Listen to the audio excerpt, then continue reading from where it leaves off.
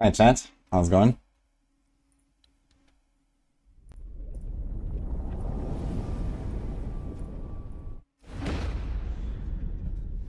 Welcome to the stream.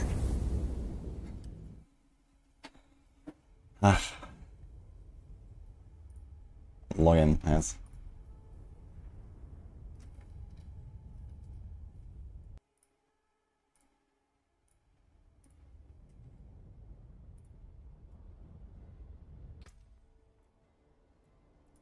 I gotta need to transmog something on this barb, man. This looks horrible.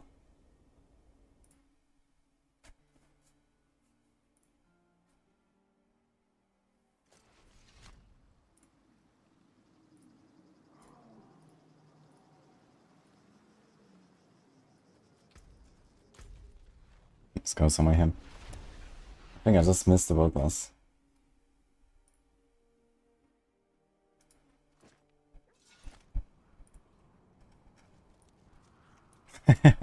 How's everyone doing today, guys? Excited for tomorrow? Big day.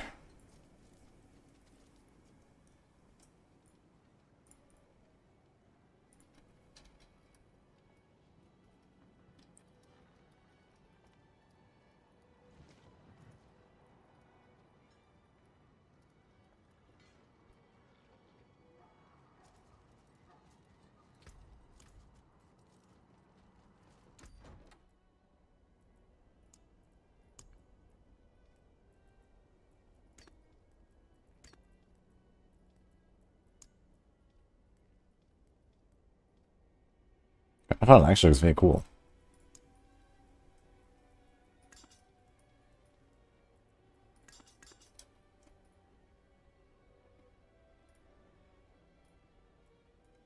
On a scale of 1 to 10, how likely we get rune words of Vessel of Hatred?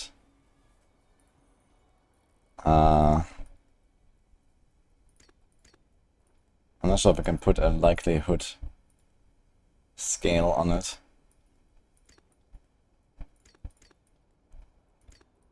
I think that everyone is aware that runes are a pretty highly requested feature, at least.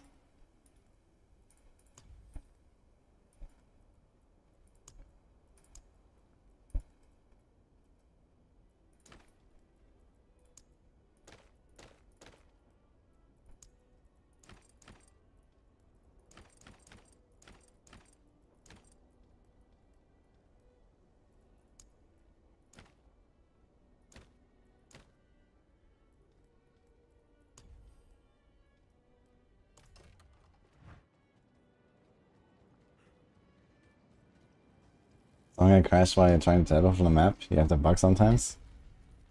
Maybe it's like some broken file or so. Maybe try to like repair your client or reinstall. Okay, we wanted to still level a few glyphs and stuff, right? They're like 15 and so on. So I have to do 9 dimensions, get some glyphs going. Let's do that.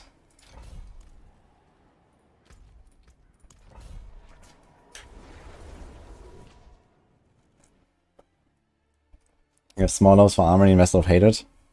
I have no doubt that an Armory is coming, but I guess not for Season 6, so... Hey, nice, thank you, how's it going?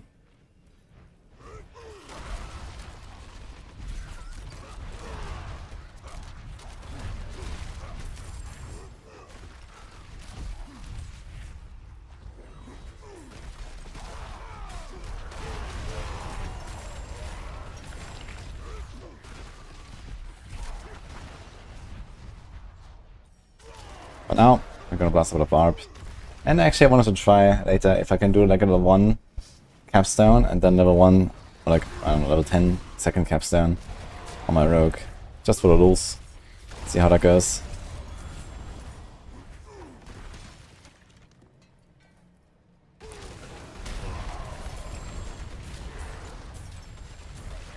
Might be quite doable actually.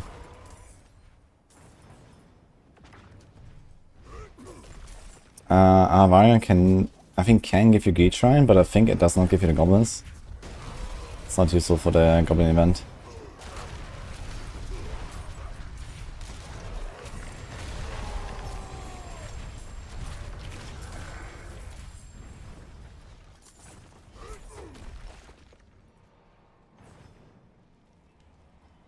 day is Goblin farming action, yeah.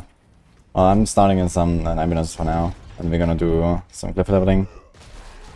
And maybe gonna do some Helltide. I'm not sure what kind of gear I still miss on my barb, to be honest. I mean, barbs are usually very mythic item heavy. So it's actually not that many items to farm here, but we'll see. Probably have to do some boss rotations and stuff.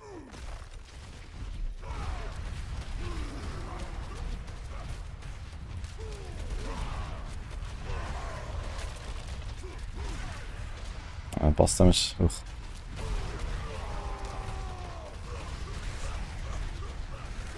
Kind of awful, actually.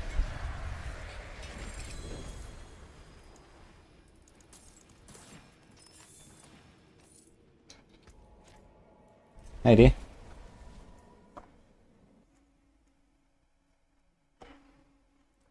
Doing capstone 1, you were level 16. Yeah, okay, I mean, level 10, level 16, whatever, right? I guess I could even go and do the class quest, but it would be funny to just not do it. At 15. You don't get too much from it anyway. It's just like the attack speed buff from Flurry, I guess. We're talking about an Aerostorm's Rogue leveling setup. It's a name for a version of Bone Spear with GF materials.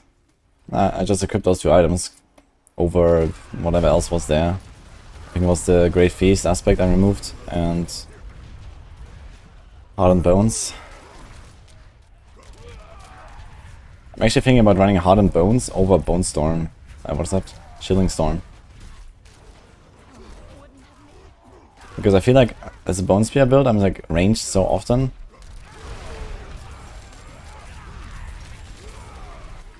Especially on boss fights and stuff.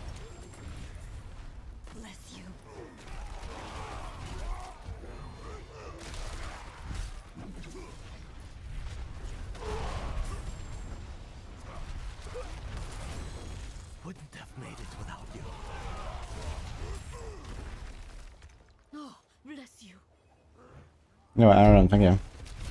I'm gonna do some goblin farm later. I mean, there's already goblins here in the dungeons. I just need to level some glyphs as well. So we're gonna do that for a little bit.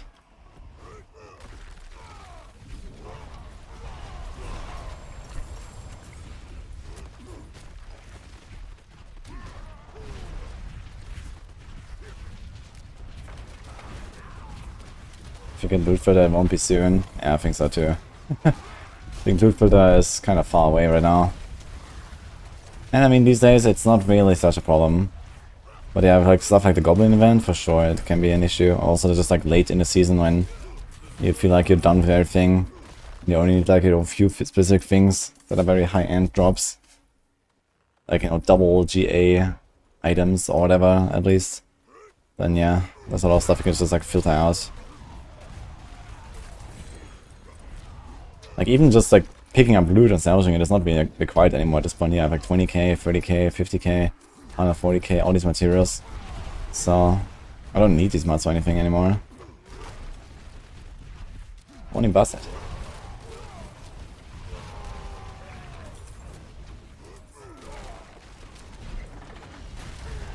Shrine Ambulance and best goblin farm.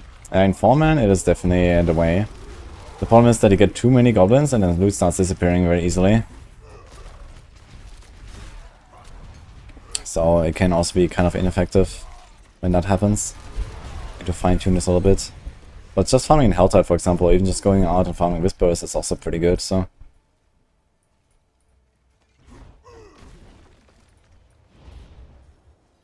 I was going Basset, by the way. I know Basset is always excited when we play some Barb. Although I do like some boss damage here, seriously.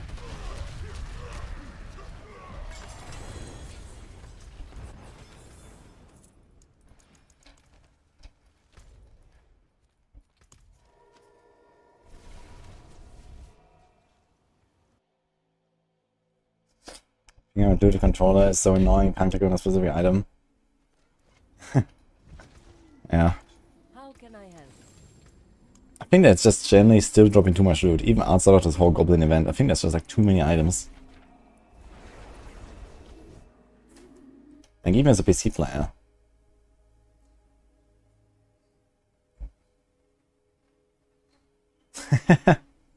Nice combo of emotes, bastard.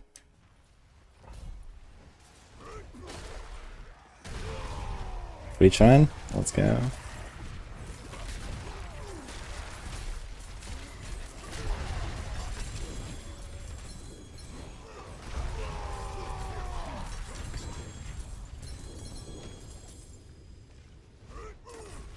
The problem is also the loot takes so long to drop. Like, it's not like you can kill the goblins and then pick the loot before it disappears and then, you know, do like this basically. Because it just takes so long for the stuff. And even like this, even solo I got like 4 and it's not even a good dungeon. So maybe it's fine. Maybe if you have like a spider dungeon, like Stara's Lair or Blind Burrows, you just like kill the goblins, collect, kill a goblin, kill a collect, and so on, and then like everyone gets like, you know, 5 goblins, like times 4. But yeah, it won't really help that much with the problem.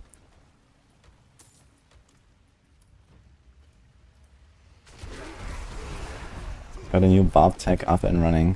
Yeah, so what exactly is going on with the barbs? I heard there's like some crazy thing that people found or so. I just know about this bug of permanentness, so I guess that's not really it. But anyway, what exactly happened with barbs?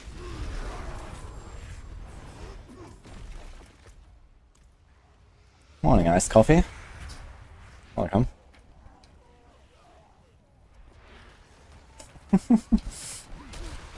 Thank you, dude. It's no Barb complaining about Barb being bad, then it's just good the entire time. Yeah, that sounds pretty familiar, actually. Yeah, so apparently Remonadnes turns off when you join a new instance until you unequip and equip it again. So that's what I learned. So basically you can't really play Remonadne builds unless you wanna do weapon swap all the time, which is very annoying. And you can't even do it in a pit at all, so...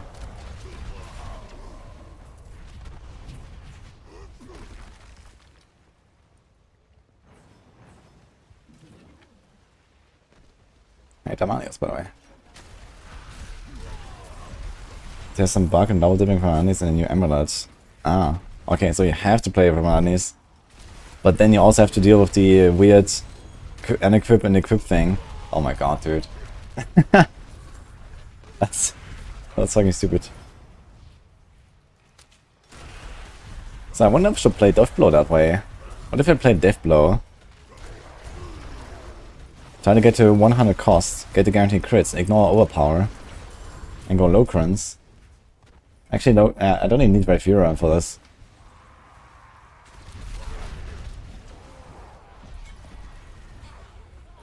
It feels dirty. Okay. So how strong is that double dip though? Like what exactly is happening? It's just like the entire low currents damage multiplier that's double dipping or something?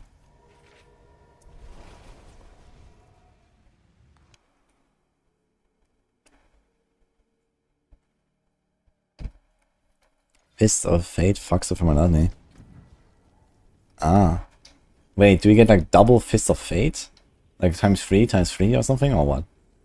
That'd be kind of wild. Oh shit, my stash is kind of full.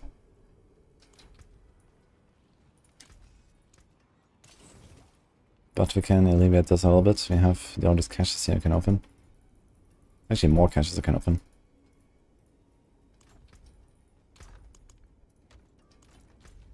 Maybe we should go to another waypoint.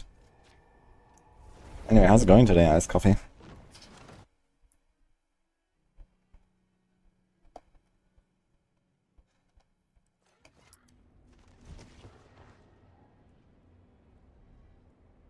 You just apply us knowledge and enjoy the game. Okay. Yeah, I need to ask Condis and Snail if they know what's going on there.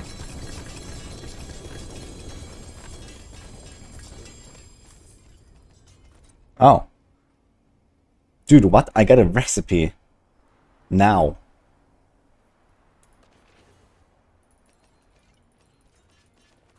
How did this not drop before? Okay. That's wild.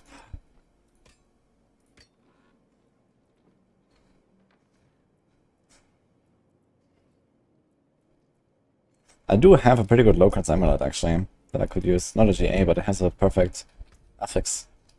Probably do something with that if you have to.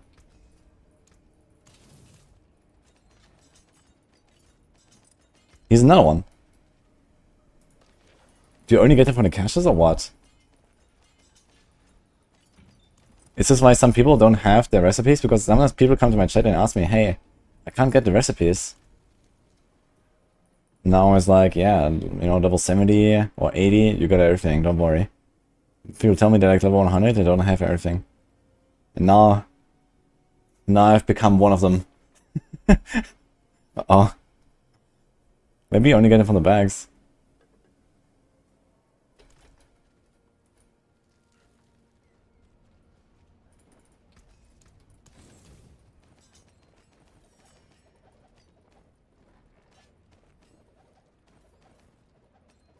Baby is 2 months old now and healthy. Oh, congratulations.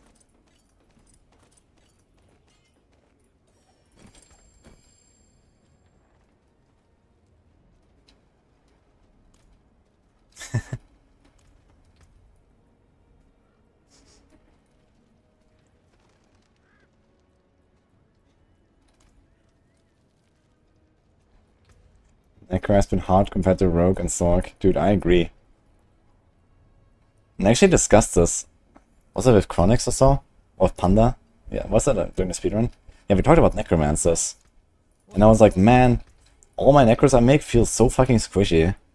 And I don't really understand why, because I don't really like apply a different like philosophy making a Necro build compared to like a Rogue build or something. But it just turns out the Necro defenses are just kind of awful. And there's nothing on Paragons besides a few life nodes. And that's actually something I didn't realize until now. There's like no damage reduction at all, anywhere on the Paragons, on Necro. It's only a few life nodes, that's it. There is? Where? Maybe there's like a cluster somewhere. Undaunted. Okay, Undaunted is a glyph, that doesn't count. Okay, everyone has like a few glyphs. But you know, compare this to like, you know, Burning Instinct on the Sorg, right? Okay, first of all, we got 10 subs from Fabrice. Thanks so much, by the way. And the subs themselves. Yo, appreciate that. Classic Necro problems. Yeah, like, look at this. You have Sorgs, right? Like, basically every Sorg build runs Burning Instinct board. It has 22.5% damage reduction from burning enemies when you have a rare buffing node. And then you have like 2%, 2%, 2%. So you get like, I don't know, nearly 30% damage reduction just from that. Yeah. And then there's also like, for example, the safeguard boat node, I think, that gives you like elite damage reduction. You get like 13% and then 3.3, 3.3, 3.3. That's like 20% elite damage reduction. Like those two things together, you know, are like, I don't know, half damage from elites or something. And you just don't have that on a Necro. And that's just one board on the Sorg. It's insane, man. And this is why they always feel so squishy, man. You just don't have anything. You can take what's left. Like, they should do some pretty big rework there. Necro has heart and bones, man. Incredible, dude. I mean, it is a pretty good aspect. But it's not really much better than the typical defensive power, you know? The typical defensive power is like 20%. Heart and bones is 25. It's not really like that much of a big difference.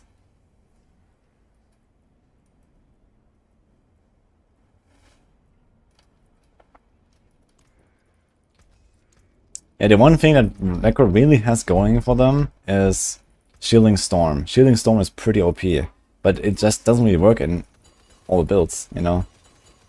And there are some builds where straight up you just need another ultimate, so you can't even run Bone Storm. Like Army to Death, for example. Or if you want to do anything with like Blood Wave, with like Blood Orbs and, you know, lands and stuff. So like, it's not even an option in some builds.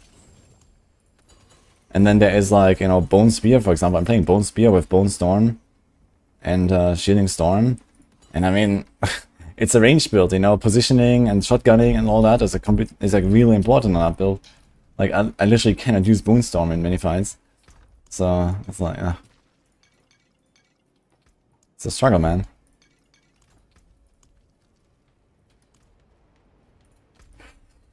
Let's see how far we are with this.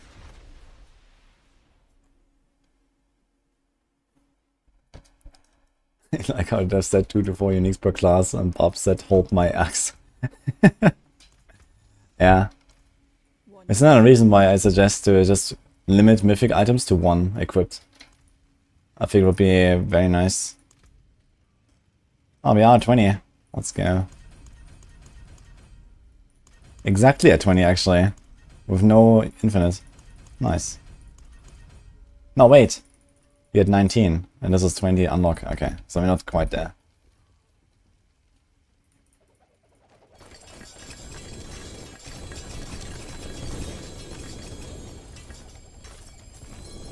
Red Fear ring. I guess I have to do some Vashal on this character actually to get that ring. That looks warm. Can still use these. Unless this one is good. It has 39. 40 maximum resource. I mean, this will do for the start, for sure.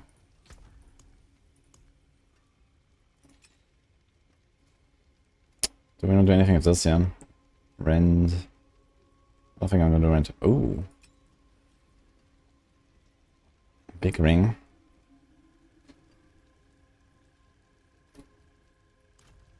The forge is ready for whatever you need. I think we'll need like a healing received pair of pants at some point. It's crazy how much tankier 19k HP Stalkers of Barrier compared to 40k HP Necro 45 and Run Interior Shaka. Yeah, I mean, Storks are very tanky. And they kept buffing the defense of Storks like season after season after season. Including this one, you know. The problem of Storks was not survivability, the problem of Storks was just like kind of low damage output and bosses. And now they've, well, mostly fixed that, I guess, so many builds. But then they also went ahead and like buffed the line, the elements even more and these kind of things, and it's like, why? Like, why did they buff the defense? Storks are so tanky.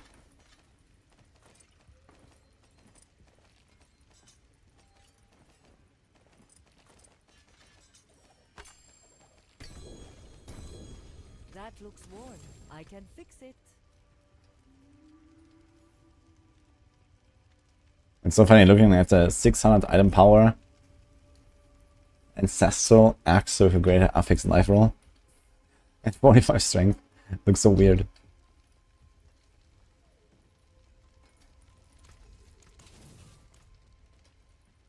Running 4 mythical removes much of the class identity of tempers and uniques.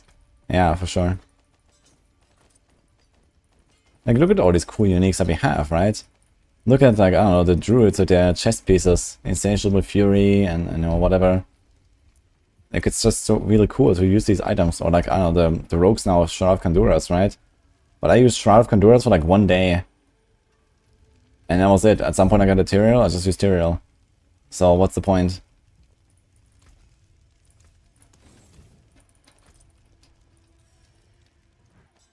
What's the point of all these other unique chests and like legendary chests and all that? Besides like a transition item.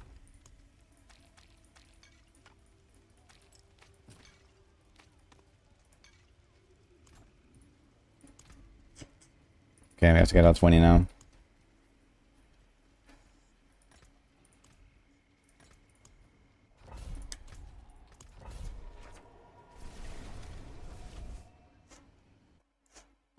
Genuinely think Tyrael is the best item in the game overall. Let me check my notes.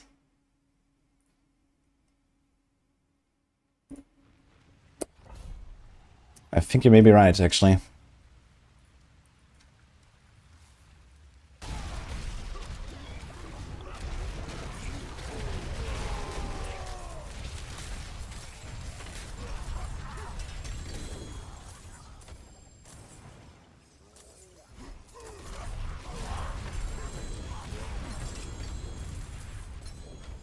I think I lost a lot of boss nights because I opened too many caches.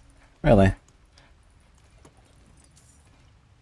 Well, shouldn't like the later drops, you know, despawn the earlier drops?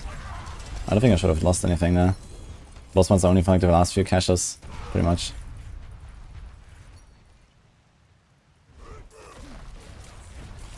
I think mythics are too easy to farm, but probably a hot take. It certainly is a hot take for many people. And I think the problem really is that mythics are somewhat easy to get, you know. Even when they're hard to get, you will have them anyway if you try. Unless they make them like, you know, impossible to get like pre-season 2. But yeah, like season 2 for example, it was pretty tough to get them, but it was still quite doable for people that want it. Maybe it was a bit too hard. And we're probably not gonna get to that. Oh.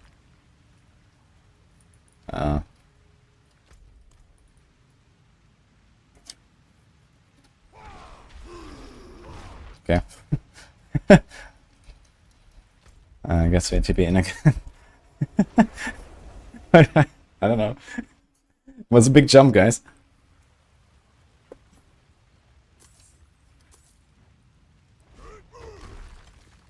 I haven't seen that before.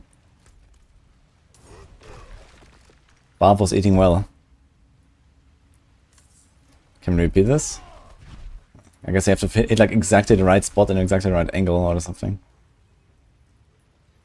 Yeah, Barb is too strong, man. It cannot be contained.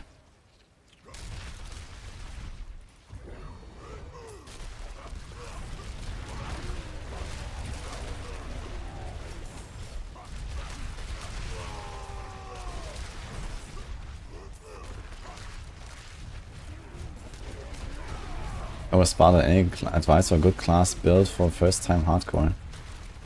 I can recommend Aerostorm's Rogue. Probably then like Windshear Pulve Druid into Landslide Druid. Maybe some Sork stuff. I mean, Lightning Spear is very strong, very safe build later as well, but you have to kind of play something else until then. It's not like a very early game build.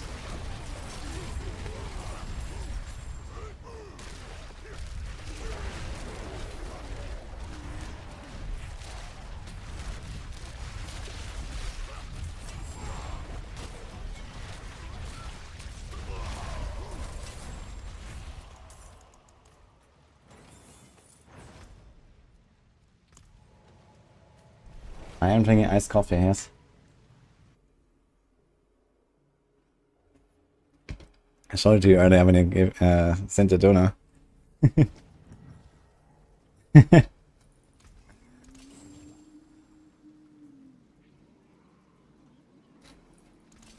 forge is always hot.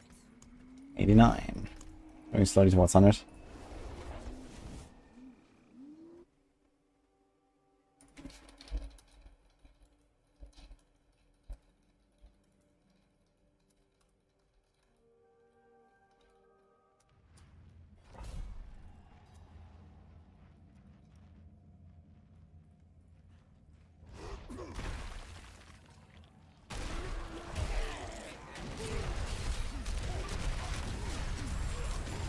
I don't know about this cap tankle with the game freezing on ATP.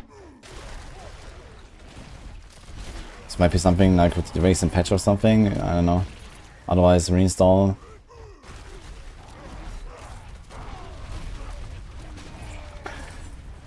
Well, iced coffee here is like probably like 34 degrees or something. This is very useful.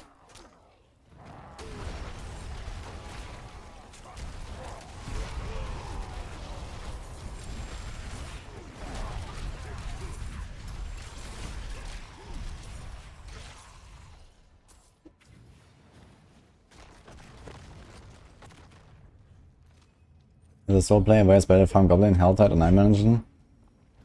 I would probably go for Helltide. Like, I was doing a bunch of Helltide and I got many Goblins there. So as a solo guy, I would probably do this, and then as a group, I would probably go 9 dimensions if I want to farm the Goblins. Right now I'm doing the 9 dimensions here to get my glyphs up a little bit, and then I'm probably gonna do a bit of Helltide. Gonna try to get a bit of gear.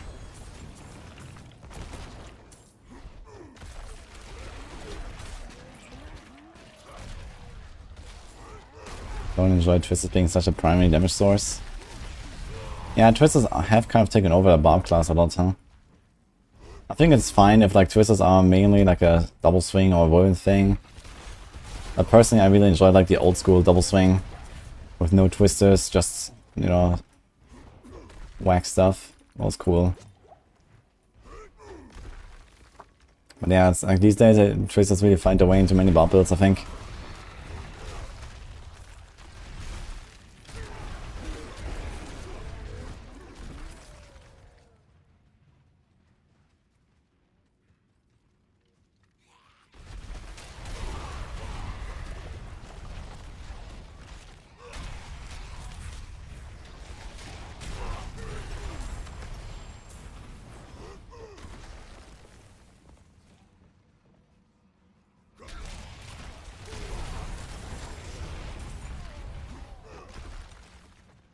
Does barbs to be ranged?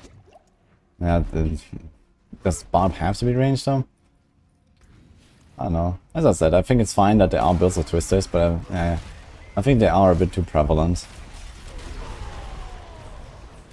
It seems like, you know, the twisters are just like really good to scale. And there's not really that many other things that scale similarly. Besides, like, okay, basic attacks, they have a lot of scaling. Shit, he was a he was a Greed Shrine. Don't have anything to kill anymore. Can kill the boss. Let's see.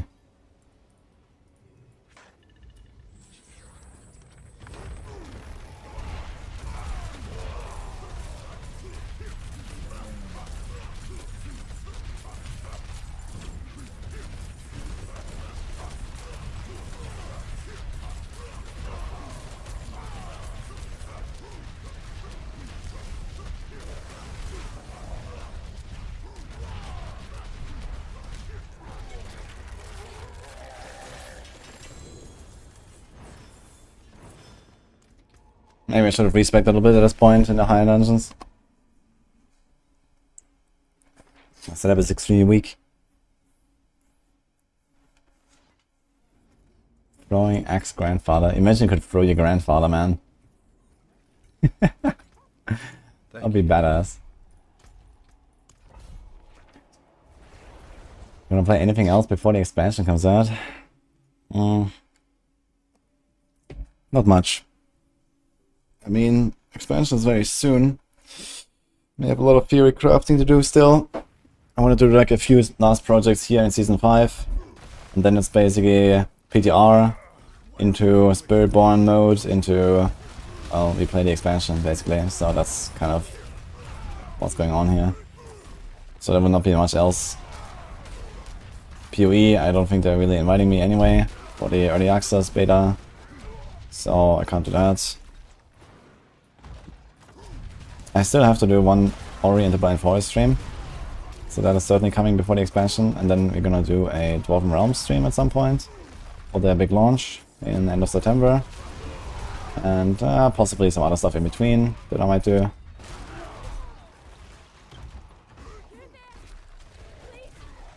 But yeah, don't really plan to like really jump into like other games for a while. Wukong, yeah, I'm not gonna do Wukong, I think. Game of the year. It's always these kinds of games I win Game of the year. Yeah. I mean, it looks pretty cool and stuff, but yeah.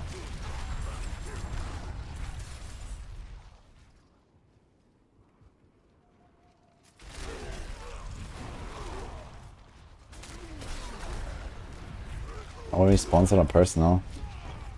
It is sponsored by my viewers that donated for a charity stream I did actually quite a while ago. And one of the goals was to play a viewer voted game, which was Ori and the Blind Forest. But I haven't done it yet.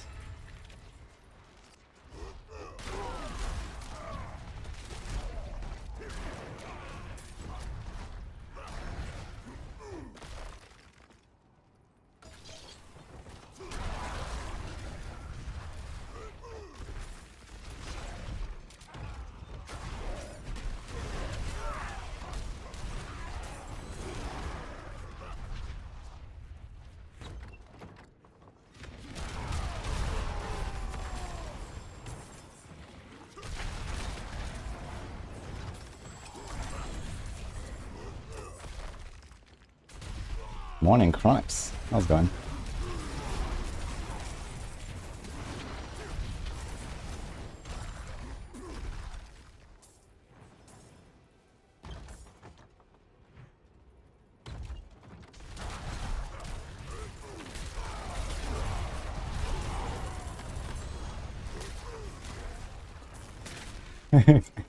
Chronic's appearance, yes.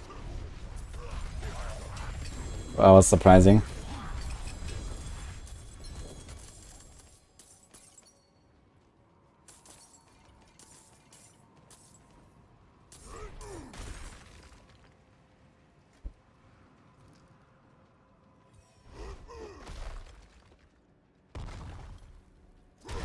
Why is it Monka TOS time again?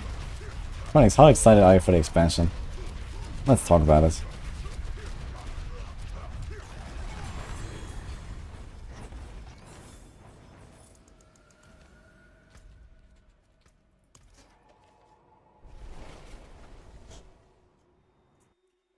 Very excited. Nice.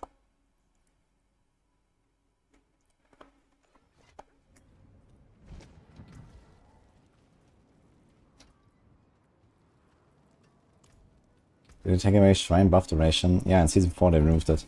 They did like a huge like item rework, and this is also gone. Although there is one of these rare elite items that has it. I think it's the Eye of Enkel. But they also changed these items, but maybe some of them have some weird stats like that still. They have just post somewhere. Where is it?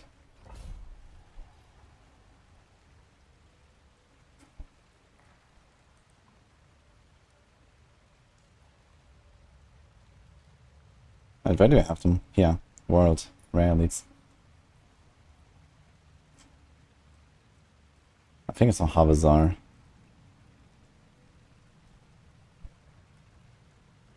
Here, Shrine Buff Duration, I think. There's the statue. She's here. Here or here, something like that.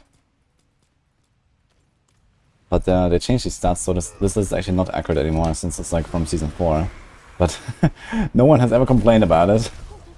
And neither has like anyone ever checked the items again. I just know that they're different now, they have 2 stats. But maybe you can still find an item with Shrine Buff Duration.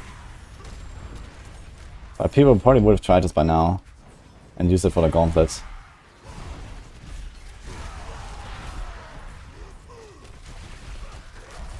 How do you feel about the stat squish for Diablo? Yeah, excellent.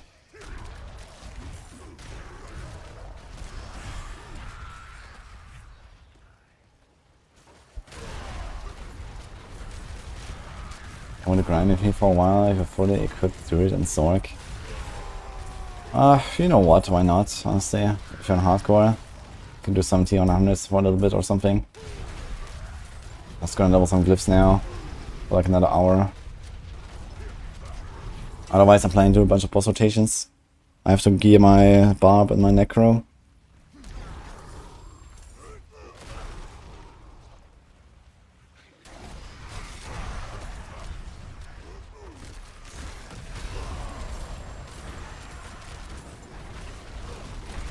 I only have softcore. Well then that doesn't work unfortunately. I don't have a softcore character right now.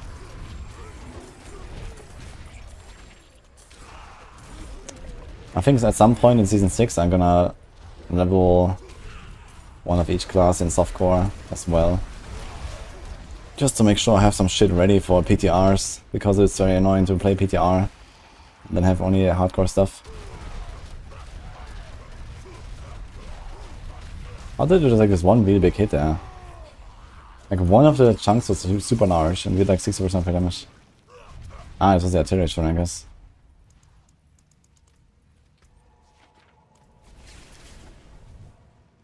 What boss rotations? Whatever I got. There's a few bosses I need. I think one of them is Grimoire for the Necro, for the boots. I'm probably just gonna use all my mats basically, since I've done so many bosses on the other classes. I don't really need anything now. Darkblade got reworked into normal sword. I mean, like, Darkblade now just has normal stats, so I mean, like, it just doesn't drop anymore. Pretty sure, like, the items still drop, but they all have different stats now. But they're not, like, 100% guaranteed drops anymore, so it's kind of hard to, like, farm them. You have to go and kill them multiple times.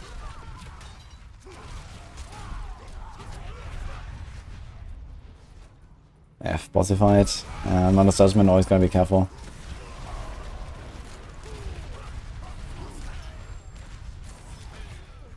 How excited am I for the expansion? I'm very excited actually. Spiritborn, login. Yeah, at Gamescom, Chronix and me were just hanging out in the Diablo booth. Every day. Classic Spiritborn. Theory crafting the craziest shit. That was fun, man. Looking forward to playing it.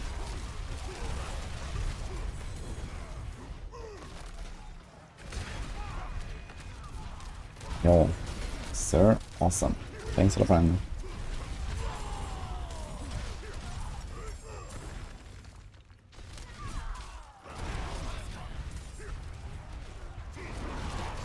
I think the Sasuke should balance out the game, or it will be just about smaller numbers on the screen.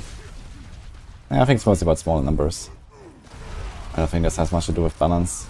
If anything, it will kind of break balance a little bit in most cases, because, you know, suddenly, you know, the progression that they had, you know, been working on for like years now, suddenly it works differently. And that will probably lead to some kind of wonky outcomes in some cases.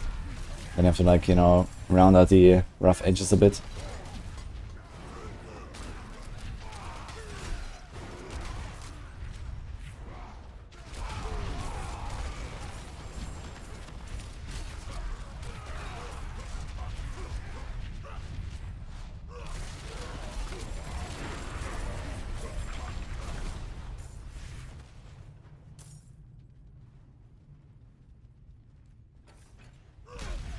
Very nice anyway. Step in the glass. Playing max roll, including secondaries, and seems fine. New spirit what I start with on Spiritborn. The plan for me is to start with an eagle build and then transition to a centipede build, which I believe is most likely going to end up being the strongest build in the game outside of like game-breaking bugs.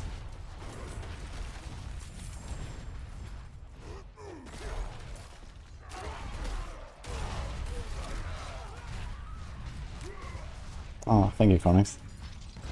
Wish I could say the same about you, man.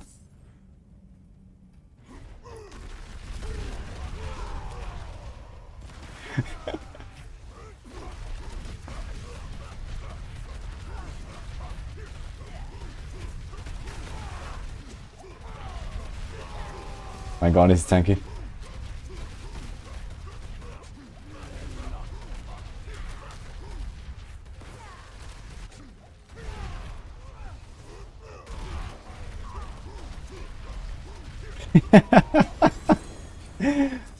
Sorry, man. Actually, I gotta say, I had an absolute blast at Gamescom. In great part thanks to Chronix, because he was just hanging out every day, basically, somewhere, so at some point.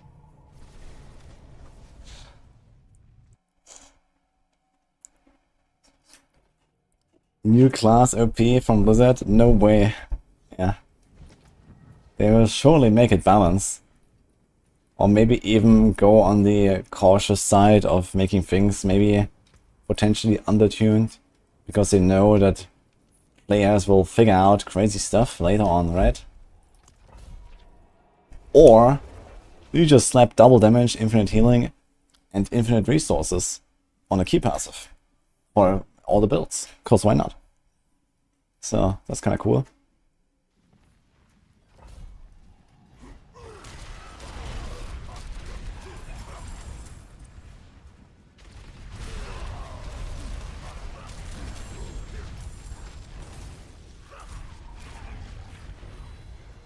Gorillas rise, people smash.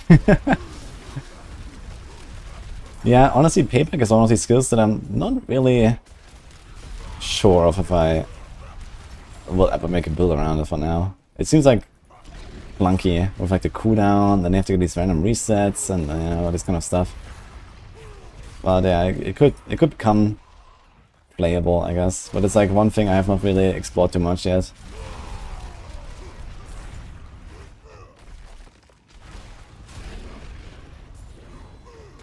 But Fawns in general is gonna be pretty cracked for Spiritborn, that's for sure.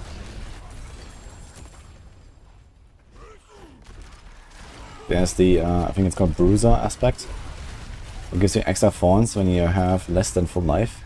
For every % of life missing, you get a lot of Fawns, and it's a lot of fucking Fawns. So you can actually play like a low life Gorilla Fawns build. And you're gonna destroy that.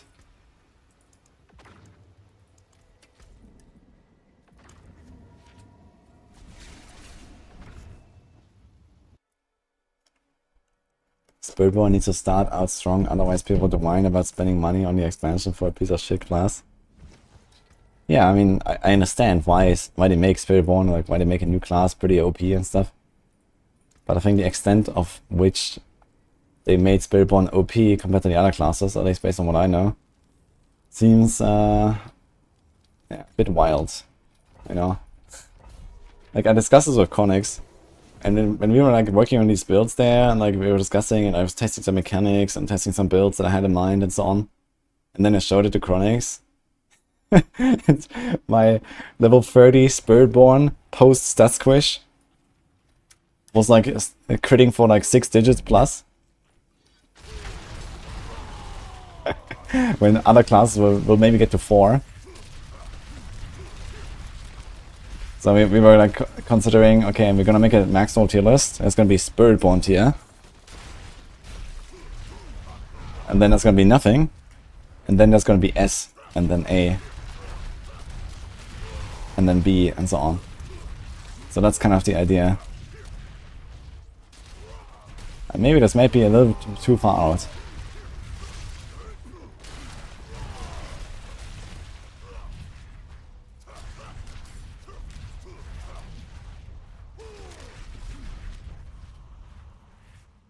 Exile coin should be added to A tier until this official is in B. And the reason why this is in B, like B is usually the tier for uniques that have one specific build, you know, like it's a build specific item. Although I guess Facial Glass kind of has 2 builds because there's Frozen Orb and Lightning Spear.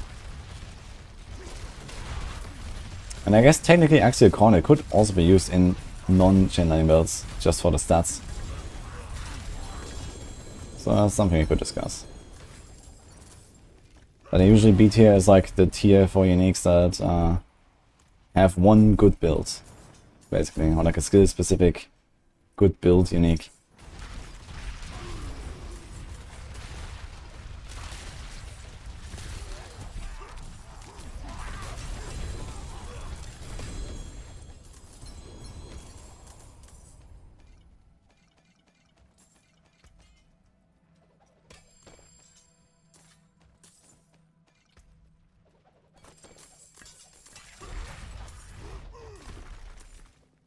S from S tier, S for Spiritborn.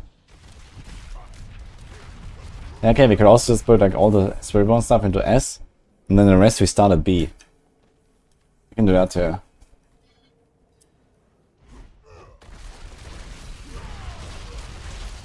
And I think there's not just gonna be one build like that. It's gonna be few, at least.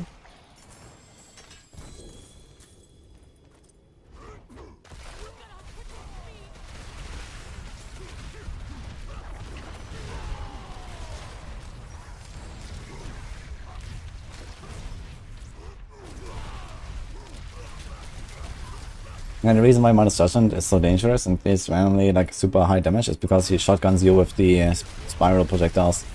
He shoots like this orb at you, and then out of that come the spiral projectiles. They can like all hit you at the same time, depending on where you're standing. This is why he just like one-shots people. A tier Spiritborn without glyphs and only rares. Just something like that.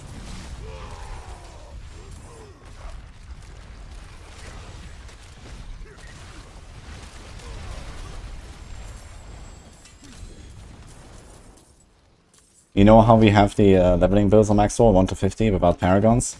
And then the endgame builds, 50 plus with Paragons and everything? Then you have the leveling tier list and the endgame tier list?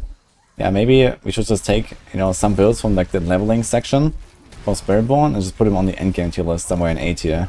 Just like, you know, ignore uniques, ignore Paragons. Just like a max level Spiritborn. It's probably A tier somewhere. With like 3 Codex powers.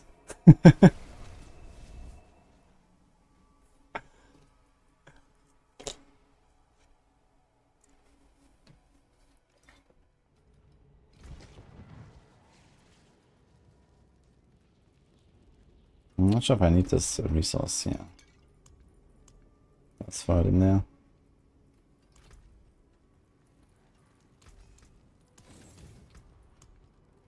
Oh my god, man.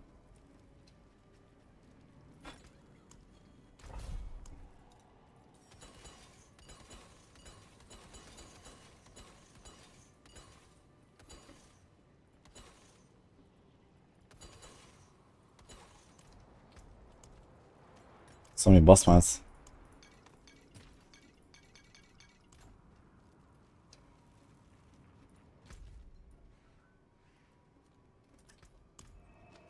Gorilla, Centipede, Spiritborn should be fun with that ring. That ring. I know there's like some kind of like hybrid rings, like unique rings they're making or something to like, you know, accommodate these different combos.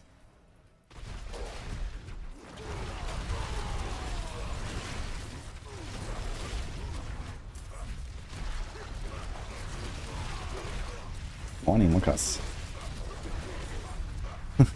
Not late, we just got started an hour ago.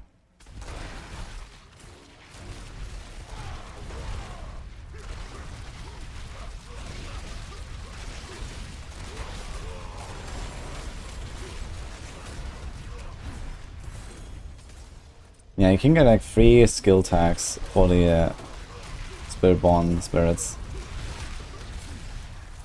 So you have like the base tag of the skill, and then you have the extra tag from your major spirit hall selection that gets added to all your skills.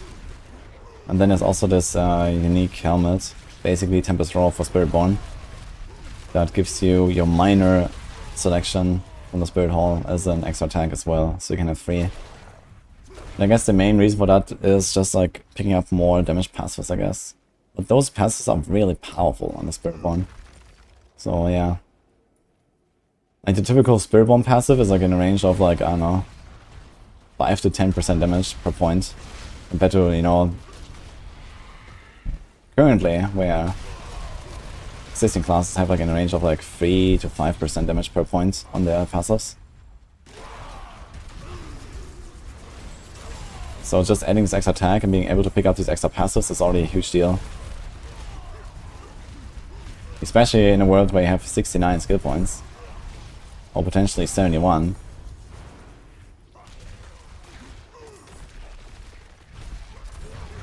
Like, what are you gonna pick? You have so many points. You just pick everything. There's like no choices really anymore. You just pick everything. And if you can add some more extra tags, you don't even have to do like any hard choices to try to squeeze some stuff in. You just take it.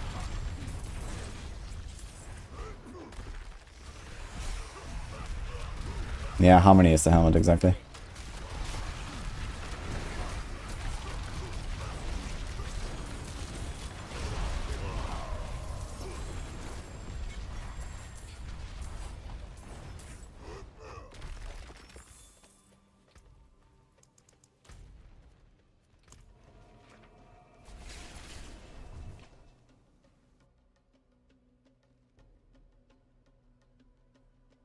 I do plan to play a lot of Puff Exile too, yeah.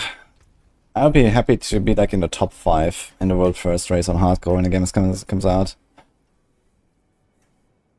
For like, you know, the final boss or whatever. So that's currently the goal. You can tell anything breaks, the forge is hot.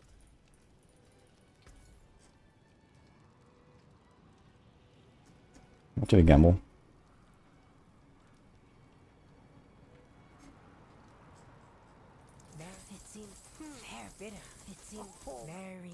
Until next time.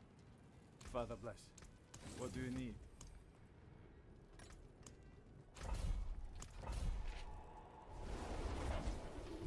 Shock and shake. We have 58 now, so 11 more from Altas and Lilith and Renown. Yeah, I mean, there's like several ways this can go. So number 1, they could just change the entire Renown system, right? Number 2, they don't change the Renown system, and they just go with the +2 skill points per zone, including the Hunter, so I get 2 skill points there. On number 3, they don't do anything and don't do new Renown, so you get no new points in the Hunter. So you just start the expansion, you start blasting, there's nothing to gain from Renown there. In one of the screenshots we saw a character with 69 skill points at level 1. Was that one? At max level, sorry, at level 60 I guess. So it was 69 skill points. So this sounds like they either didn't do new skill points for Nahantu, or they didn't have the new skill points for Nahantu. Because they were level 60. And it seems like level 60 will just give you 1 extra point now that previously was the start of Paragons, right? When you hit level 50, you don't get a skill point. You get your last skill point at 49. But now it looks like you're gonna get your last skill point at 60. Because then the Paragon system starts and the Paragon levels are separate from the normal levels. So it would kind of make sense that at 60 you don't get Paragon immediately. You still get a skill point. The last skill point. So there's like plus 10, plus 1. That goes from 58 to 69.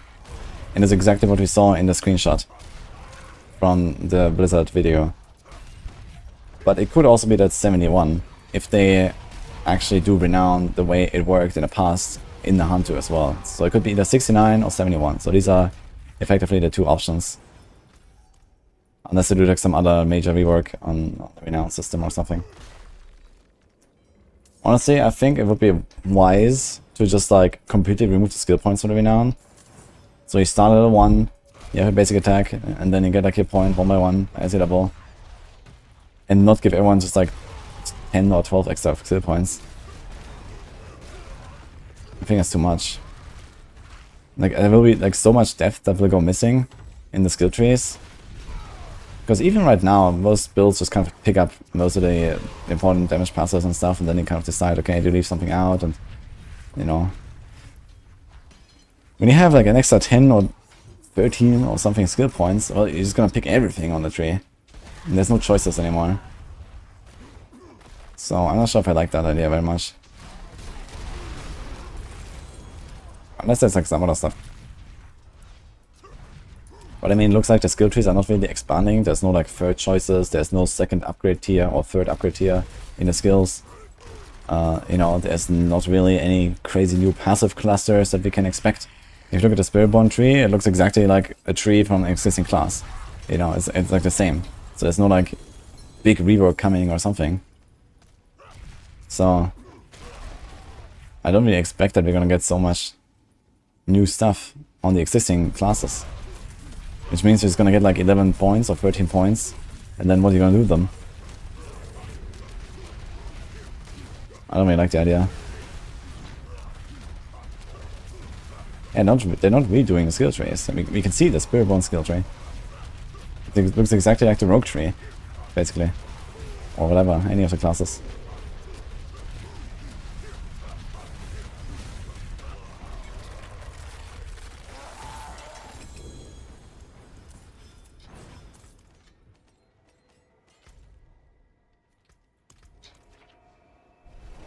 Hey, Grail.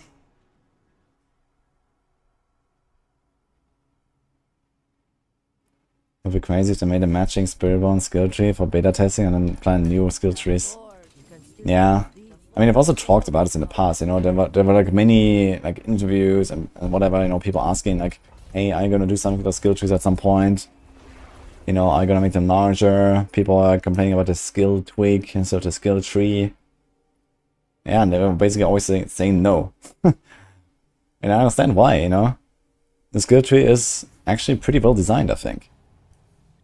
It does have, you know, enough complexity to make it interesting, you know, choices in the late game.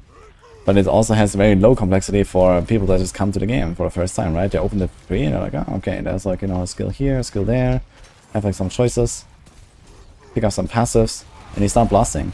Right? It's like very simple to just kind of get into the game, and I don't think they really want to risk changing that in any way. And the complexity can come later, right? Paragon boards is exactly the opposite. Paragon boards are like relatively complex. Not so much these days after having made many of them, but you know, for someone who doesn't know how to make good Paragon boards, and a lot of people don't know that actually, they will struggle with this. And this comes later in the game where, you know, you already have players hooked that are new to the game. And then they're gonna be guided through this system. Instead of, you know, just doing like a massive skill tree at once. It's like the number one problem that, for example, Exile has, right? With like new player retention. You reach level 2, then you press P for your passive tree, and then people uninstall. And this happens so many times.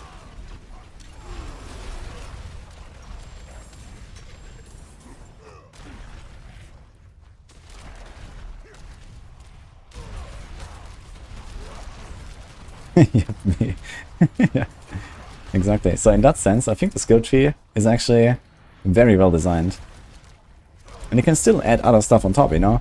We have the skills, we have the paragons. You know, for example, in Season 2, we had the vampire powers as like an extra thing here. And, or like in Season 3, we had the seneschal as an extra thing. Kind of like that, right? I guess in the future, we're gonna have mercenaries. So it's gonna be kind of like the seneschal or like the vampire powers.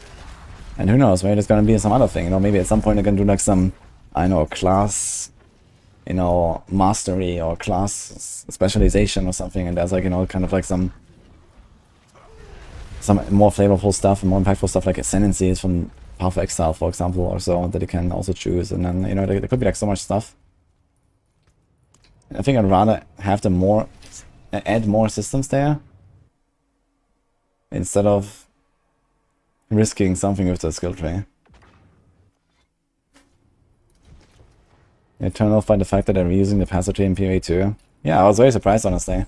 I played it a bit, and I mean, okay, I know the passive tree, I know where everything is, and, you know, for someone who knows PoE 1 very well, and who has made, like, you know, 100 builds or whatever, yeah, it's not hard for me to get into PoE 2 and understand where everything is on the passive tree. A few things have changed, you know, nodes are different, masteries are gone, you know, there's like some other, like, you know, changes all over the place. But it's largely the same passive tree. And it's like, yeah, okay. I think that was a bad move. But okay, that's what they're doing. Bit late to change it now, I guess. Yeah, one idea I discussed actually was to like maybe make something like a fog of war in PoE. Like that's basically what Paragon boards are, right? It's basically fog of war on a tree. You start here, and you don't know what comes after. Yeah, okay, you can click on a gate, and you can click on the preview and whatever, but who does that, right? So you just like start clicking some stuff, and then you attach a board, and then you start clicking some stuff, and then you attach another board, and you start clicking some stuff, right? And it's like easy. Even if it's not optimal what you're doing, like it's very straightforward. Imagine they did something like that on PoE, you know, where it's just like you have like a starting area maybe around your class. And you have to like, you know, let's say at least unlock like 2 notables in your starting area, you know, in order to progress to the next area or whatever. And then maybe have something like a, you know, gate, like the Atlas Passive Tree gates, where you can like jump from one part of the tree to the other. So you could actually like also allow people to like be more flexible in like the late game with like cool theory crafts and stuff. But then you can like, you know, allow people to kind of like path through this stuff, and then it'll be kind of like what we have in D4 in the end, right? Okay, you don't like build your tree like in D4 with the PoE passive tree. But I think they could have like done a much better job at making it more simple for people that don't know 1,000 nodes by heart. I think that's really the main problem they have, right? People look at the 1,000 nodes you have on the PoE tree and it's like, shit, I don't want to look at all that. I don't mind doing this, but a lot of people do.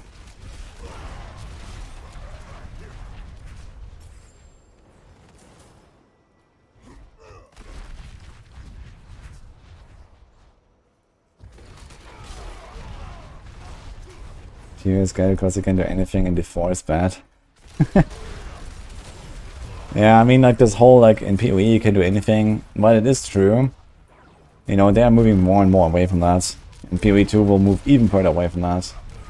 You know, like this weird, wacky, like a berserker with a wand in hand. Yeah, okay, occasionally these builds pop up, right? But realistically, they have just been like, you know, specializing builds more and more and more with the patches. And you know, berserkers are generally melee builds that go very fast and are kind of squishy. Then gladiators are generally melee builds that have maybe a bunch of bleed stuff and some block and some shield or whatever, maybe dual wield. And then, you know, elementalists are generally like ignite builds or some spellcaster builds. You know, there's not really like these weird crazy things that often where, okay, you play like a witch and then you smack them with a 2-handed hammer, you know, in melee combat or something, you know, because there's other senseis just do the same thing better in most cases. Because they are specialized towards these things, and the witch is not, for example, right? So yeah, I've also done my melee witch builds in the past and stuff, but I don't think this is really such a thing in modern PoE anymore. And in PoE 2 we're gonna move even further away, I think, for that. And it's just like, okay, the monk has its monk things, the huntress has its huntress things, the druid has its druid things, and yeah, technically you can do all these things on all the other classes. But would it make sense to do that? Probably not. So...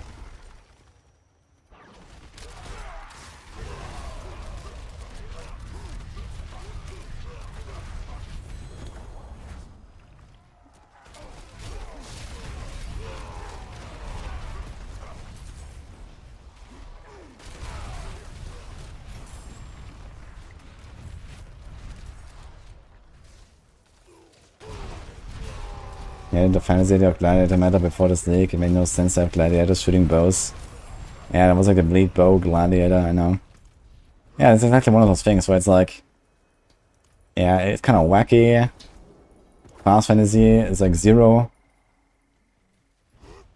Yeah, I mean, there are these kind of builds, like the bleed bow gladiator. I guess that's one of those examples that I mean, where it's like, okay, you can play this bow thing on a gladiator, but it's kind of weird, right?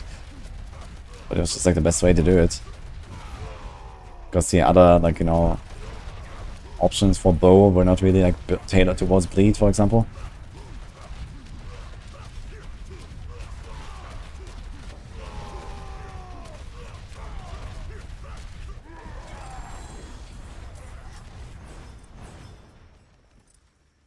We recommend waiting until you get shard to transition to Heartseeker builds. Yeah. Shard of Enough is a really strong bonus. And also enables other stuff like, you know, your preparation procs and your second wind procs and so on.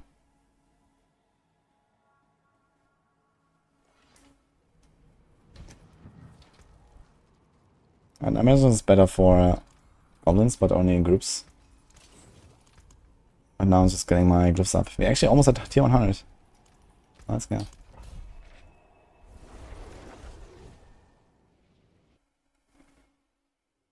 Any other games I'm playing right now? I haven't played Black Myth Wukong. I have not played Black Myth Wukong. It looks cool, but I don't really want to like diverge right now. We're gonna be in Diablo 4 mode for the next months. And when I'm not doing Diablo 4, I will do preparation for Diablo 4. Or IRL stuff, which includes preparation for Diablo 4. Oh.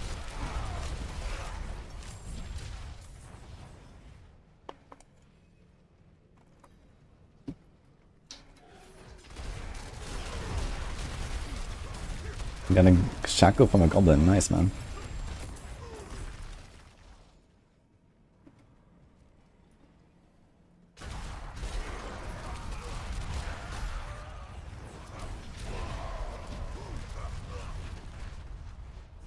Even in PvE, the super in-depth crazy passive tree is actually simple. Yeah, I keep telling people that as well. Like, people are just like turned off by the sheer size of the passive tree, but the passive tree is actually one of the least complex systems in Buff Exile. You know, there's a lot of other stuff that is like way harder to understand.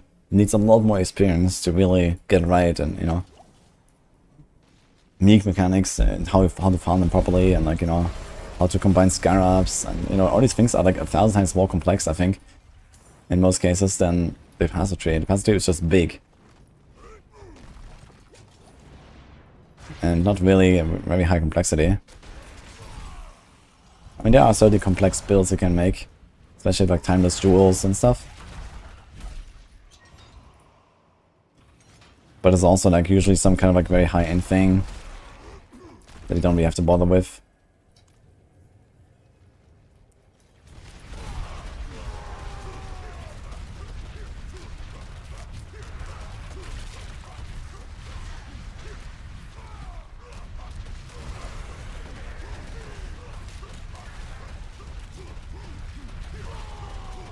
Oh, mein boss damage, dude.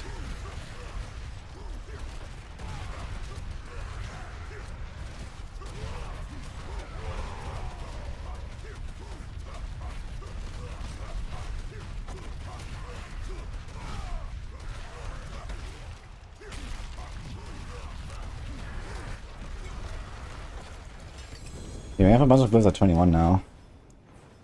Still need this one, this one. So at least those two, I guess, Dominate and Crusher. And I think I might be fine then. Maybe ambidextrous. If I go for whatever needs setup, then we would need this one.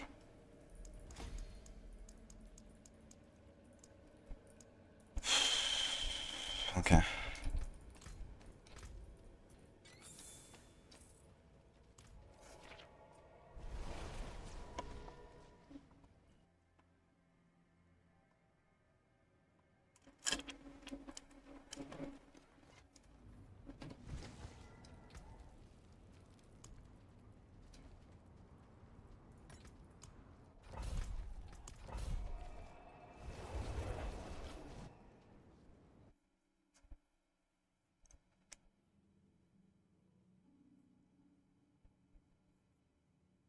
Just knowing there's a huge wall of knowledge coming at any point doesn't sound exciting.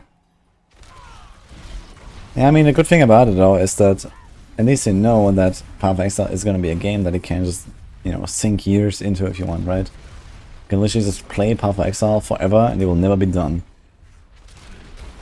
So that's also like a huge advantage that Path of Exile has, I think. And probably a huge draw. And you will never run out of things to do in Path of Exile. So, I mean, that is also admirable. This is not really anything that basically any other game can say.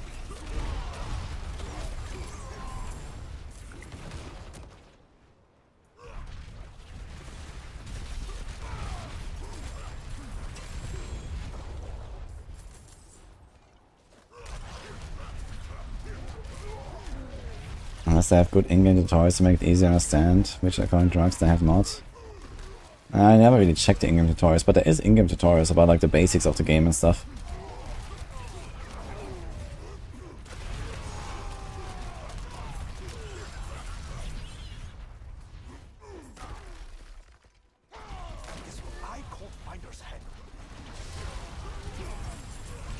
It's the same in Diablo. You never run out of things to do, you have to farm 4 GA Mythic. Yeah, nice. You're not even going for 1 GA Mythic, man, fuck it.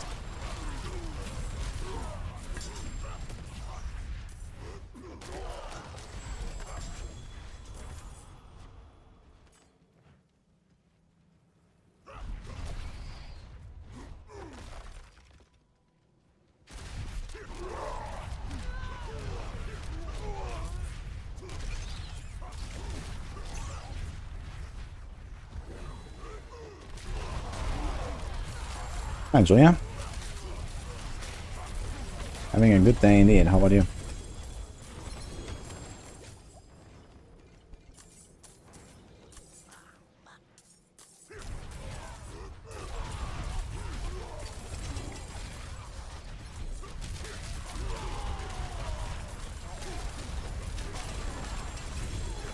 That's a lot of goblins. Wait, did he run away or did we kill him? I guess we killed him.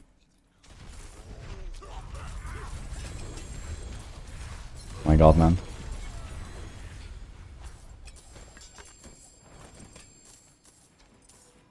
The treasure bags get sent to your stash, right? We need to be out. So I don't really have to find them and pick them. Let's get this one to 15 first.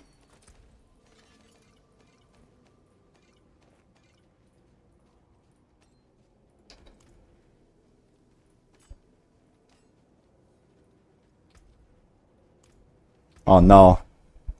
Oh no. Oh no. You cannot carry the additional sapphire fragments. Uh-oh.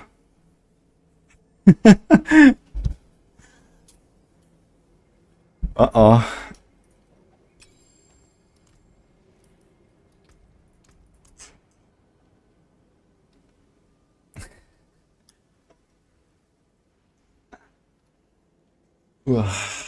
Alright, I guess it's time to craft some gems.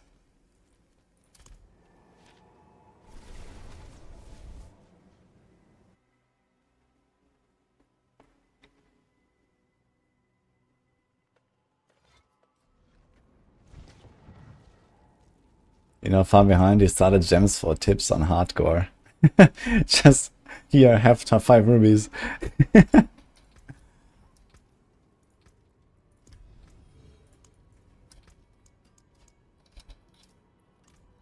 Someone wants to trade with me, actually. Craft them and sell them. How much do you actually get for selling them? I'm not sure.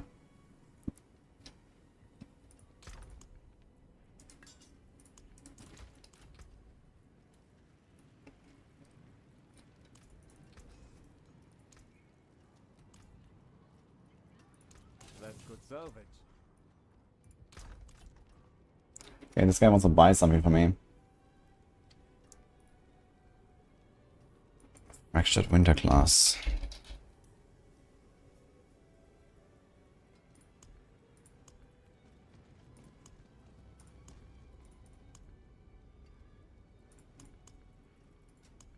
It's on this character.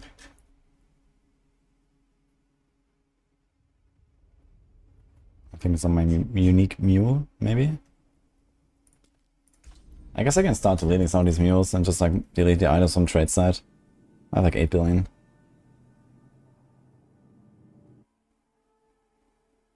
So of course selling them for 3 million each, any of them.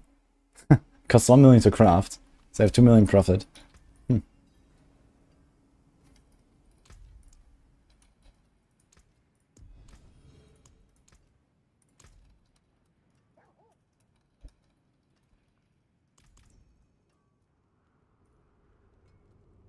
Is it just one? Yeah.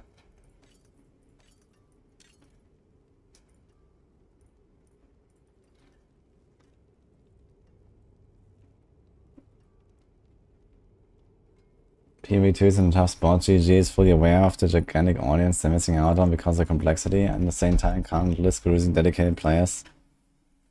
Well, to be honest, I think there's going to be actually quite a divide between PoE 1 and PoE 2 players. The people that already play PoE 1 might not necessarily transition over to PoE 2 at all. I mean, yeah, of course, many of them will, just because many of the content creators will go there, since most of the development will be on PoE 2. And then they bring their communities there too. So I wouldn't really underestimate that effect. On the other hand though, I think that PoE 1 and PoE 2 are just going to be like very different beasts. And with like the, high difficulty and the slow pace of PoE 2, a lot of PoE 1 players will just not really like it, I think. So I think they are mainly targeting new players and not so much the existing. But then doing stuff like, oh yeah, we just have the same passive tree that makes everyone uninstall, by the way, is kind of like a weird design decision, I gotta say.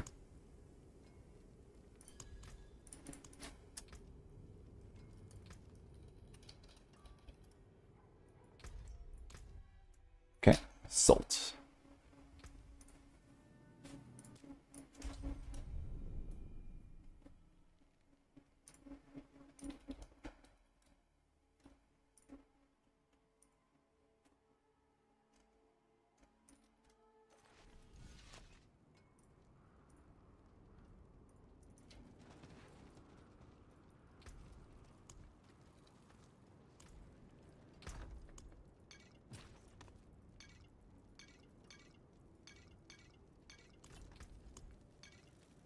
Getting all these.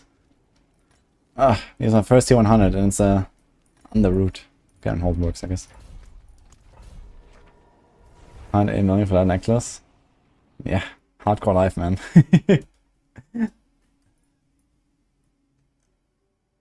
I mean, it had 0.2, but 458. It was fine, I guess. Actually gonna have a bunch of other trades later. Some people message me.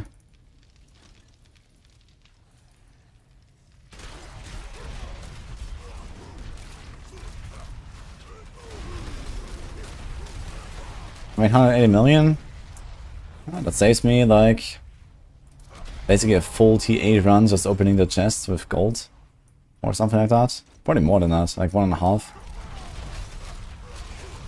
So that's like 20 minutes. Let's say.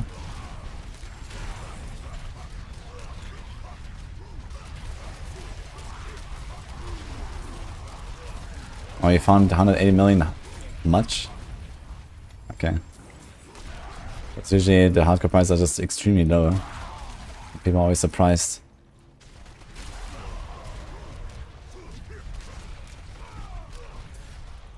You see some of the absolutely gorgeous GA uniques they're selling for 50 to 100. Yeah. Oh man, I know that feel, dude.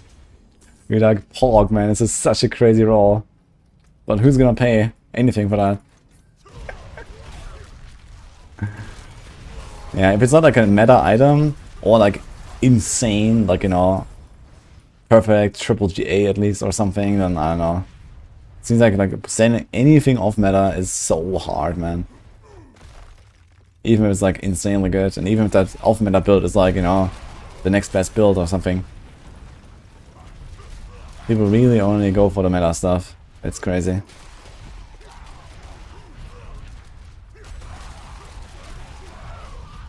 Yeah, I guess like a lot of hardcore players are farming their own stuff, but on the other hand, you know, especially uniques on bosses, I do sell them quite a bit. I haven't really sold a lot of like legendary items. I have like a bunch of like amulets listed and so on. And I've not really sold any of those, but uniques are actually going relatively well.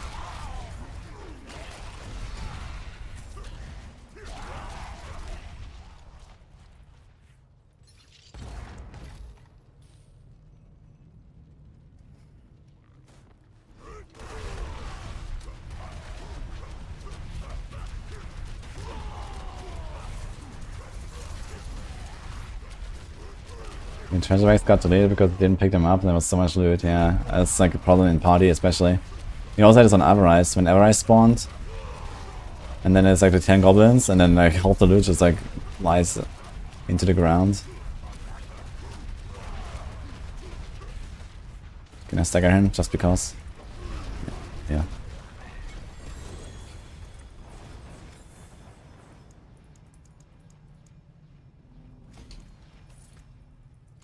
Okay, any other glyph you would like to get to 15? Let's get this one to 15.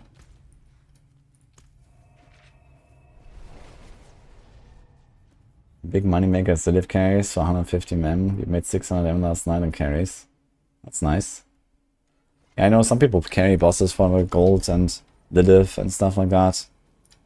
But yeah, frankly, I don't know if I like doing that. I just carried a bunch of people like that the other day. They just needed a kill. Just had to make quests.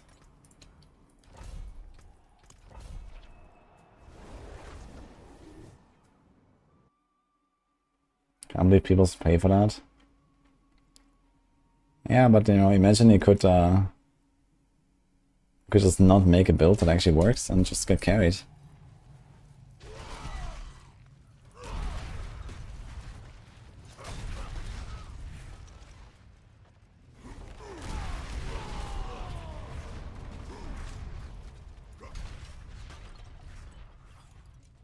It's funny because you can't break uniques, but we can have infinite need for some GA legendaries.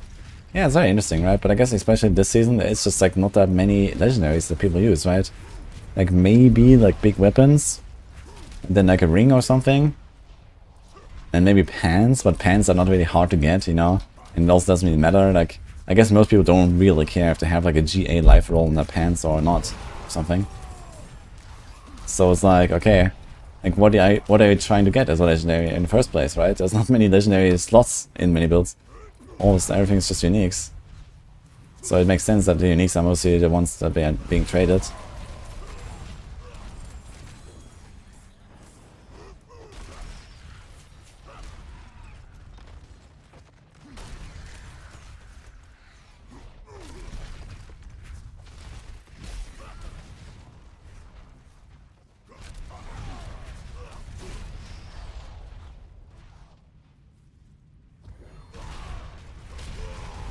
Event called an Archbit and I get Andarius, you have Tyrius. You don't need Starless to play Andarius build. You can solve the resources with innovation ranks, or you ignore that and you do it more easily with Starlight Aspect instead of the Starless Ring. You can absolutely switch as soon as you have the helm.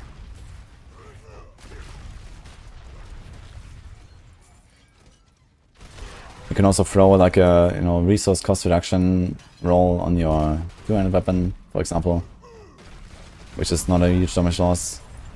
You just go like dex life, resource cost.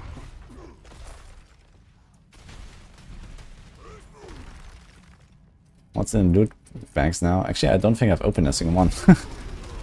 I think it's like 1 legendary. It's 2 legendaries. Oh, what about the big one? 2 uniques and 3 legendaries. Okay, that's quite a lot of stuff actually.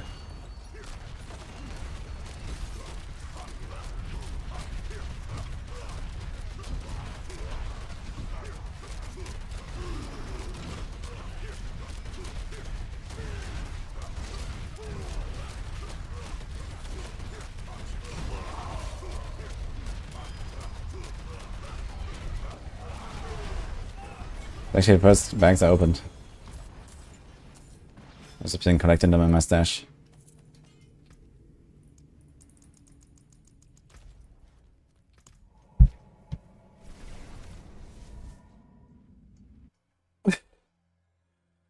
Oh man, love that emote.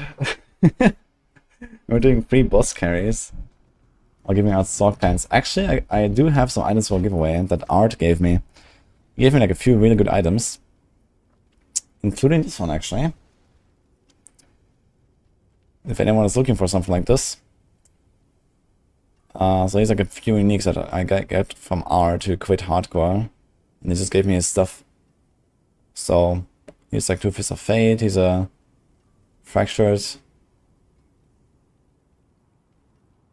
Another fist, there's a Pain Gorger, Illuminator, stuff like Endless Rage, Big Axial Conduit. Rip Art, yeah.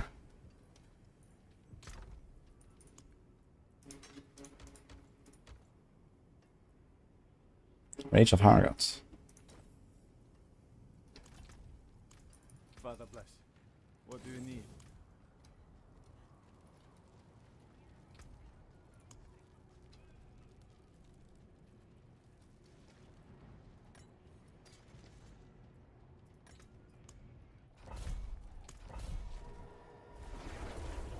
What's above the white spears? That's the Terror's Might. It shoots projectiles when you're full HP. It's a unique chest. Mythic chest even.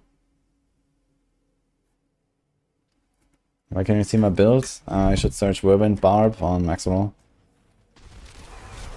I mean, I didn't really follow it. I just made some weird shit for leveling, and this is still what I'm playing for now.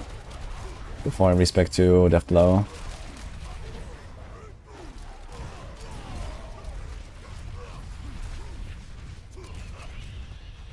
What are those stats? 111k attack and 83k life. Ah, just Barb things.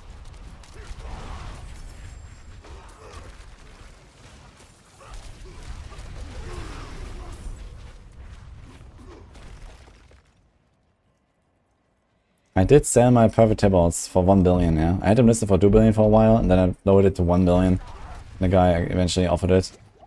And I also sold my Factory Winner class for 5. Now I have way more gold than I could ever spend.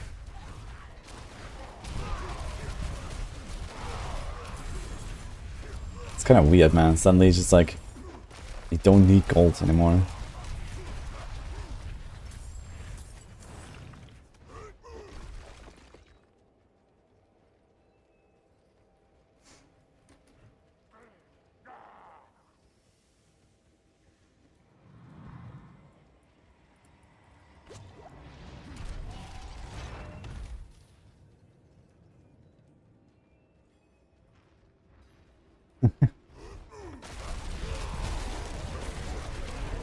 Yeah, maybe if I still have like leftover gold or something, I might do like give away to people later in the season or so. I mean, I feel like I'm done with all my builds. Maybe I'll keep like 1 billion just in case. And then maybe some people want to finish their stuff.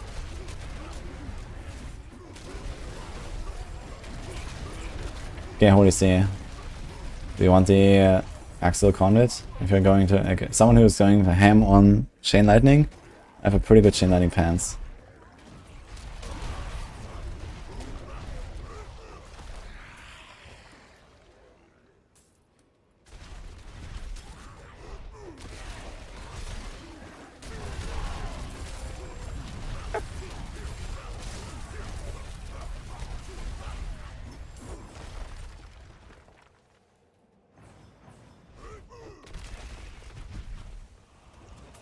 Exactly, Martin.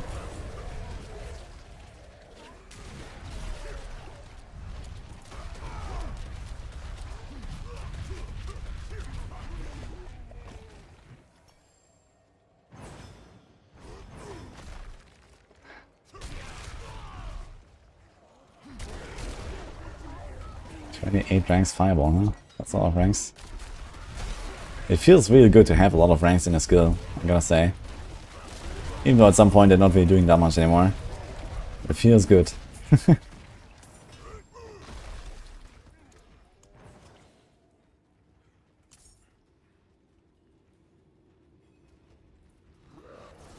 And to keep an emergency billion just in case. Yeah, exactly.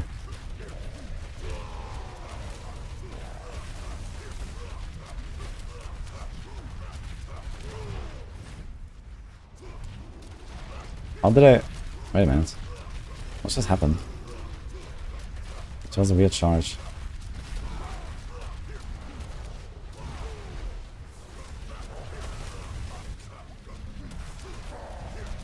Hi, Marco.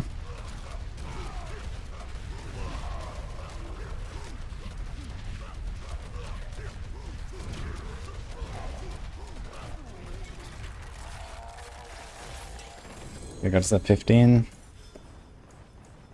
And I think this should be it for all the class I could potentially need for the stuff here. So let's get us to 21. I think we got everything. I was thinking about maybe playing some bash as well at some point. We'll see.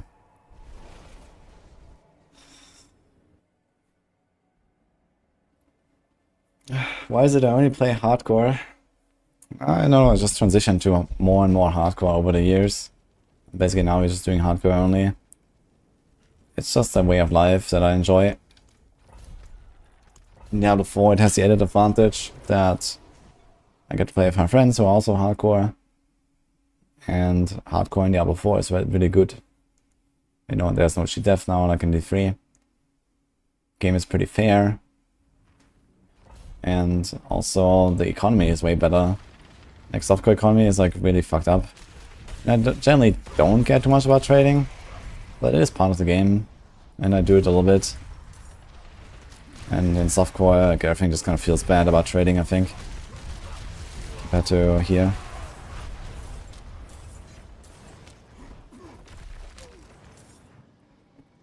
Also, it's way more interesting for like the races and so on. You know, races on softcore, yeah, it's interesting to see, but effectively it doesn't really matter in the end. Races on hardcore is always interesting.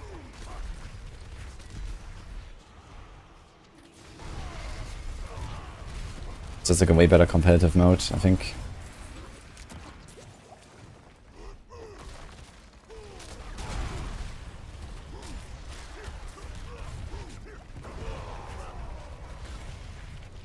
Like you just add an extra skill component to the game and to, like, you know, competitions and stuff by making them on hardcore instead of softcore, which is very interesting.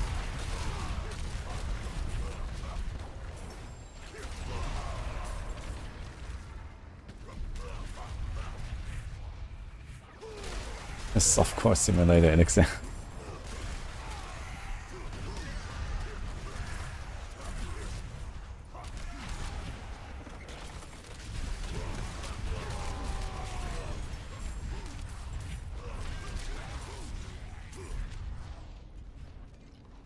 Used to love hardcore when early D3 happened. Yeah, early D3 was very unforgiving in hardcore. I actually played hardcore back then as well. To get the Diablo kill on Inferno. And that was, that was really fun, man, but holy, you needed some nerves of steel.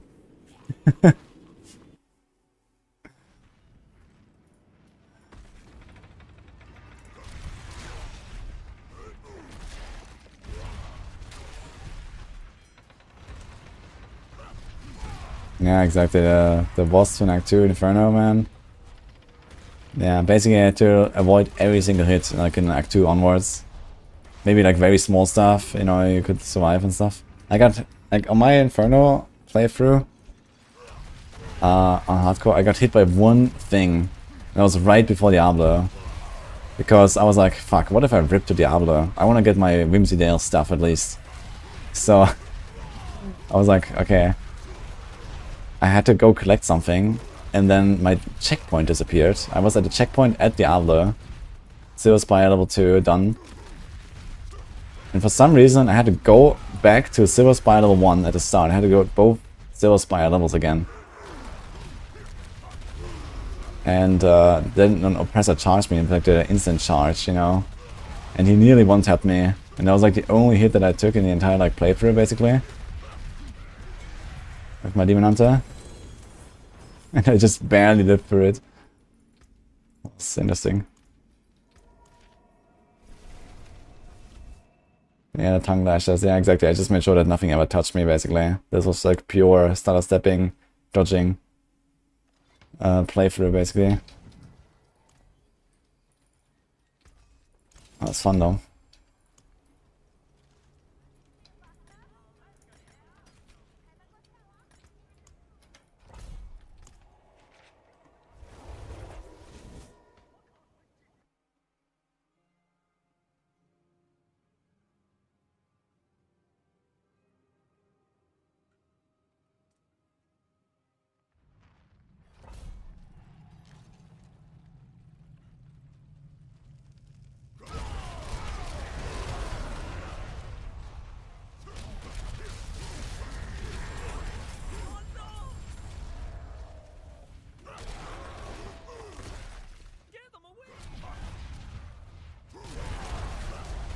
Big Battle would be Belial, not Diablo. Yeah, the Belial was kind of like a DPS check as well. I remember doing Belial on softcore, like on my first Demon Hunter, when it came out, and yeah, Belial was definitely a huge roadblock on the way to actually finishing the game. You had to pass Belial to enter Act 3 and get the best loot. And many people just couldn't do Belial because you had like a DPS check. And I remember I was like sitting there and I was just trying Belial for 2 days straight, like a full weekend. I was just sitting there pulling Belial and like tweaking my build and whatever. Then I finally got the setup right and then played it well. I didn't get hit by anything and killed him. That was really fun though. Yeah, when I did my hardcore Inferno kill, it wasn't too bad because I was kind of overgeared. I found a Storm Shield very, very early and like the first, I don't know, 2 or 3 weeks or something of the game being out. And at that time, like, you know, this was extremely rare. And it was on hardcore. I had a Storm Shield on hardcore. And there was not a single one. Like, I checked the auction house, there was not a single Storm Shield. But unfortunately, right after that, I ripped. Because in my Goblin farming party, one guy called us in and he didn't properly clean up. And I basically got killed straight out of the loading screen by some enemy hitting me in Act 2. In the Road to Arcanus Goblin area. And then I kind of just left the game for like a few weeks or so and came back. And I was like, fuck, let's do this. So I put this Storm Shield on the auction house that I had lying around. I got 25 million gold for it. And I was like, heck yeah. And I decked out my Demon Hunter to the fucking teeth, man. It was insane. I had like a Natalia set before it was cool. When it had like the bugged tooltip that said 0.0 extra discipline region, but it was actually like I think 0.35, which was pretty nice. It's a nice bonus. Plus I had like a big weapon, big gear everywhere. And then I rushed through the normal campaign and the what was it? Nightmare? Normal Nightmare? Hell? Yeah, I just rushed through this shit, man. Fuck it. Because I already had played through the game like 2 or 3 times at that point. And then I started Act 1 Inferno around, I don't know, I think 8 hours in or so, which was an incredible time to go through the first 3 difficulties, I think. On like a fresh hardcore character. Yeah, so then I started Act 1 Inferno. I equipped all the gear that I had from the auction house for the 25 million Storm Shield that I sold. Had my full setup. And I was like fucking destroying. I think I went through Act 1 Inferno in like 40 minutes or something on hardcore. It was fun. And then we started Act 2 and then we did like the slow progression. So I think the total playthrough was like around 25 hours. And roughly 9 hours in, I was in Act 2 Inferno. So Act 2, 3 and 4 took me around 16 hours. So you can imagine like the kind of kiting and stutter stepping I was doing there. But it was like really nice. I like, did all the stuff first try and so on. Didn't really have to reset zones.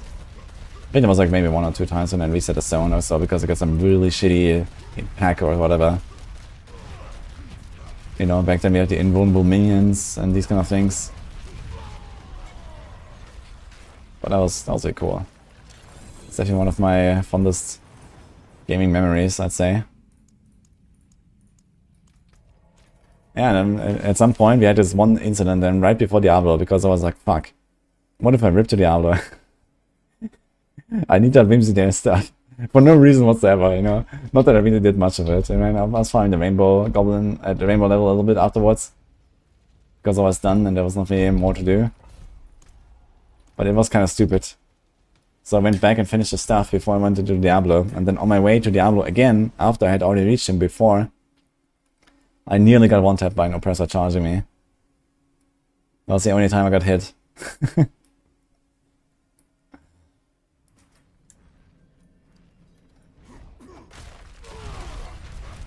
But we lived and I killed Diablo. It's good.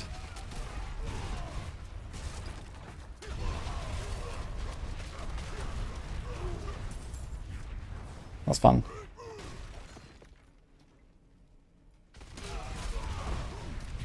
Thanks Kazarum for the prime, by the way.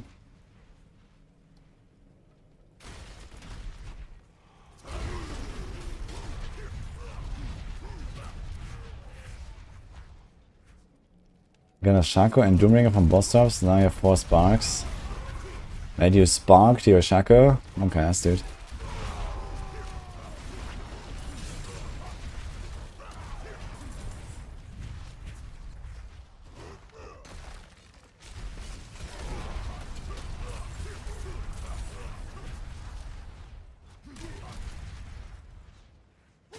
Running chests in Crater level 2. Yeah, I didn't do like this chest farming strat and so on. So in hardcore we had like this Act 1 cellar in Tristram with goblin spawns. And then there was also in Act 2 there was the Road to Arcanus goblin spawn. So those were the 2 spots where you were farming goblins. Just that for like a long time. Like days literally. I was just farming this fucking goblin for days in Act 1 and then I was farming this fucking goblin for days in Act 2. And I got really good gear. And as I said, I found a Storm Shield, which I sold for 25 million gold, which was ridiculous at that time. Like, you know, 3 weeks into the game's release or something, or 4 weeks, I don't know exactly when I did like the first patch and stuff. At some point I sold it. And I was fucking rich, man. And I decked out my entire Demon Hunter with crazy shit. Just on this one Storm Shield sale.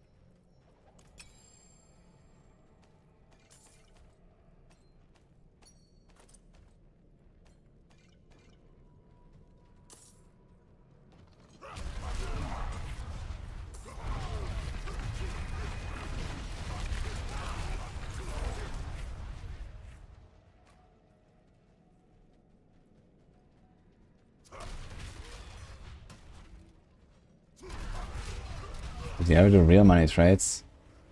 Well, I did it way less than I should have back in Diablo 3 times with their ARM auction house. Back then I was pretty young and I didn't have like this kind of mindset for it. I did have enough knowledge to really make a lot of money from it, but it didn't, which was sad story in hindsight, but it is what it is. But I did sell my items that I had equipped on my character right before ROS release, before the auction house shut down. And I got like, I don't know, 800 bucks out of it, and I sold like a few other items I found on the way for like a few $100. But yeah, that was basically about it. So it would have been nice to like just kind of like pay off my student loan or so with the real money auction house back then, and I didn't really think about that. So F.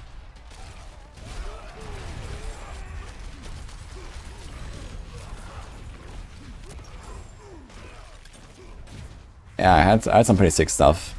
So I just, you know, right before the end, I just sold all my stuff, and then I just like, you know, equipped some backup things, and then RS came out basically. There was like one more patch I think before RS or something, so I played that a little bit, and then I played RS, so it didn't really matter.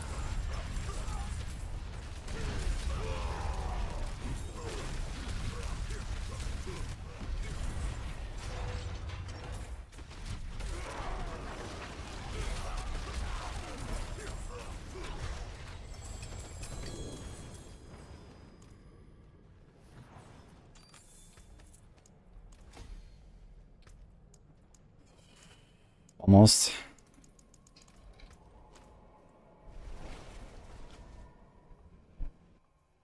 I know some people that made like thousands or even tens of thousands on the real money auction house, like just flipping items. I was flipping a lot of items with gold, but it just didn't occur to me that I could also do it with real money in the real money auction house. Wanderer. Like I was flipping stuff, but yeah, F.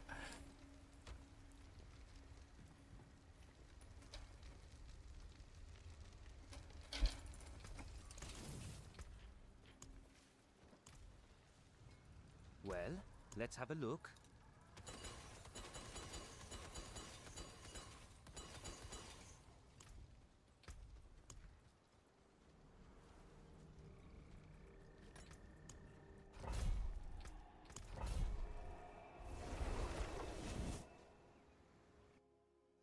Didn't earn that much on the real money auction house, but did manage to pay a couple months in a while before they sold back then. That's something, I guess. And in Legion we did like a lot of carries in Mythic Plus. People would give you gold for that. And I was just like, I don't know what to do with all that gold. And at some point I was going to server transfer, and I think there was like a limit on how much gold you can carry on a server transfer. And I was like, fuck, what now? So I literally had to buy, I don't know, like 60 WoW tokens or something. just to be able to transfer my character. I was like, okay, I guess I have free WoW for the next 5 years now. It's kind of funny.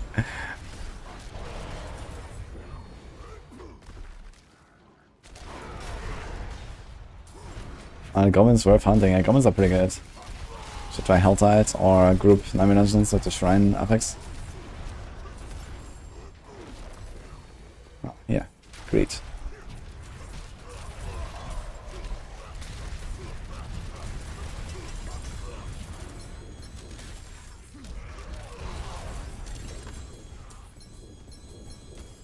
So many uniques on these guys, man. Look at this.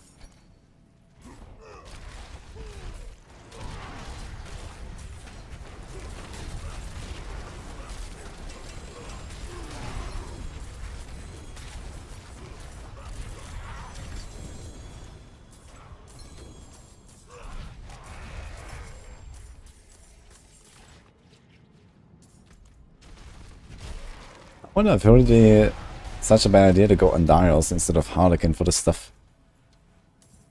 You make sure that you always have your Tyrios up, or like full life basically, to proc Tyrios.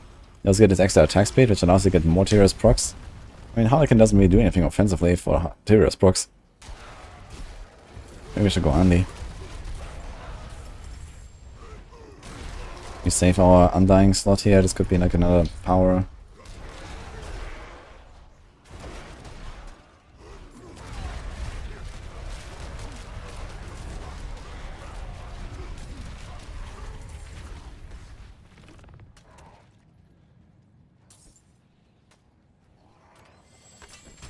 Going back to hardcore for the expansion, nice. We can play together some. I wonder how the Dark Citadel is gonna be. If we're gonna do like some kind of community runs or something. It's gonna be kind of monk-ass, man, on hardcore. But also funny.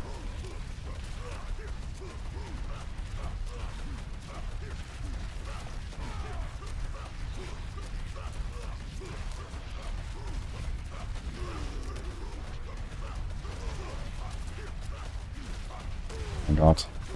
Damage.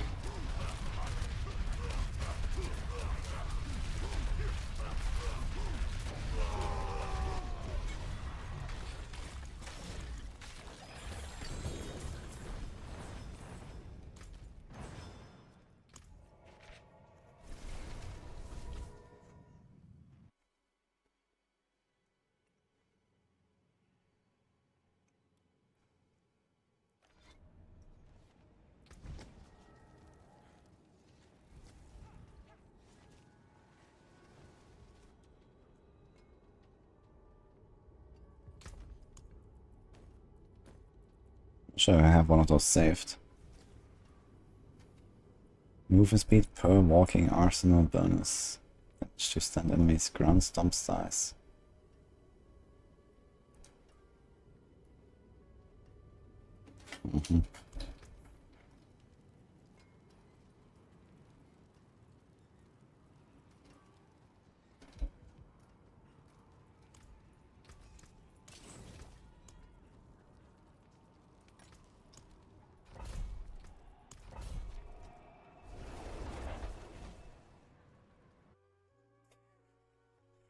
Nothing bad can happen, surely, yes. I mean, Spiritborn is pretty overpowered, so not much can go wrong if you play a Spiritborn, I think.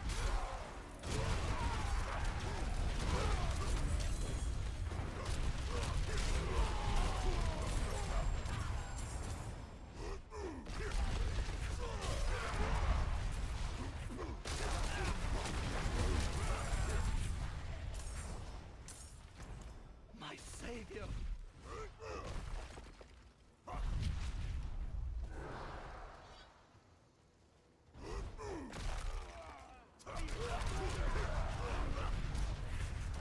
See how many torment levels they added? D3 had 16.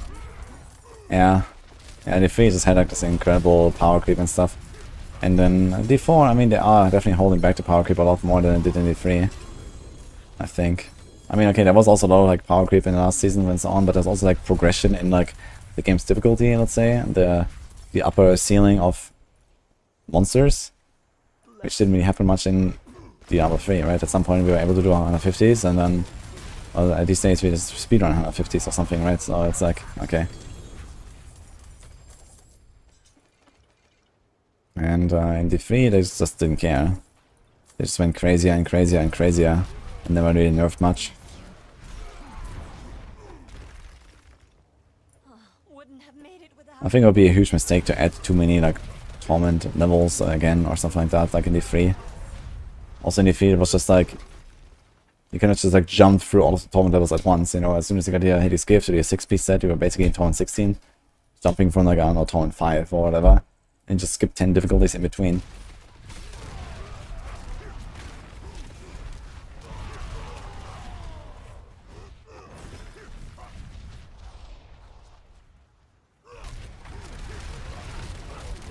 Do enemies ever use elemental physical attacks where armor and resistance play a part? I don't think so.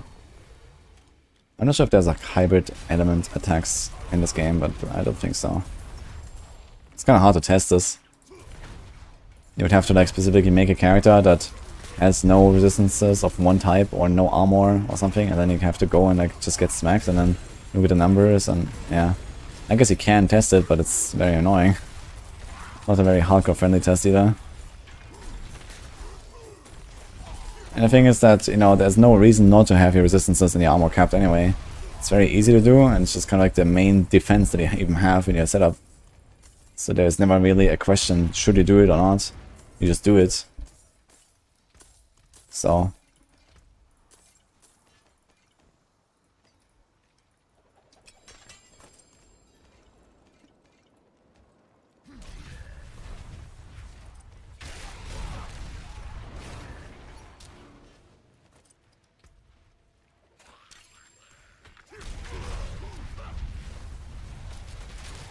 Bans mouse macro.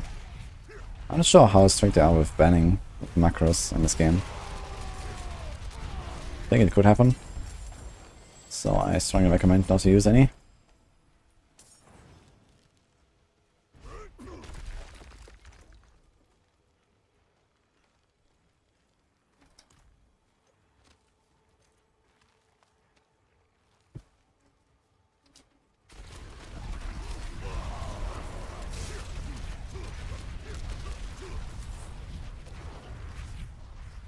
Wish there was more in depth to make a defense in D4. Yeah, the problem is that the more depth you add to that system, the more you allow people to go crazy with it, right? And allowing people to go crazy with defenses is a problem, because then, you know, you can have like this massive variance in the experience, right? And, you know, they have stuff like a barb that gets super squishy and gets blasted, versus, you know, some Sorg that is just like an Omega tank and just doesn't care about anything, and so on. Like, you don't really include a class fantasy very well if you allow people too much freedom with defenses. In addition to not being able to scale the difficulty of content very well either, right? Like, at least now you have like pretty clear like defensive choices you can make. Some of them are just kind of like forced, like armor and resistances, you know, you don't really get around those. But other than that, you know, how many defensive aspects do you put? How much, you know, offense do you want to sacrifice in order to be more tanky? Is actually kind of like a pretty valid choice to make, depending on the content you're doing, how good you are with the game, how experienced, and so on. Honestly, I pretty like the defensive system of Diablo 4. I think generally maybe there's like too little danger. On the other hand, I mean, a lot of people died this season in hardcore last season, so it works.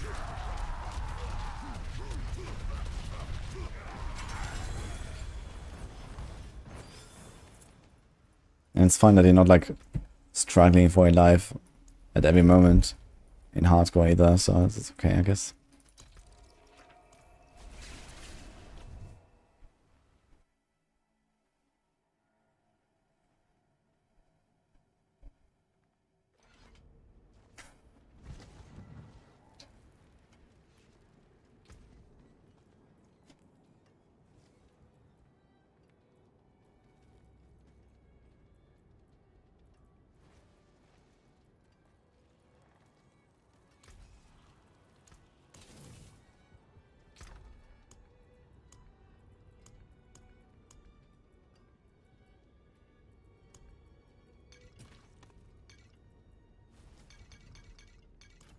My god, man, why does every goblin drop these sigils so much?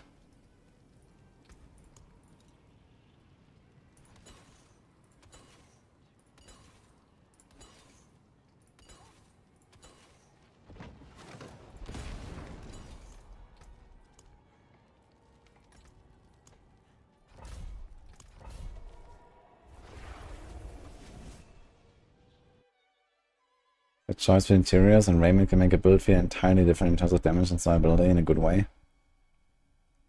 Yeah, for sure. And I think something like that is already kind of fine.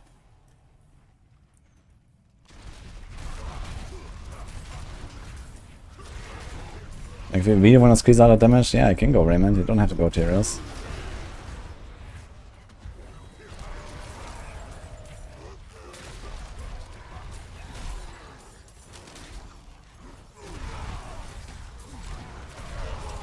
I guess they do allow us a bit of Spiritborn now in the future. Like, it's the option.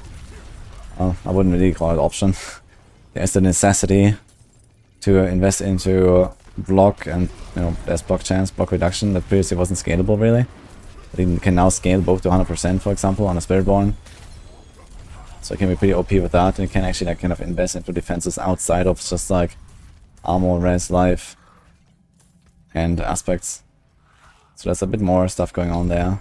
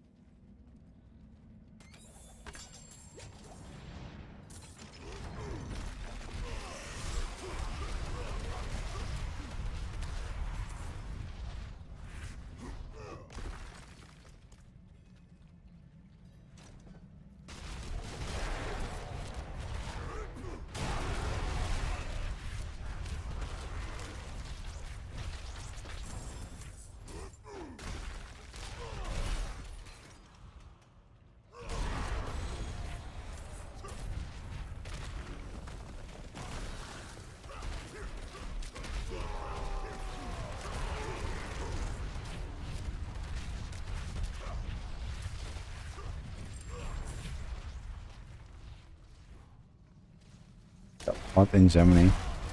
Here too, dude.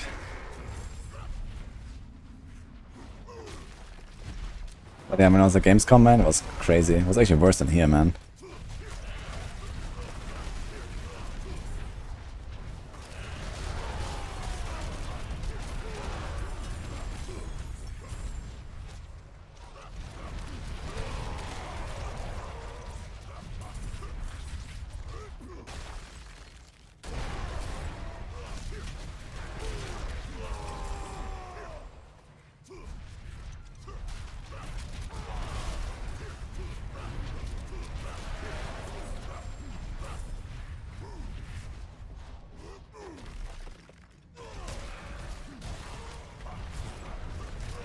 Uh-oh.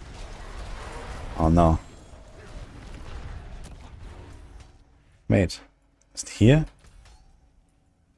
I have kind of got this, right? Wait, where's the animals?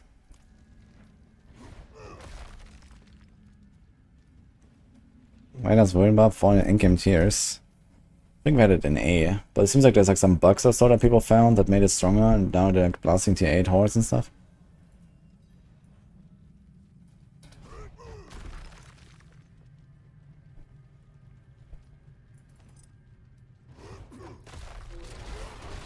Dude, what the fuck? There's animals missing. What's going on? Did I kill one guy without picking it?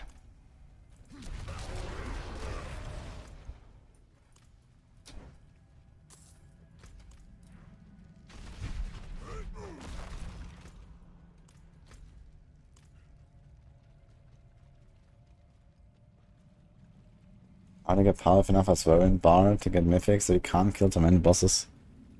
Well, you don't have to do them alone. You can just join a party, which is also just 4 times more efficient with your materials. You join a rotation, and then someone is certainly gonna kill it, I guess. So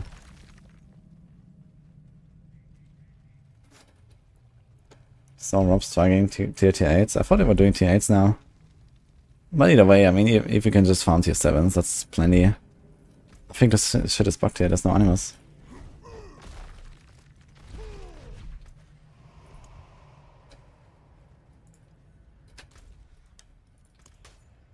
Ugh.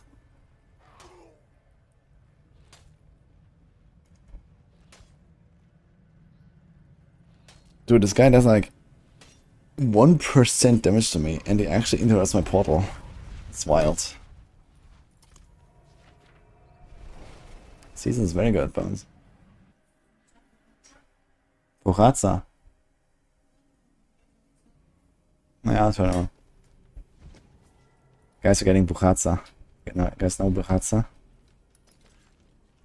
Can recommend. I'll show you.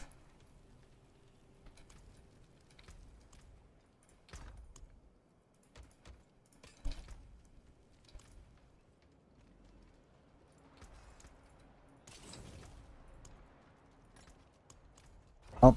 New dungeon. I have never had this bug in. What is it? Old Stones?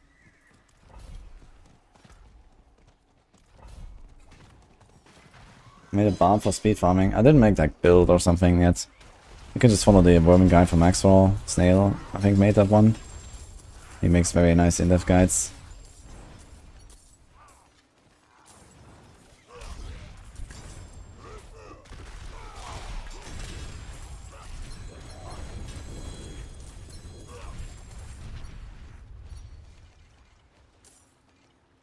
I was just, there's so many goblins here. I'm just trying to run to the Nightmare Dungeon. Dude, this is actually the strat, man. Look how many goblins there are. We're gonna play old school, run to the Nightmare Dungeon again. Look, my entire inventory is full before I even start. And no one does that, man. It's actually genius. Who runs to the Nightmare Dungeon? No one. It's all your goblins.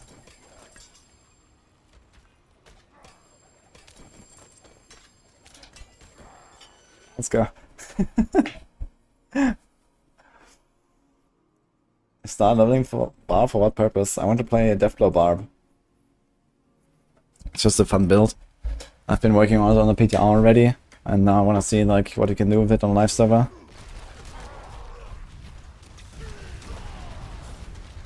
I mean, I have pretty much everything I need, you know. I don't need to like farm hordes, I don't need to farm bosses or so, besides like a few bomb specific items and whatever, so I just play some builds for fun now and that's it. And one of them is going to be Death Blow, the other one is going to be Bone Spirit.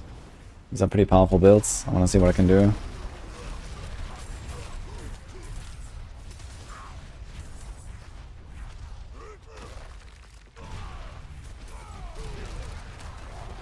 Oh, need to start to go to an Armory dungeon, you just run around.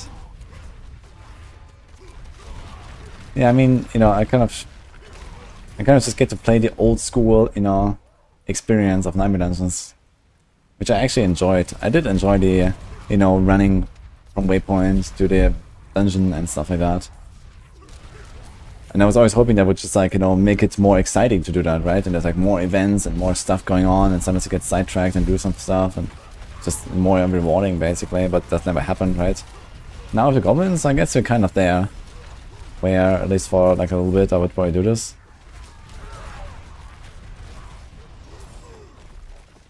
But they never got to tier 5, you know, and these kind of things, so overworld content is just kind of like trivial.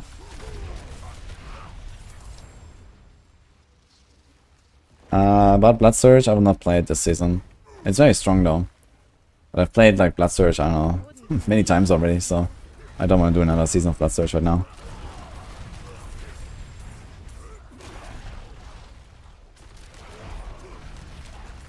Wouldn't have made it without you.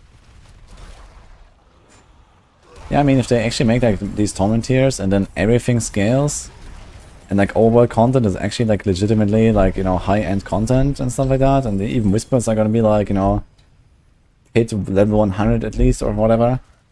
So yeah, sure, you know, this could be nice. Maybe there's gonna be like more reasons to go, you know, around in the overworld, do some whispers, if they're like actually appropriately rewarding. You get like more boss mats. It's like something I suggested for a long time already. Like just make World Tier 5, make it some like, you know, kind of like high baseline difficulty, something like a pit 100, you know. Make it like completely optional. Just make it like more efficient. You just get a bit more loot and gold and boss mats or whatever, right? That's it. No new item tier or something. There you go. And then you could actually take your geared up character and like have something that doesn't feel like an absolute joke. Couldn't have made it without you.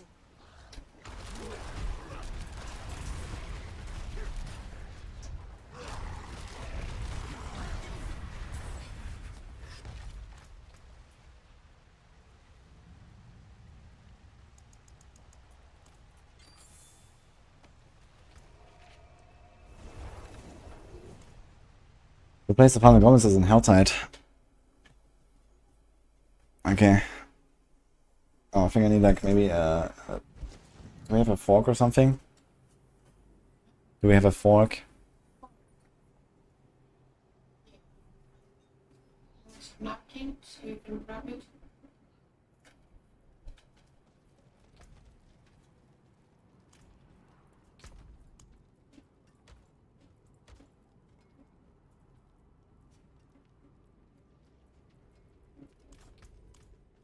Need something for it? Prison of Chaldea. Let's go.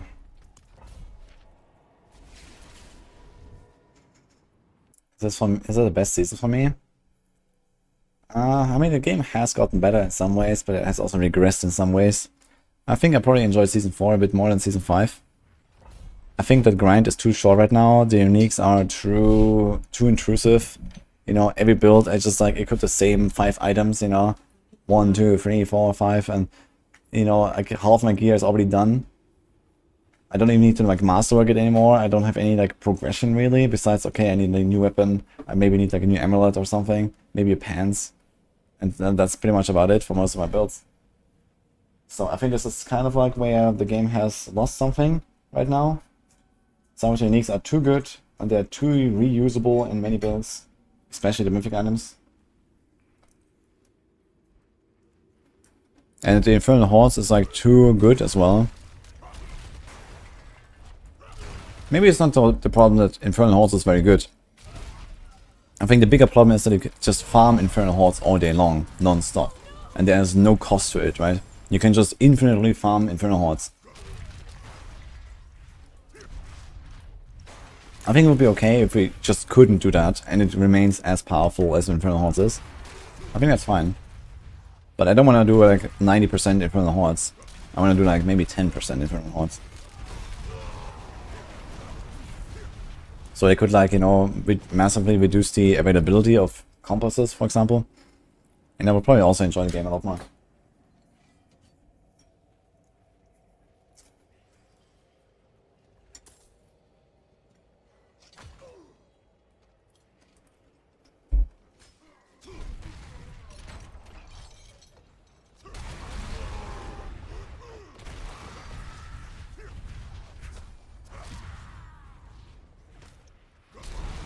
Check the amount of uniques you can equip.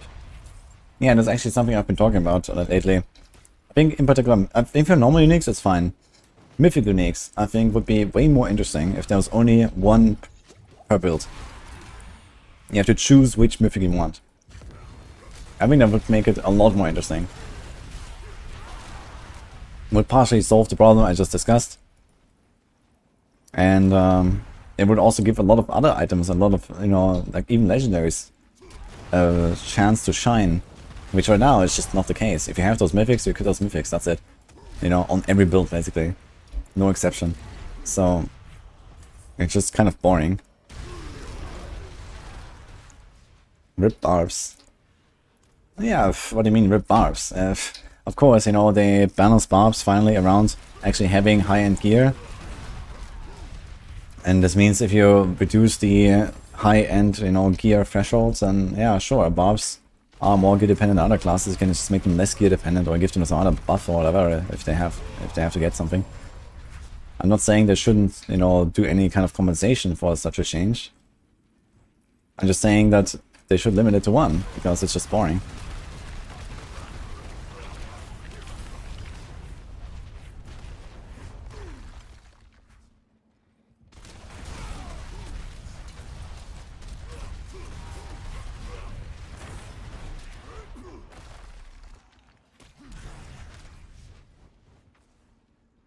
I think Blizzard wanted to erase the odd season bad notion.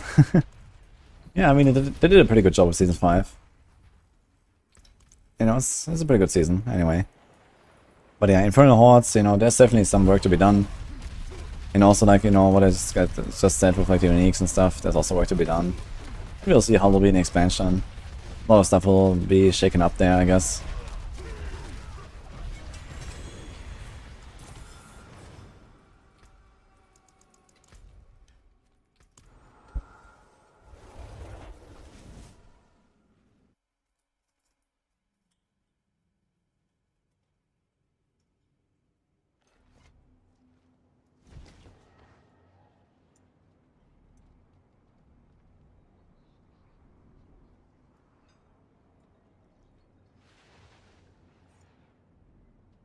Now, hordes are not season only.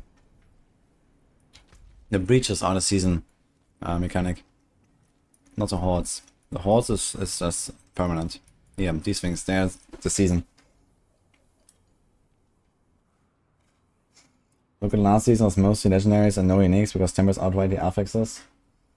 Yeah, and I mean, it's fine that there are really powerful uniques and have like crazy cool effects and so on. I think they did a really good job with the uniques. But in the end, we barely use any of them because Shaco, Tyrael, Starless, Grandfather. Every build. And if it's not Shaco, it's Andariel's. So... if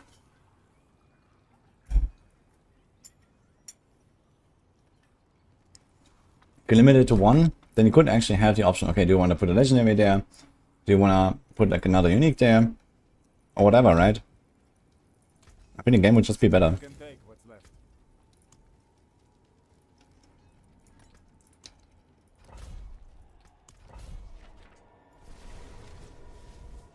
Like, who would equip an Insatiable Fury?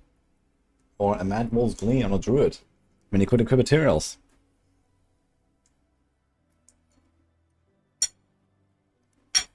What about Shroud of Conduras on the Rogue? Really cool item. But who's running it? Yeah. You know, some of these items do have interesting enough effects to potentially be used in some cases, especially when you don't care about being Omega tanky with Tyraels. But for any kind of high-end content, it's always Tyraels.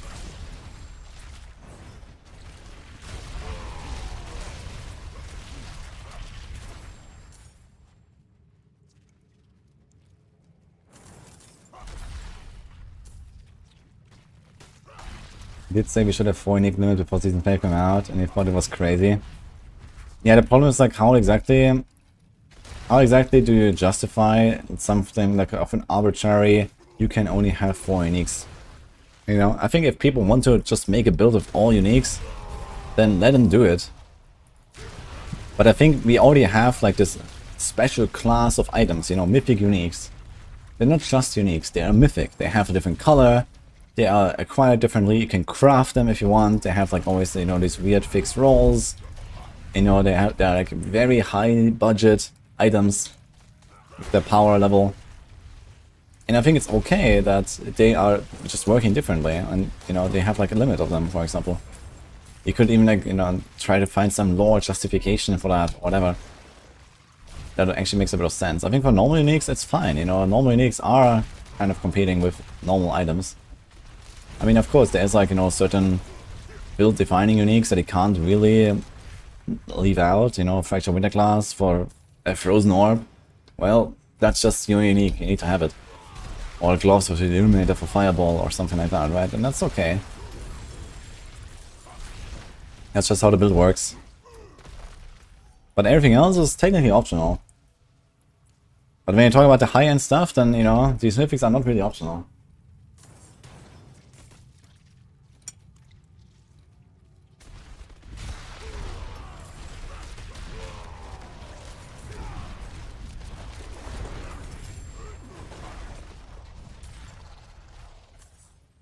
Diablo 3 used to have something kind of like Uber uniques. They were like more common and more rare uniques. And some of them were actually really rare. And had pretty powerful effects. This was like way back in like early RS or something. Like at the start I think they didn't have it. I don't think they even had uniques. Or maybe they had uniques, but they were just like items with stats and not actually any effects or something. I'm not sure exactly how it went. But either way, in our early RS at least, they had like, you know, Shard of Hate I think was one of them, or the Star Metal Kukri. And these kind of items, they were like really powerful, very coveted items. And they were really rare. And they actually had effects that were very impactful.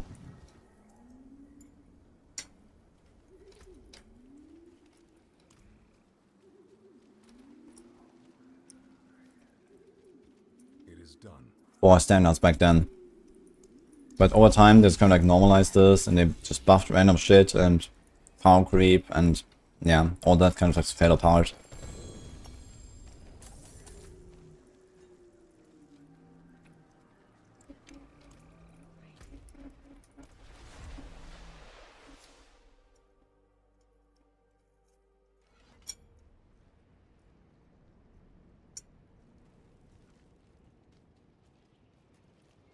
Oh, light.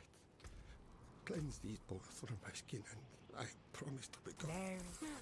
Now it's happening to D4. Yeah, the good thing is that in D4 they are actually, you know, developing the game a lot more, right? Diablo 3 never had, like even in its prime, right? Diablo 3 didn't have patches like Diablo 4 has. So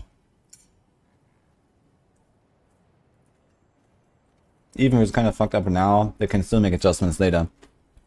But in Diablo 3, they never really went back and fixed something. They just kept adding band-aids and power creep, and that was it.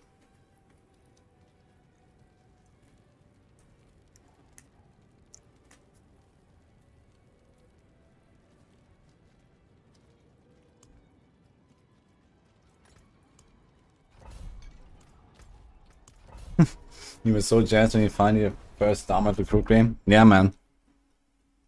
My friend, like, I was playing with an IRL friend. He was playing Witch Doctor, I was playing Demon Hunter.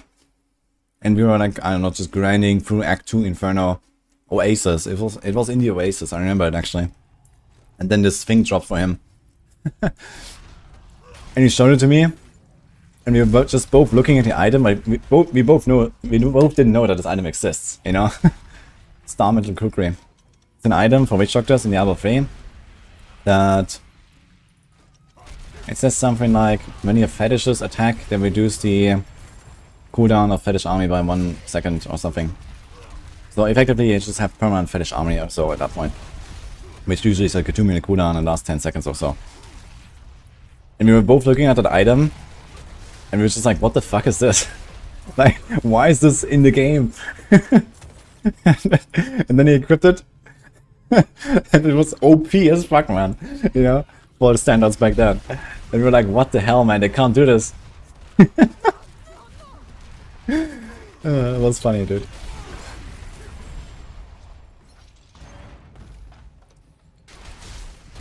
I remember when I got my first Calamity, man. Patch 2.0.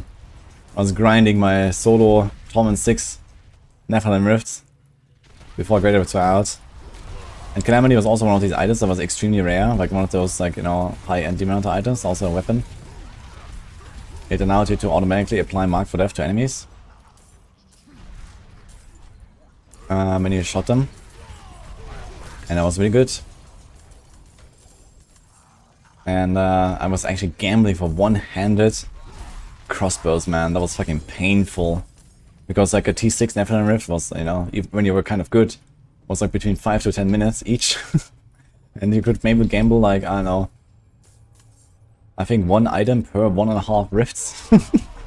And then like, I don't know, it's like a 1 in 10 for that to be legendary. And then it's probably like a, you know, 2% chance to roll Calamity. Yeah, so that took me like literally months to try to get a single Calamity. But I got it, man. I was very happy.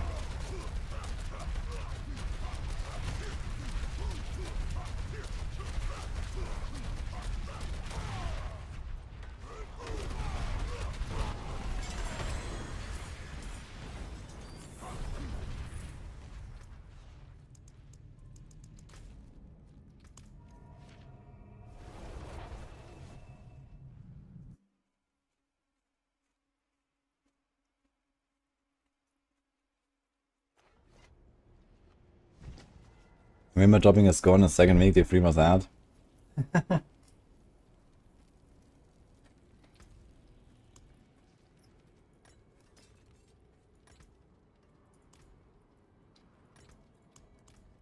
What will it be? Anything breaks, the forge is hot.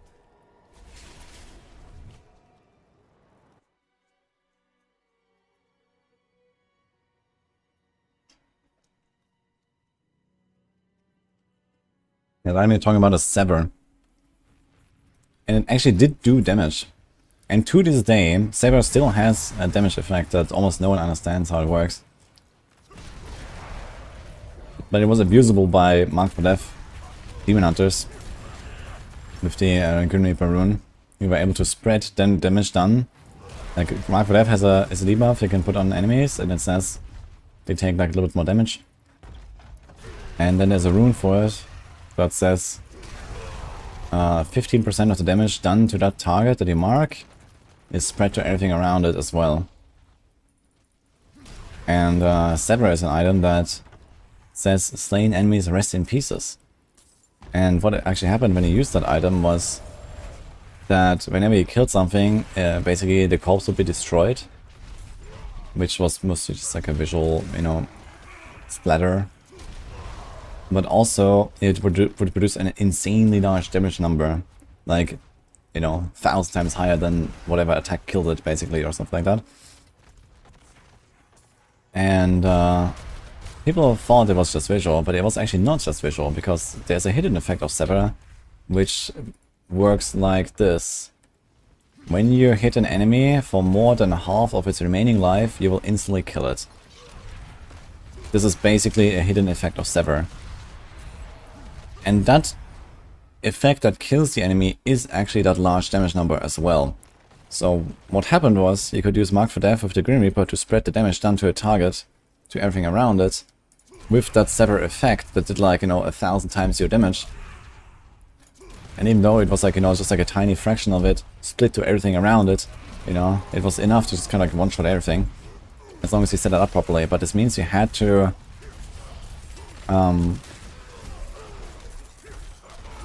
get an enemy kind of low life, and then not accidentally kill it. You had to deal half of its life, and then the Sever will proc and kill it. If you killed it yourself, you would not get anything. So this is how that build works. So there was like an Impale Demon Hunter build that actually used that, or like technically any non-arrow build was able to do that. So you could do this with bolas, you could do this with spike traps. So there was like a few things that were able to use that. I learned about it too late, unfortunately. I only learned about this effect back in Season 2, right before they actually fixed Sever. Because this was abused in the form and meta to get the rank 1 in the world.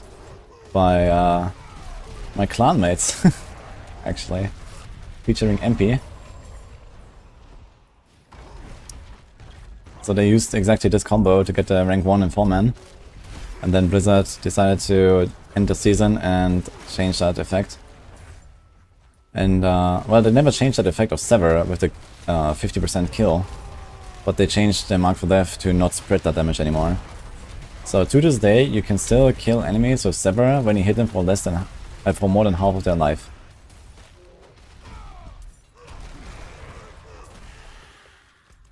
Fun stuff.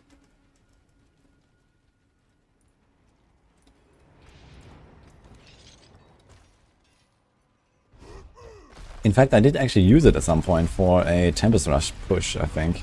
I used Sever, which is kind of funny, like in quite modern D3, like I don't know, Season 23 or something. I think I was pushing with Sever for a while. Because Tempest Rush has like this, you know, one big boom every 20 seconds. And in that case, yeah, we do like this one big nuke every once in a while, and then you hit them for half the life, and then you just kill them. Boom.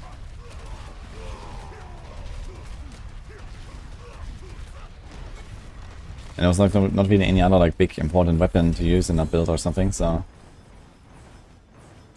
only minor stuff.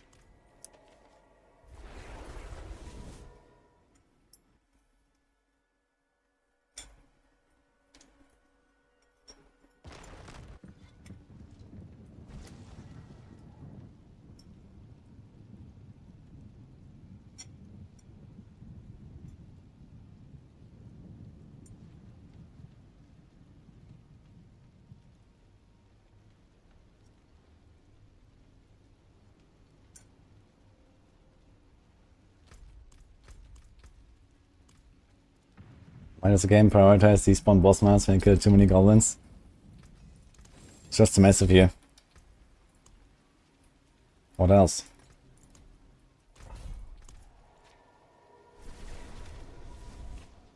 I guess there's probably like some kind of like hierarchy, right? There's like common items, magic items, rare items, and so on.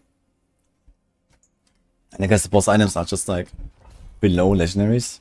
So they despawn before legendaries. And since they get so many legendaries, they just kind of like delete all the other stuff.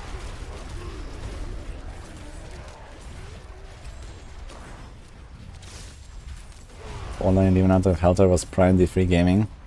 Yeah, but that was actually really fun, man. On the other hand, I mean, of course, the perma-immune stuff had to go at some point.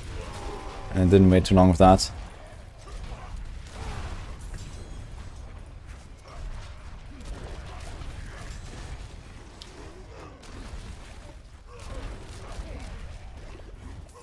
Plus ones are normal items below rare. Oof.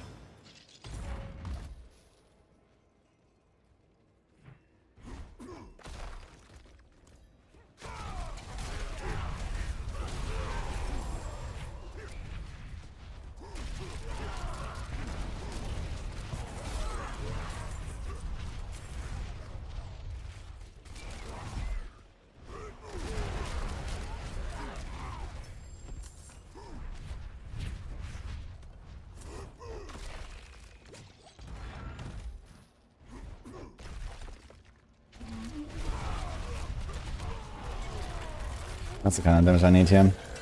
Oh man, okay, I need one more. Almost. Actually, then comes the world boss, and I guess it's time to like respec and try to make like a death blow setup.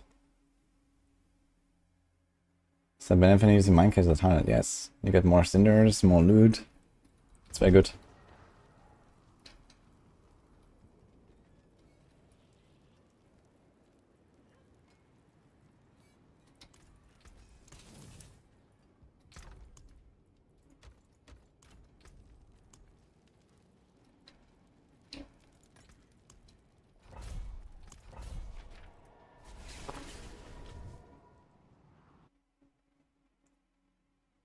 New endgame expansion is a Giga Dungeon, aka Raid. Oh, that's like one of the new endgame things.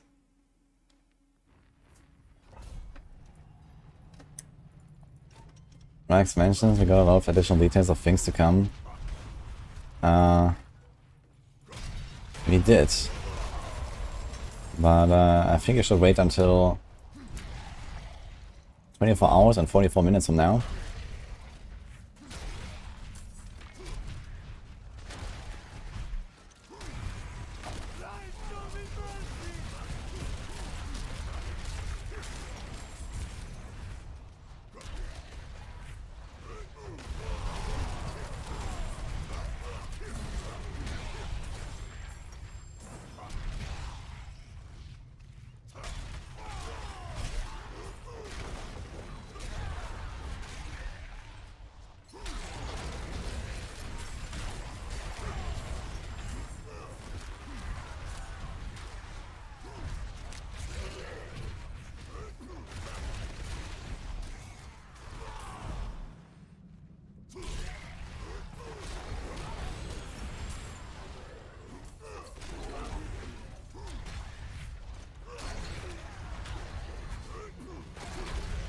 Wait, I managed to jump through the closed door.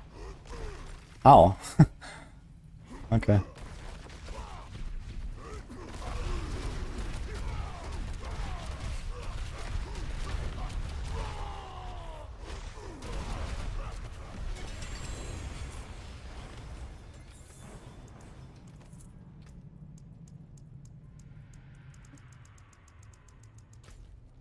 This is 12 minutes, okay.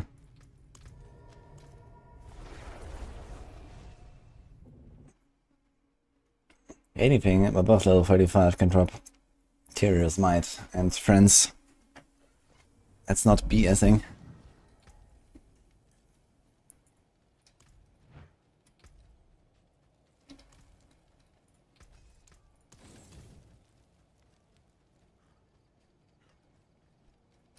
There's like this weird bug when you shout and charge at the same time. Let me try this. You just like charge to the sides a really weird way. I'm not sure exactly how I do this. Maybe it's because of the worm and stuff, and then... But it just stalls on the boss, maybe? Sometimes it happens, and I just like charge off screen. I'm not sure why exactly.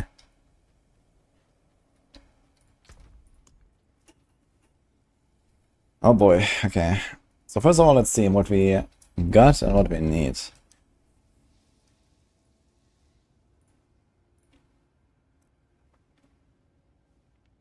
That's a death blow.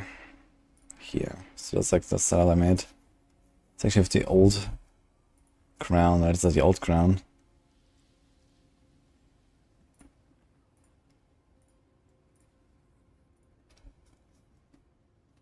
I guess I probably just want something like that.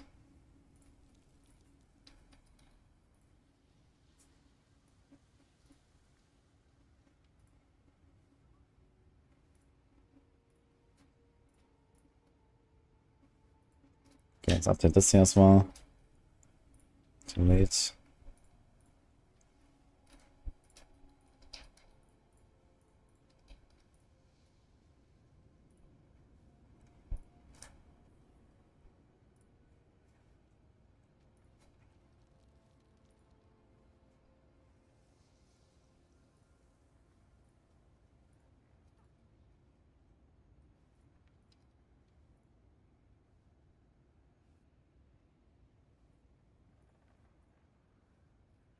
It's also the maximum resource on the grandfather, actually, that's kinda nice.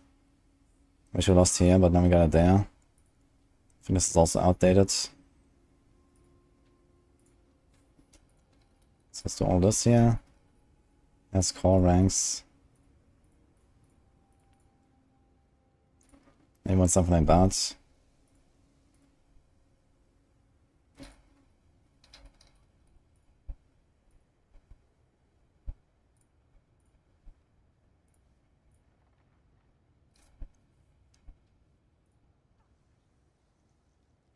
Does it like auto-clone this? Yeah, okay. So it has a different one. It's also third blade. Was that actually updated in any way? I'm not sure. Let's do it, I guess. Too late. So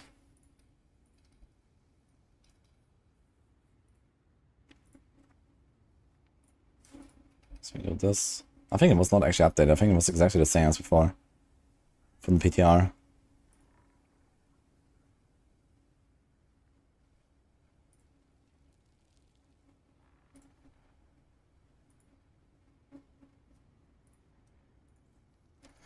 Questions, are we even going for Rodney? I'm not sure.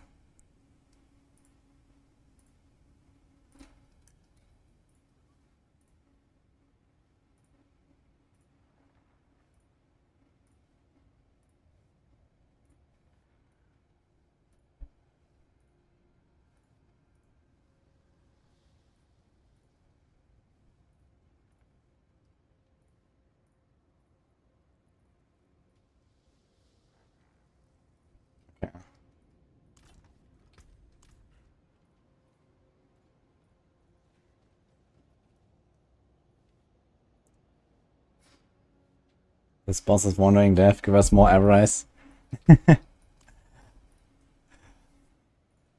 So any other changes I want to do here? We have Ire. I'm not sure if I want to keep Ire. It's damage shot berserking. How much damage shot berserking do we have here? 365. So remove the glyph. 70, so we would still be kept. With a good temper there. We can masterwork this up. There's also damage shot berserking there. Death blow damage could also be damage by berserking, it's fine, especially if you go for overpower strats. Okay, so one thing I learned is that Crown of Lucian number 1 doesn't work with many effects, so you might just not run it. Because it's just buggy as fuck. Which is kinda sad. Number 2, I think Orlantis is not really the way, since it has also this other bug going on. Where you have to equip it and unequip it all the time, which sounds annoying as hell, so I'm just gonna go two-handed. And not Romanadni. And also Crown of Lucian, even if I did use it, it works differently to resource cost now, so it now has additive resource cost increase instead of multiplicative. What it means is that you get a plus 150% cost instead of a times 2.5 cost. So previously, for example, with Starless Skies, you could much more easily lower the cost again, but now you can't really do that easily since it just adds together with Starless, for example. Or in this case, it's just a lot of resource costs. 150 extra. It says 40 for Death Blow, is that correct? I thought it was 60. First of all, do I have a third blade? I'm not sure if I have a third blade. Oh, I just noticed. I don't have one. Problem. Let's see. I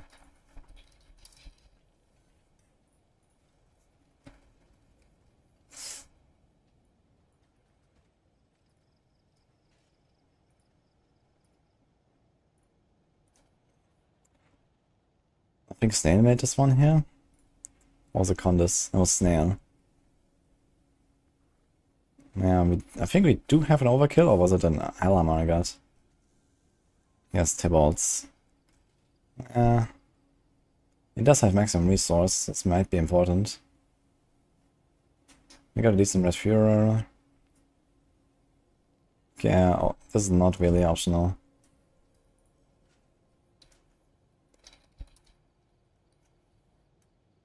Does he talk about it?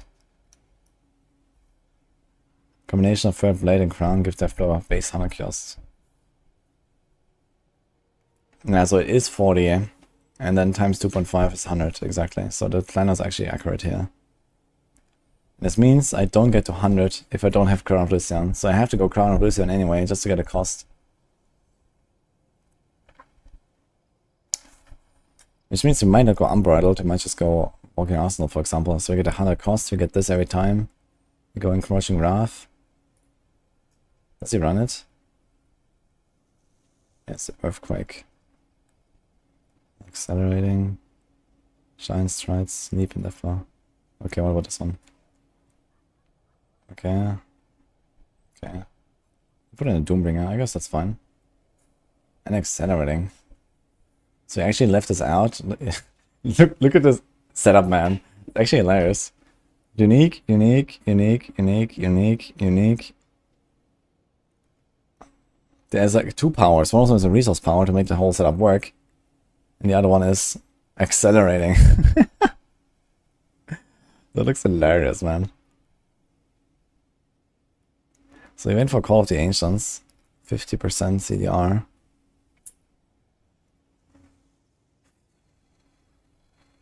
That makes these guys 25 seconds. Then there's a bit of cooldown there, so it makes it like 20 seconds. Then that's it. So you have 20 seconds cooldown, 6 seconds uptime. Standard starter build. Yeah, of course it's not a starter build, you know, this is like a pretty hard to make build. He has resource cost reduction on the glove, that looks funny. But he could also have it on the ring. He has strength here, the strength could be there, so I guess it doesn't matter.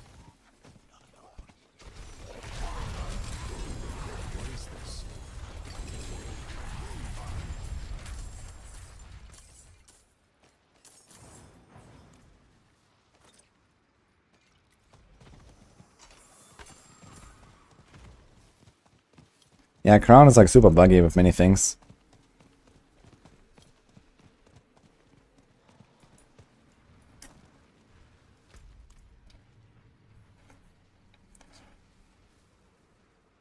Did you talk about Crown of Lucian maybe and the bugs?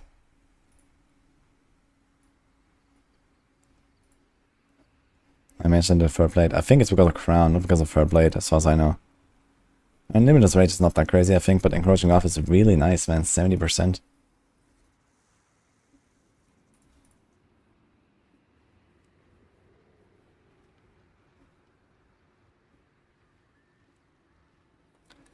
Okay, so what is our cost actually? Is he running Unbridled? He is running Unbridled. So we have 200 cost. But we actually want to have a cost of 138. So we could actually have quite a bunch of resource cost reduction here.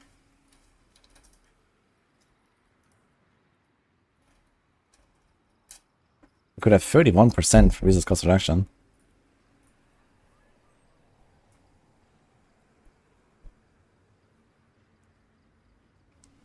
So we could have it on a glove and on a ring, for example. Here's attack speed, attack speed, attack speed. And then accelerating. That's scuffed, man. What about an inner calm or something?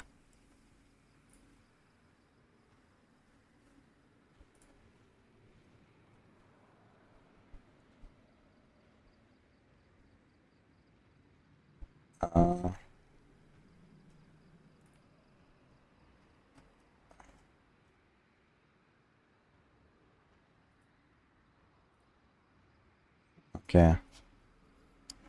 Third Blade in action with Death Blow.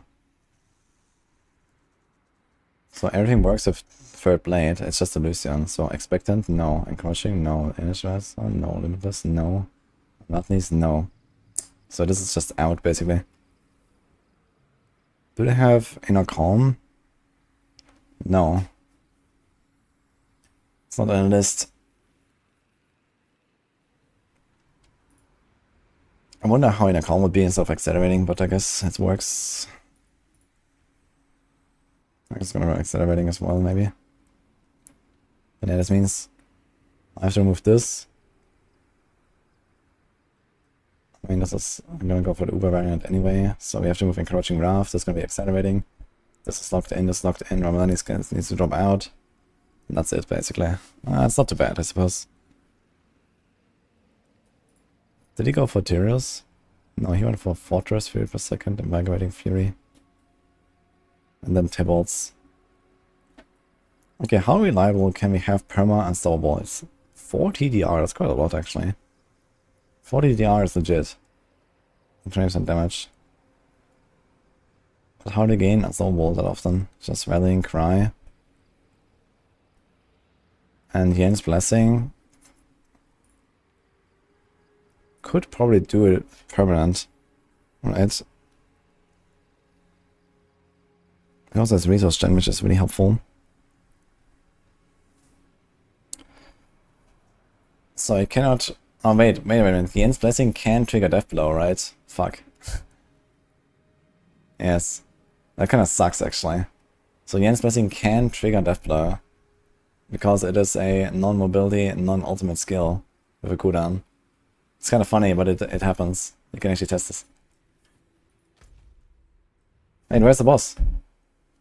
Oh, not here. Oops. I was wondering, where is everyone?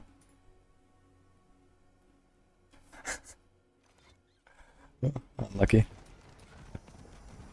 Okay. The goblin! I need to get him. Oh my god, we're lagging as fuck. What the hell? Dude, why do we have lags on hardcore these days? On the world bosses. Holy shit, dude. You cannot carry additional topaz fragments.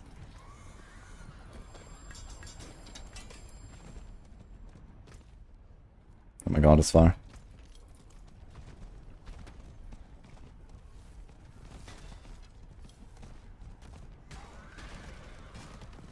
Nah, they will ban me if I allow if I answer honestly, man. Huggable.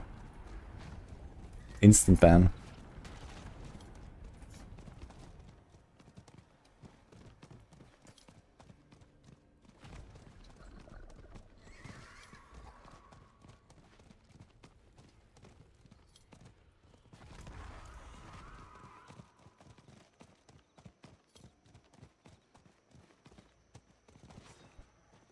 What?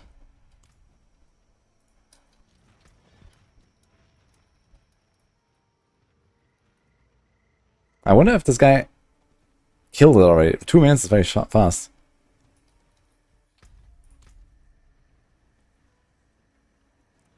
It's gonna reply. He has 5 seconds. I'm lucky. I'm not gonna wait here for a potential reply. So.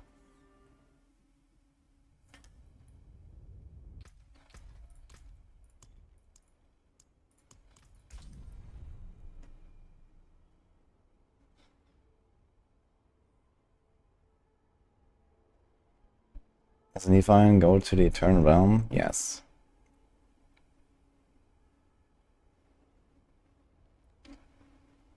Dude, why does it take so long to log in? What's going on?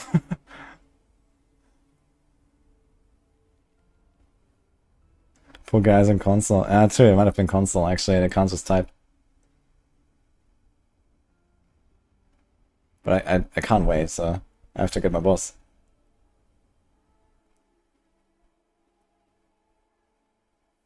Everyone is going for world bosses now. Okay, here we go. Oh my god.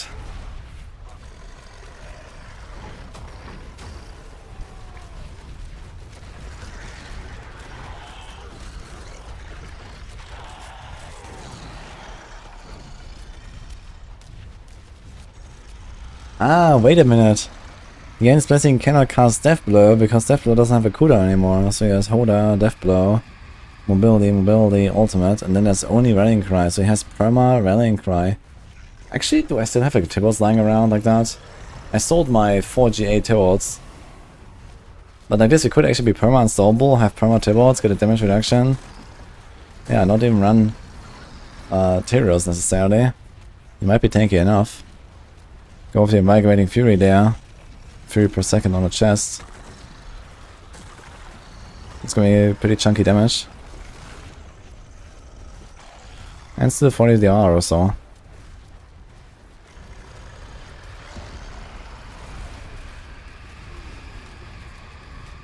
It's kind of funny, like there's literally no reason for me to press any button right now. When I start pressing my shouts, you see how my damage goes down? Like right now I'm doing like 100k ticks, 90k, 80k, whatever. And now if I start pressing my shouts, you'll think the damage goes up, but it actually goes down. Now I'm doing 20k, 18k.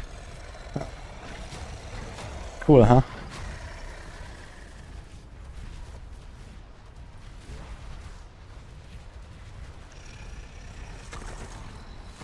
Need to load all the stashes in the world boss. Yeah, congrats, Nila.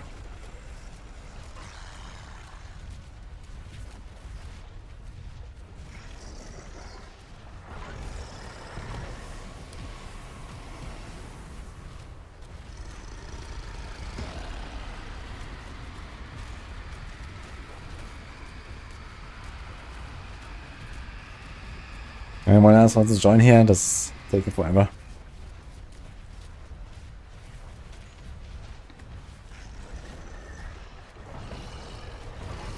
And the funny part is, it's not even because of the Meteor Sork.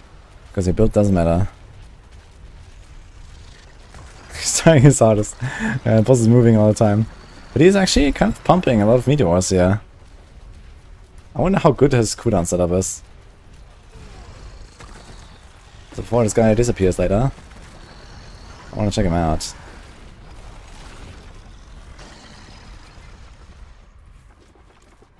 No! Oh my god, dude. Fucking private profile. What?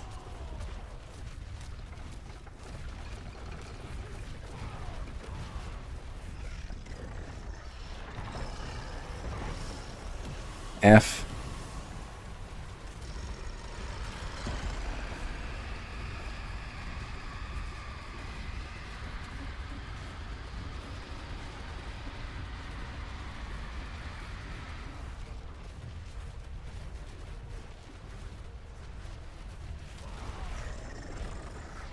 You can't because I have crossplay off if you wanna join. I changed that so I get to an instance of world boss.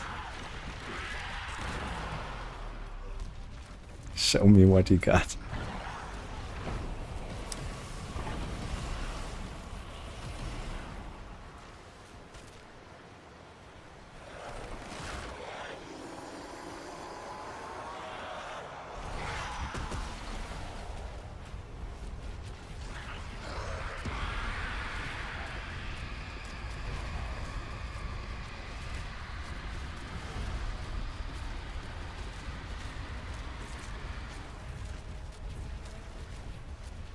Need to get macro native perma blood mist.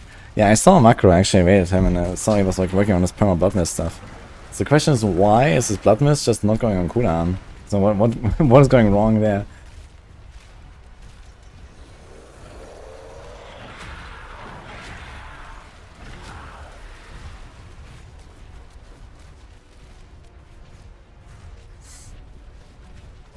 You know, one piece assist. Hello. You have cut out the gems, you cannot see the students in hordes. Is that actually what's happening if you have too many of the gem strings on the ground? Or you're just getting unlucky? But either way, I mean, the only option is to go craft gems. It costs 1 million to craft a royal gem, which costs 10,000 fragments. So yeah, if you take like 50 million gold and just like craft a bunch of gems from each type, there you go. So it's not the end of the world, I think. Literally just do like one horse run and open a gold chest instead of the material chest, and then you can do it.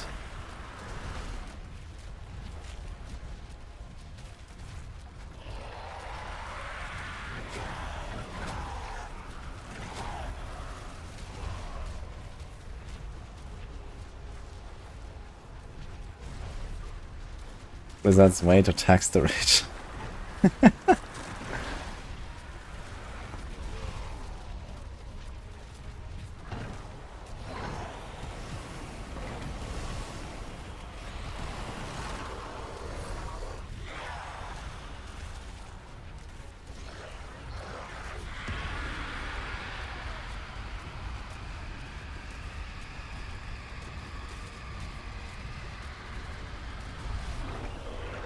We did it!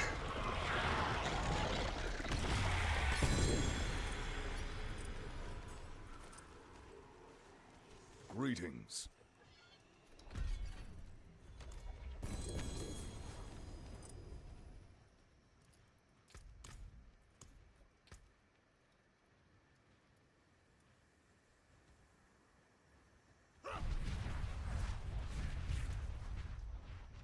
Oh, he made the profile public for us, guys.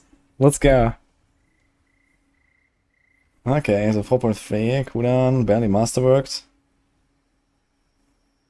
Barely masterworked cooldown here. Overall, barely masterworked. Cooldown there. Seems like he is casting pretty frequently.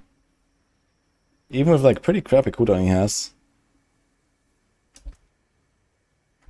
Interesting.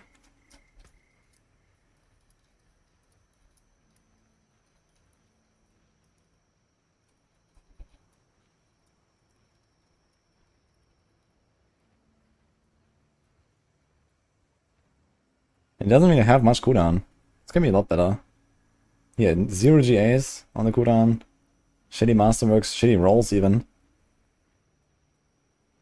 And this is 4.3 instead of 4.0.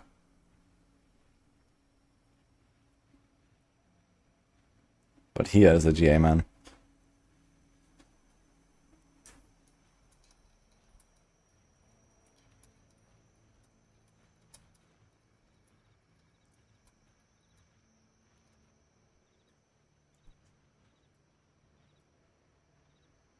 I'm not sure if I still have that Starfall Coronet.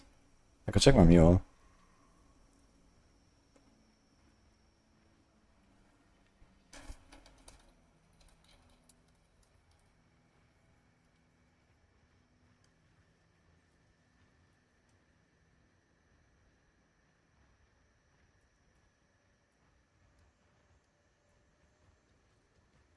Okay, I'm gonna add this guy. Wait, how do I add him? I guess we need the player menu, right? Or how? What is that?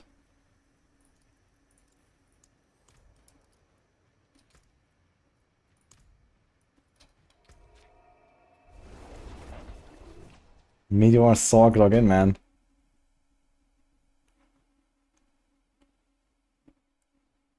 I'm not ripping him apart. I was just because I played some Meteor last season and they had pretty good cooldown stuff, and it didn't really work very well. But now they buffed the helm. I see you are a child. Oh shit! I have not done my class quest for this. I was like, what's the quest? Yeah. So anyway, like this guy has pretty shitty cooldown, and it seems to work just fine for him already.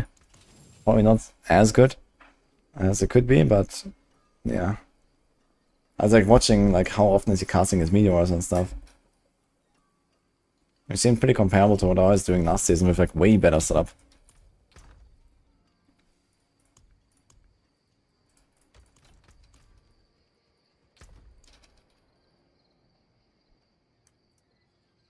Okay, by the way, I have some items to give away while we're doing some trades. I have Pain Gorgers, Fist of Fate, more Pain Gorgers, more Fists, a Staff of Endless Rage, an Illuminator, and a pretty big Axial Conduit that we got from Art, who quit hardcore, and also is a Fractured Winter Glass.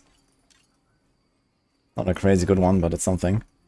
If anyone wants any of this stuff, now's the time.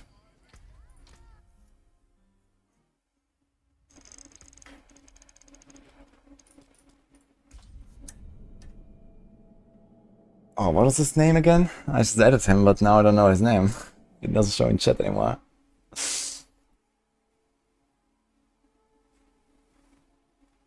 No rain, yes. Oh.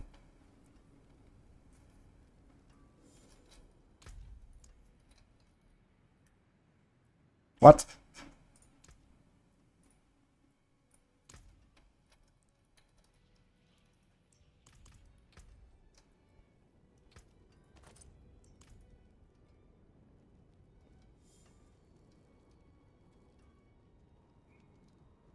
He says, Jesus.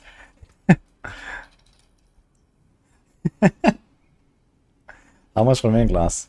This is for free. Art told me I should just give it to some people. So, if you want winter glass, then come take it.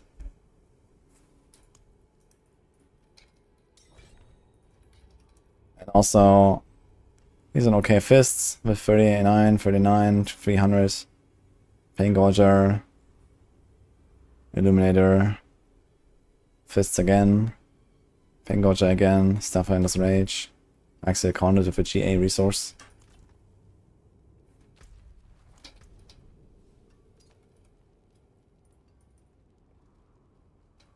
You want to have it, Anti-Illuminator? You want the 2 fireball items or what? Where's this guy? Cat Badu, let's go. You want the staff and the Illuminator or what, Maria? Greetings. Just gonna give it to this guy. I think I still have it up somewhere on trade, but... Oh my fucking god, it's account bound, dude. What?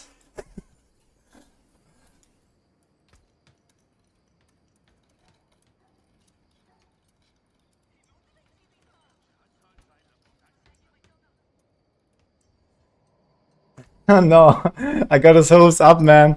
Oh no. I can't trade it. Oof.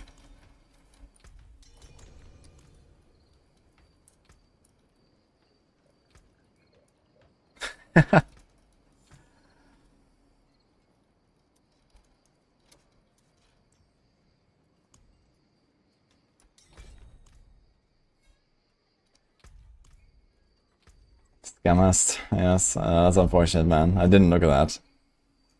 Yeah, I got it from the cache, apparently. Wow. Yeah, I was just trying to give it its helm because I remembered I had a helm lying around. And I'm not gonna go for it anyway, and no one is buying it. So I just saw like a random Meteor Sork and I wanted to give him the helm. You know, the one guy playing Meteor. But yeah. Okay, so what is this here? You want Illuminator and stuff, huh? Okay then. Hello.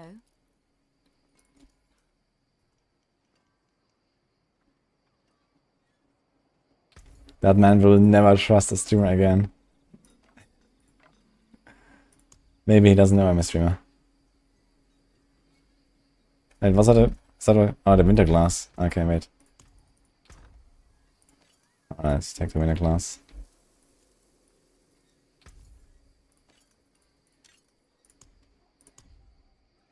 Okay, so winter glass is gone, guys. We still have the fireball items. Some fists, some pain gorgers, and a big Exile conduit.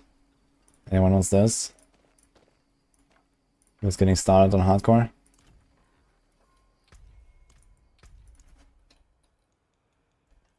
Are you coming, Mariar?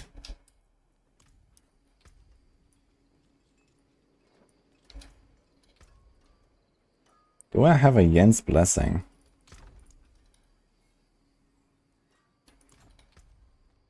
Who knows? What about Tybalt's?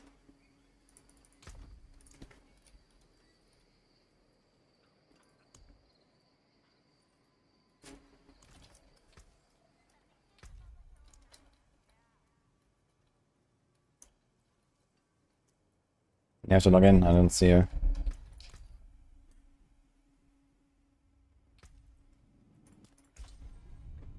Yeah, winter glass is gone.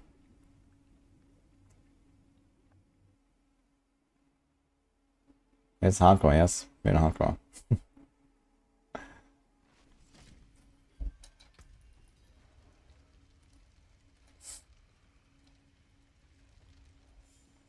Okay, I do have a damage reduction GA. So I might try this. For a barb. And go for the triple masterwork on this. You're gonna get 40% DR. 40% DR is pretty good. Plus a bit of life. The rest just starts the damage. Looks kinda nice. I think it's actually a pretty nice idea. This should be perma, right? Rallying Cry. It goes for 7.4 seconds, and this is with 3 points here. This can proc every 8 seconds. It's not quite perma. It's close to perma though.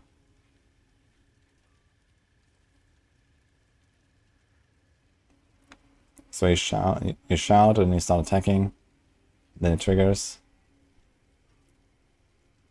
I'm also gonna get this nice bump in Fury.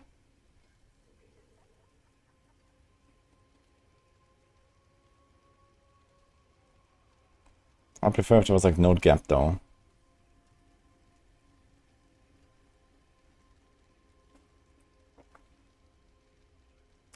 Although with Doombringer, Grandfather, and this kind of stuff, we should be sufficiently tanky, I guess. I did not consider I would not run Tyrells.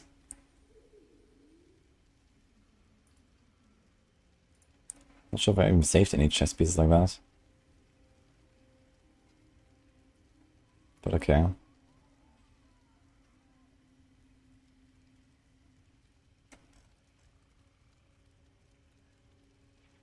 And he's going for Wrath. Really? Wrath and Ire. No Crusher? No, there's Crusher. And he's Undaunted.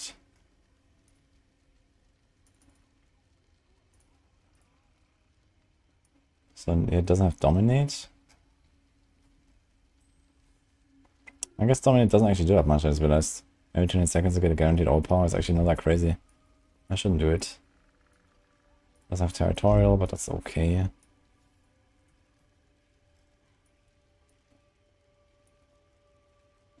Louis, thank you so much for the prime. Hi, Button. Nice to see you too. You are out today?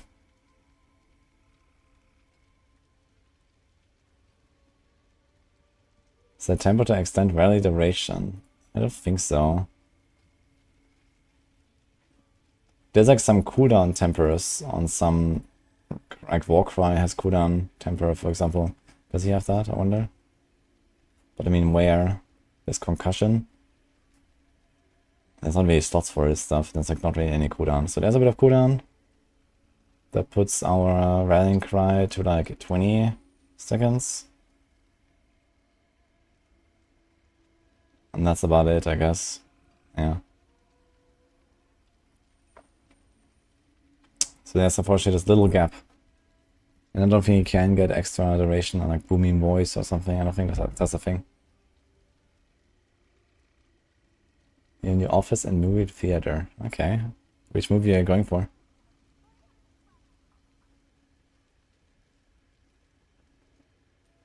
How's Beat Dropper's version? I'd actually like to see that.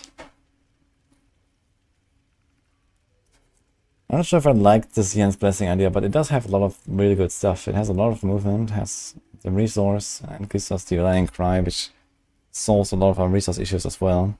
And then we can use Call of the Ancients for like a big burst. Here I have Iron Skin, Warcry, Wind Striker, relatively useless. But needed some way of getting Reap Fury. A Flay as well. So he's going for the Hoda. After overpowering after Ancients deal 40% more damage. Poh. He's actually investing into the Hoda. Actually not. It's 14 points for item contribution, just the core ranks. And the core ranks. Looks funny, man. 15 ranks just from that and this.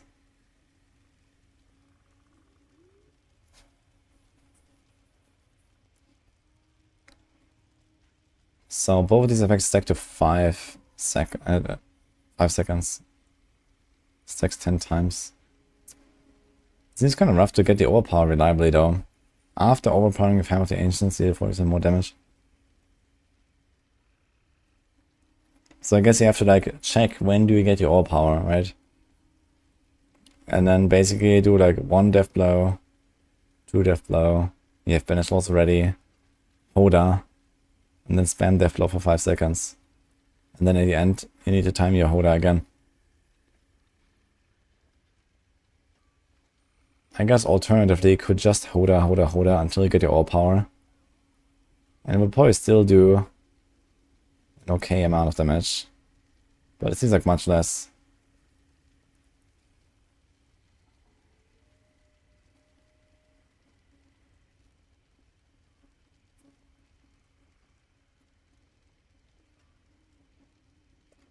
Yeah, I don't really want to go for the Iron Skin aspect.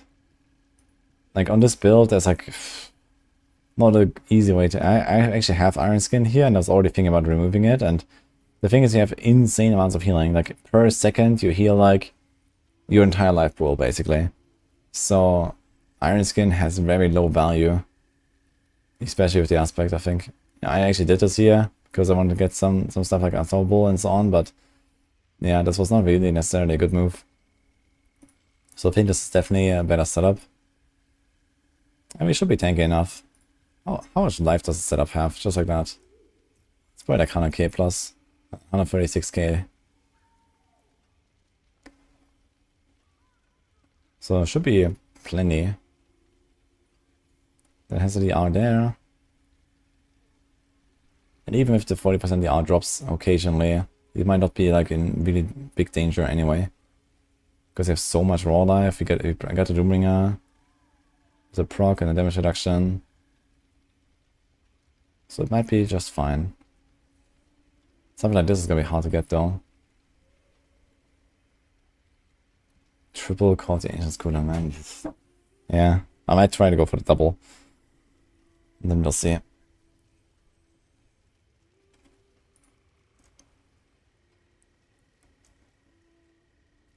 But I'm still missing third blade.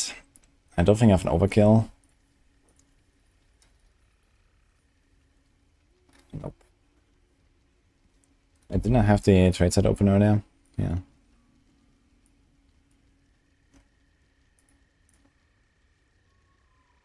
No third blade. Unlucky. Is anyone selling a third blade on hardcore?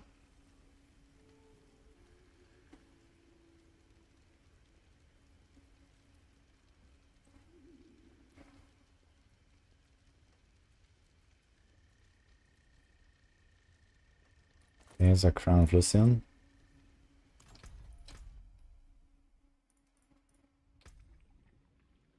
If you're around me, we do weird setups.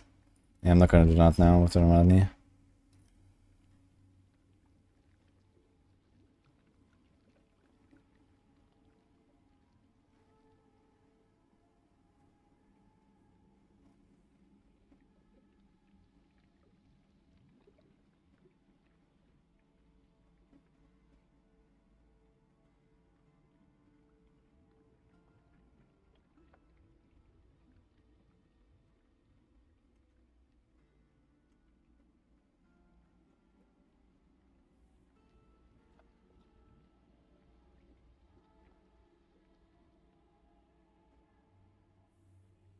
So my base cost is 35.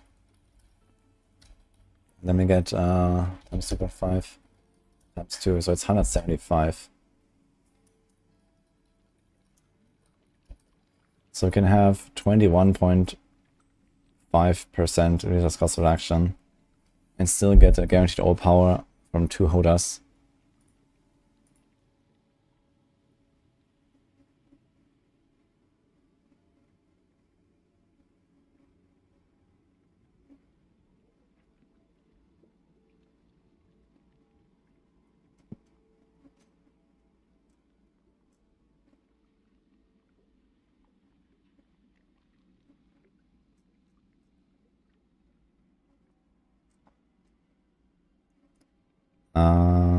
He did have the Earthquake stuff here, right? But I'm not actually going for this.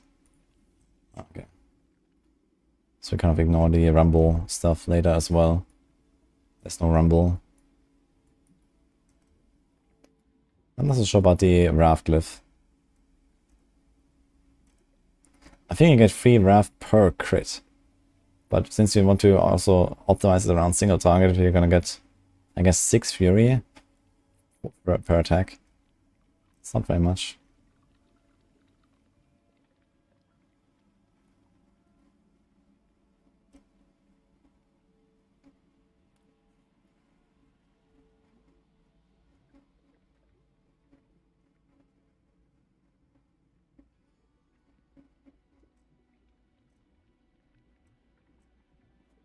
Okay.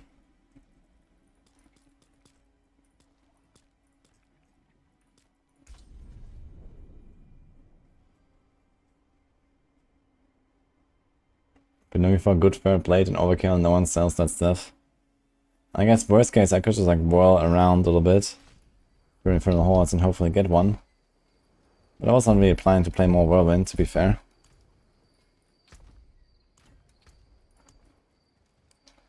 It's kind of rough, man, with like the uniques only coming from Infernal Hordes. It's rough. In bosses it's so much easier to get those uniques.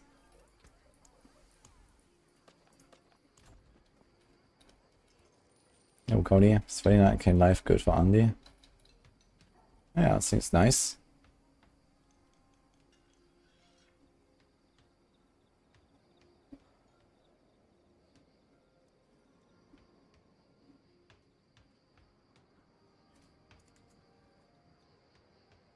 Yeah, running 100% attack speed, Frenzy Barb with Veraphiel's Sword and Fury, just keep ramping from empty to full. I was curious if you know if Devilish could be worth it for that reason. Yeah, Devilish is the aspect that spawns Twister for every 100 Fury, right? I'm not sure if this actually has to generate, like actually generate Fury. It might have to actually generate Fury and not work with over generation. I remember testing this, but I don't remember the result anymore. I guess we can see it if I just go to the target dummy. Gold and XP buff are gone. Exactly on time. Oh, goodbye. Yeah, I think it actually cannot be at full resources. I mean, I can just stand here because I have this Devilish aspect. First of all. I do not actually. This one. We got no compensation. We did get. It's Wednesday, it's not Tuesday. Usually it would be until yesterday.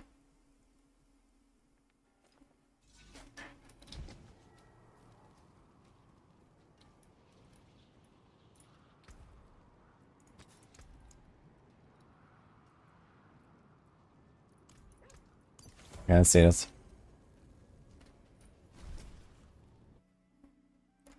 I mean, you could get a lot of Dust Devils if you could do something like Starlight for it.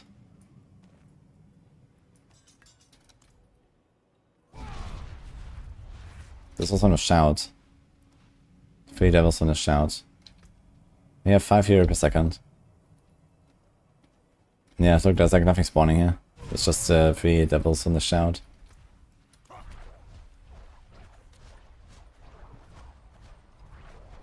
Now if I spend resources.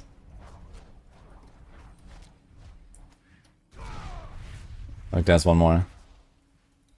So it doesn't work with the over generation. I also could actually spawn a lot of these twisters. If you like multiple hundreds of resources per second or so, that's probably possible. Yeah, this could be kinda nice, but it doesn't work.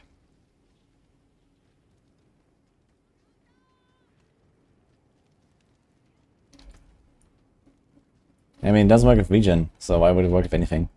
You have to not have full resource and generate resource.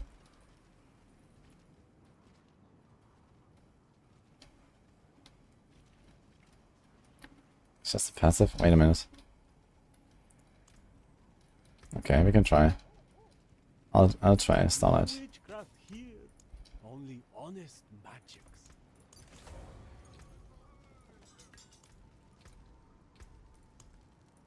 So let's put some points here.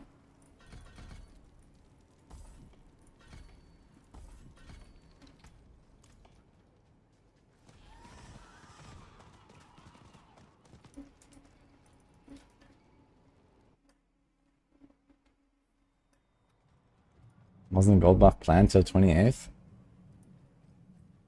No. So it was like 1 week. It's Tuesday to Tuesday always. Like yesterday we had Goblin start.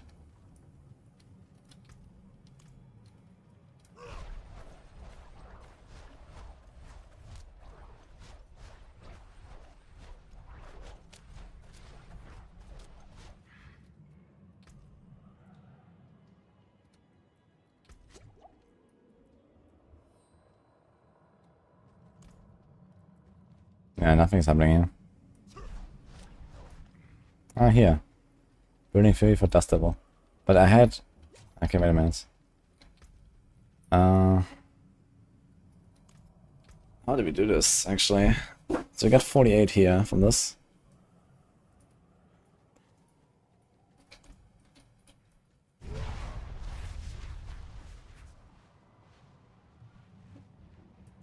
Next call is to spawn a Dust Devil. But not this one, turns out. What?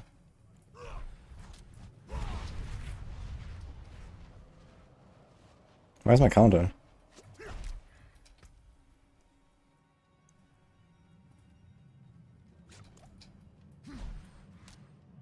He just starts at 96 now. It's kind of weird.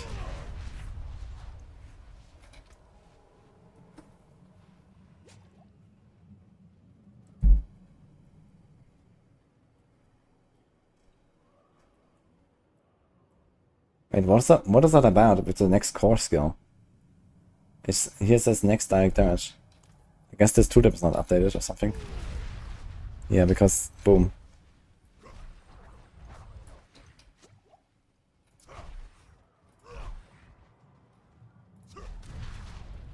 There's the Dust Devils. Interesting. So it does not get to shout, it just does not get to regen. Gracious does work with Starlight. That's kind of hard to do right now. It looks like it though. I just went from like 3 to 70 here.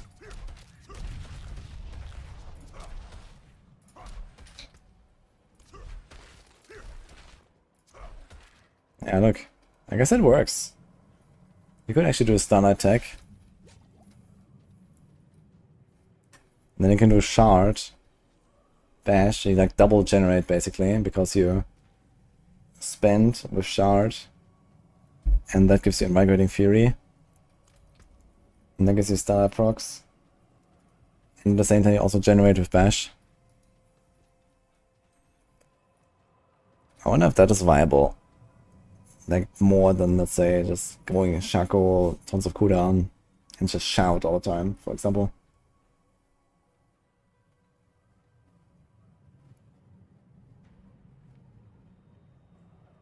Yeah, Nairo is definitely the way, yeah. You even probably want to include some bleed in there. Like you want to do like 200 sword expertise or something. Speaking of, by the way, should go and do it.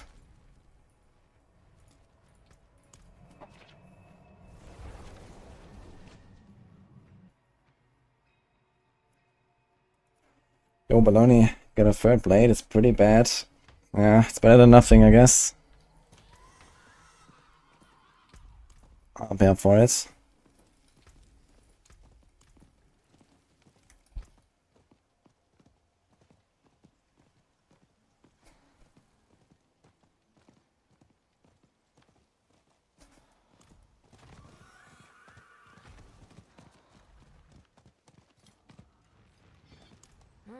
Do you now? Finally doing our quest there. These vermin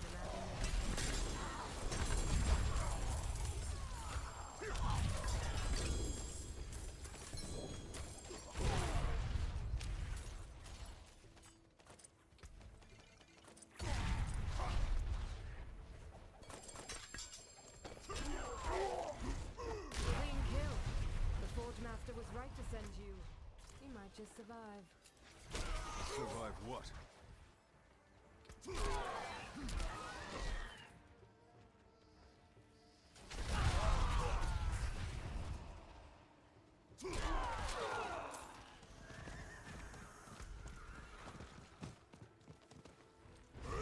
Alright, stay your hand. The vermin have bled enough.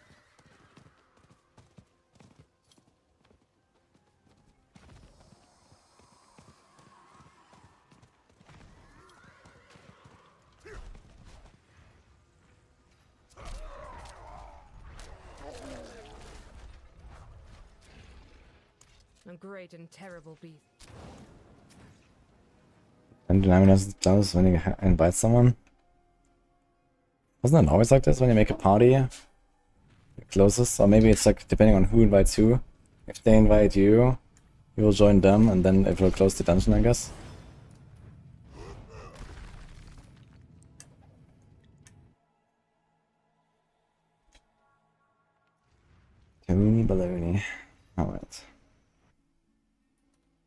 We got something, I guess.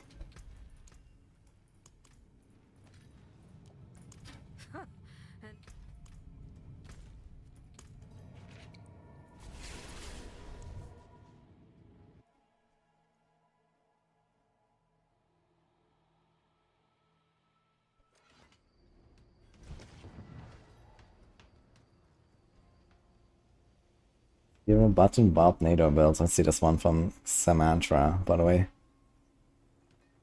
No skills.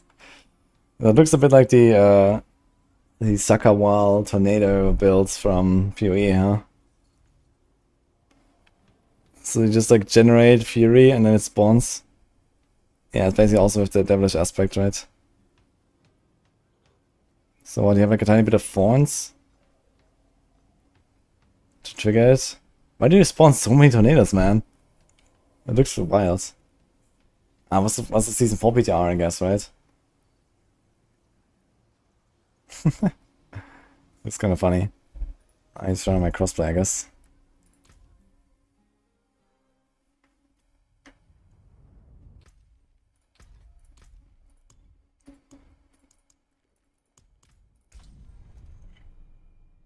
Yeah, sorry. Oh, sorry, there from the world boss.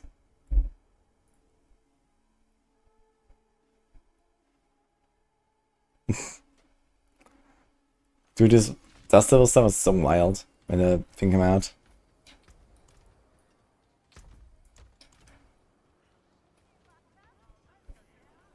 Would you ever use Gauze on Whirlwind? No. Gauze only works with the regular Whirlwind damage, which is basically 0. It's most tutorials and Dust Devils.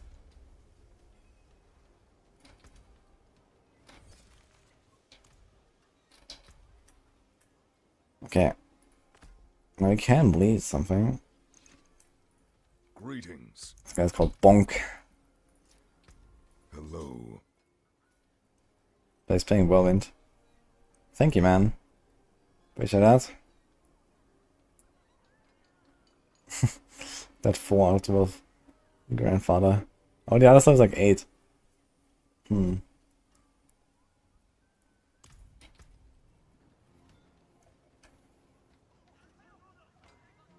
Okay, 55 instead of 70. So there's definitely a lot of room for improvement here. But it's something. At least I can make the build, I guess.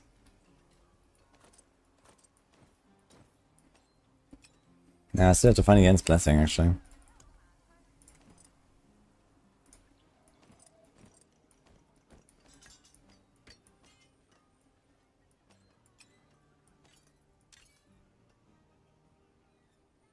Missing Overkill, actually. So not quite there yet.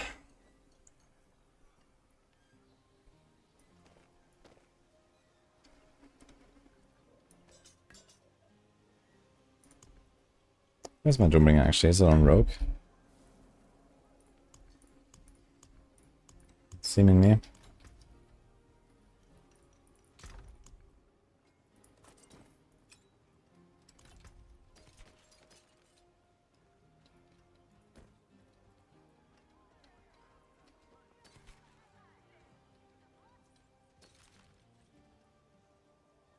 I never attempted a swing.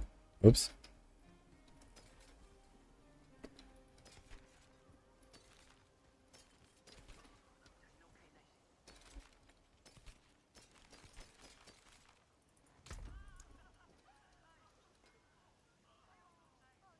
Need to find Banish Stars months. Forge awaits your return.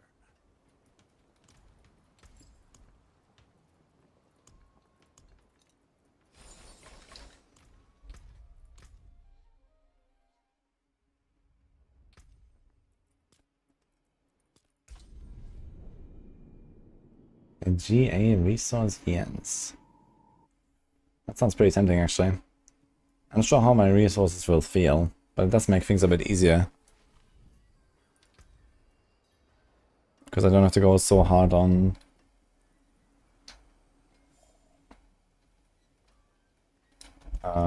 migrating Fury, for example.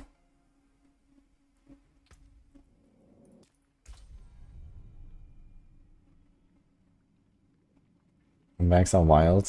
Ah, they're very organized right now, actually. I sorted out like 80% of my stuff the other day and deleted a lot of characters and items. It's fine. So here's Armory Rogue. Here's my Sorg, here's my Druid. Just this was kind of like a dump tab. This is all the mud stuff. Here's my Barb. It's just that, you know, at some point the mud stuff is like overfilling and then it's just kind of like bleeds into all of the other stashes. So here's like 0 blood now and whatever, so let's get too much of it.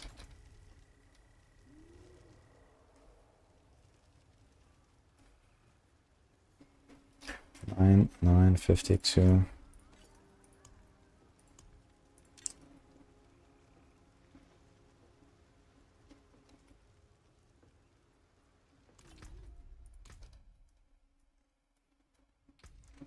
You can increase the death blow area, but only with the overkill weapon. It's not like death blow size temper or something.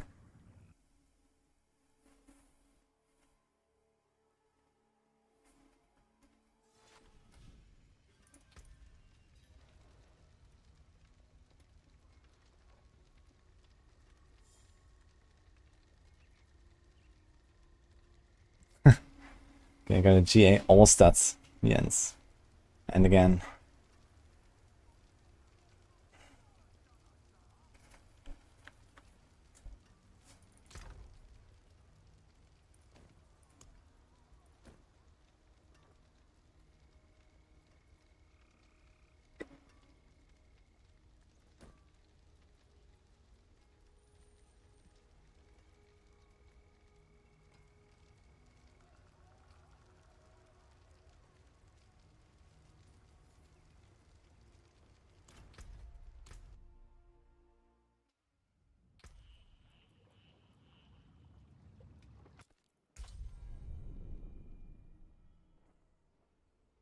I'll open them, don't worry.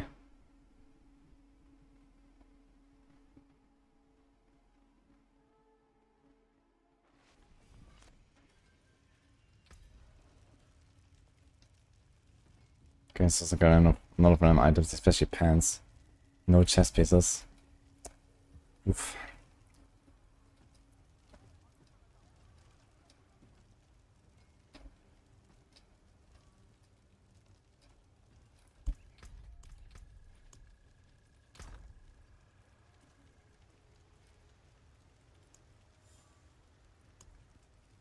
I got all these potions actually also stacking up now. I gotta take this here. 999 scrolls. So take all these boss mats.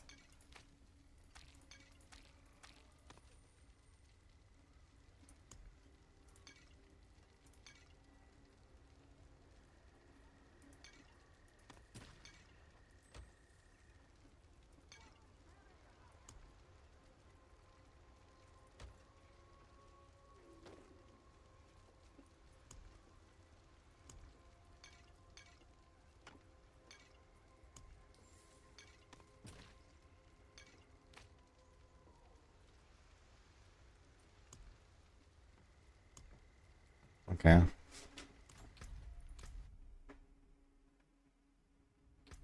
Where's the Game Board for PoE?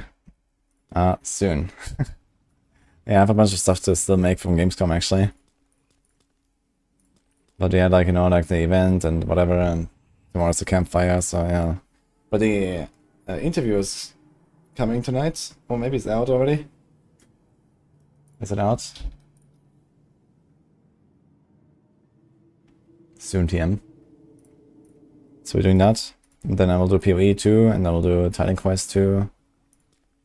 And yeah, we'll see.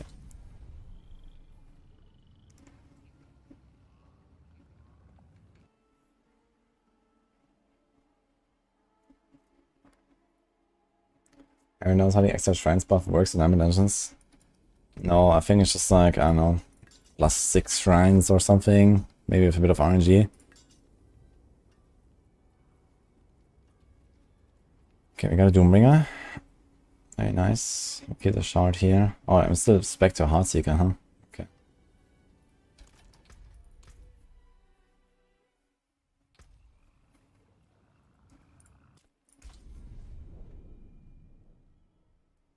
Yeah, we're going Deathclaw Barb right now. I am missing Overkill though. So I guess I have to do some Zia rotation or something. I think it's Zia.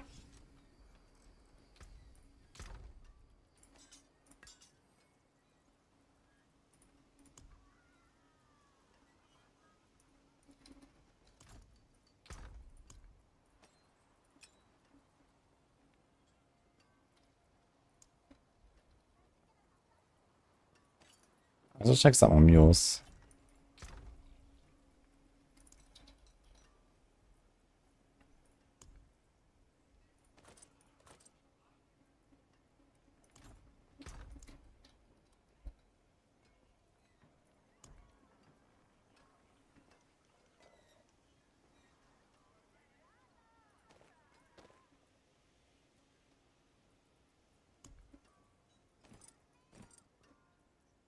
Okay. Materials, huh? I have to be careful with the res in that case.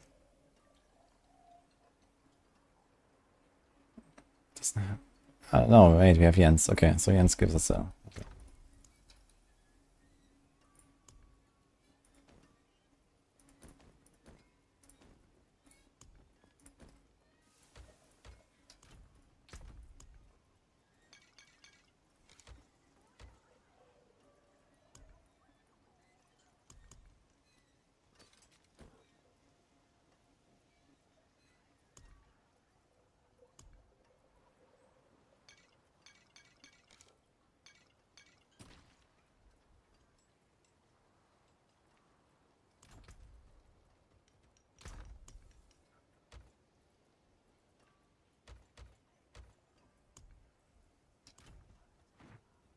Precious stones, beautifully cut.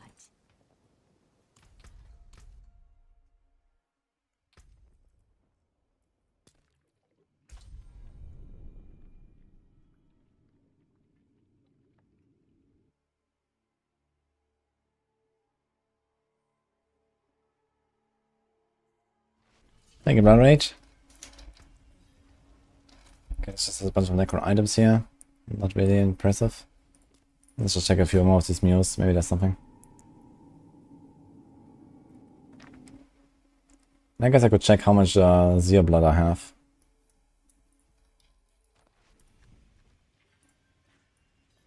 So I was just looking. Load a Zia. And there's Overkill. Anywhere else? Oh, just Zia. Okay, so we have to go Zia. A bunch. It also drops Renown. That's also Rage of Paragon. And potentially Ariad's Bearing. And Jens. So okay, we definitely want to do a Zia rotation. I need to find my blood. And we want resource cost reduction or attack speed rings. I never really saved resource cost rings. So I wonder what we got now. Here's a resource crit. I don't need crits. Here's a resource life. Not terrible. Here's a life attack speed. Oh, it's a triple. I think I have it listed on trade set, but so far no one has asked to buy it.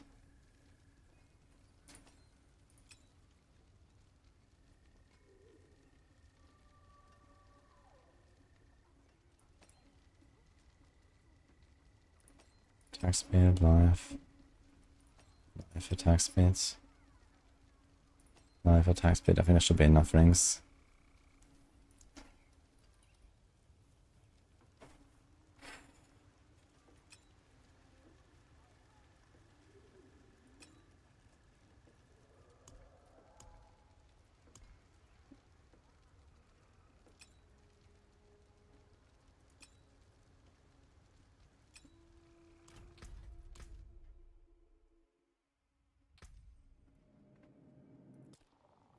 On Earthbreaking, yeah, Earthbreaking, you wanted the power really high and you want the attack speed really high. Those are the two important things.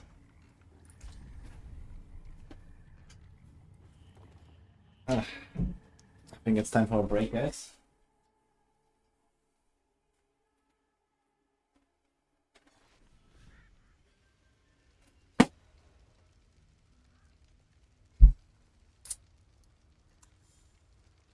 Easy.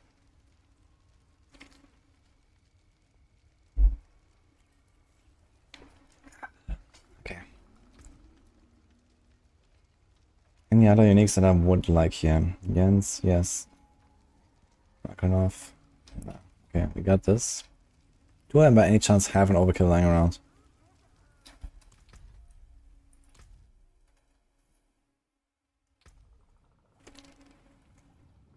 Can I share this link? Can't find it. You mean the boss loot? I think I might even have a command for this here, no? Not sure, but anyway. There's the page. It is right up here in the seasonal section. Hot.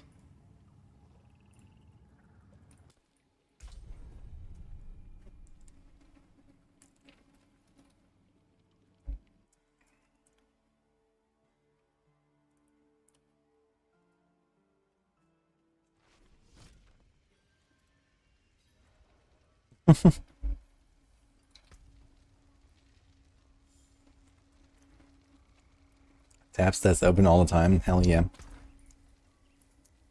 Actually, I can probably mule a few more of these uniques, yeah. We got a bunch. So here's my big Fist of Fate. That I got the other day. That's insane. This was art stuff here. I think these fists were mine though. Let's put them here. Here's a crimson, sure. Half Shagul for later. Bruh. There's more fists. And more fists. Actually not being that great.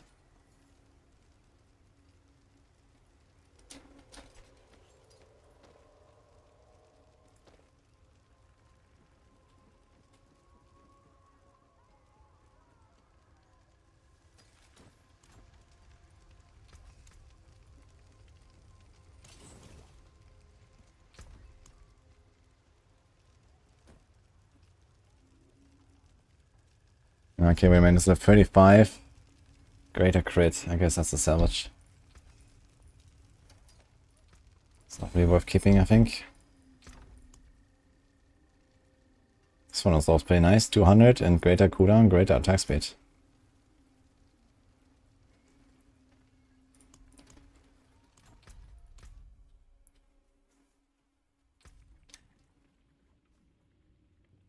Which builds to benefit from Fist of Fate? Yeah, basically all these kind of proc builds and Darials. Like even on like something like Lightning Spear, it is possible to run them. Also, like rogues in general benefit a lot from them, from like high-end pit pushing, because you can stagger bosses much faster with fists. So any rogue build basically can do this on high-end pit.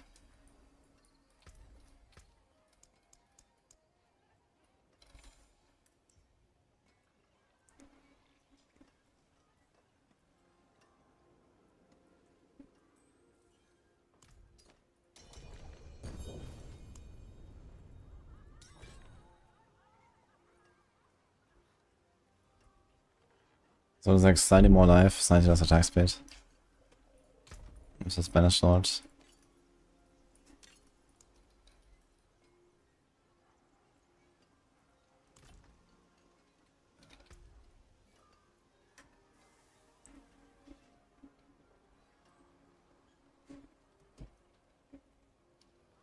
Hello. An insane roll on softcore. Damn. GA overkill. Physical, okay. Alright, it's something that started at least, thank you. Not a great one. But I'll work with it until we get something. Yeah, there's like so many rolls on this thing, man. Like the shockwave can go from 25 to 45. Like the maximum roll is almost twice as good as the minimum. That's actually a lot. The strength has a high range. Left no ranks. Yeah, it's a lot of stuff, man. Also the physical, I mean. Getting a GA on the physical is actually not that terrible, but not really crazy for an overpower build, I guess. I keep dissing it. No, I'm not dissing it. It works, you know. It's just that We have to work on something better. But at least I will be able to bonk the bosses, which is good. I think I can probably get my character like strong enough to just kind of like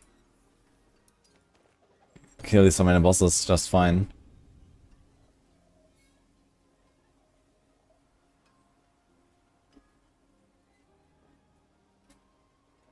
I still have to do my science project here. With the 200% chance to cast twice. Actually, wait a minute. How much is this? 153.7. There's 1 master with crit. And 6 normal upgrades, so that's 55. Right. So it starts at 75.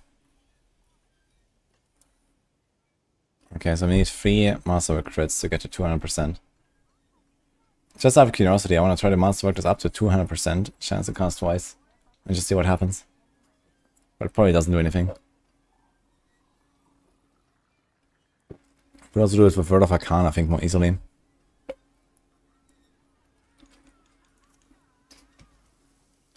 think Word of Arcana is even more.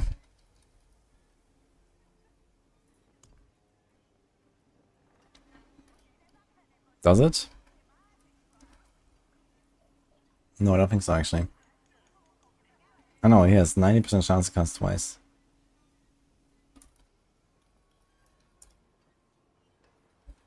So yeah, if we had a greater affix on a chance to cast twice, we just need 2 masterwork crits to get 200% chance to cast twice.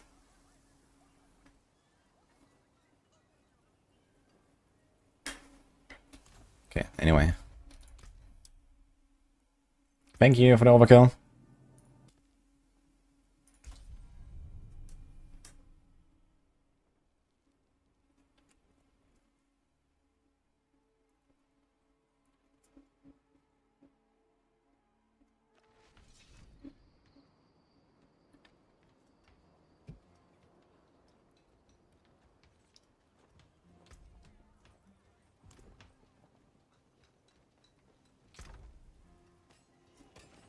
Okay, so I got this. I'm not gonna do anything with this item. I don't think I'm gonna play any other build, honestly, on Barb, will I? I could make like a Whirlwind Barb out of this or something.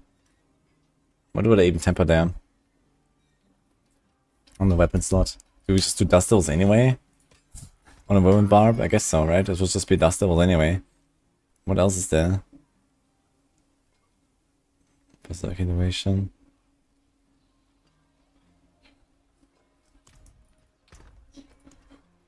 Okay, we'll see.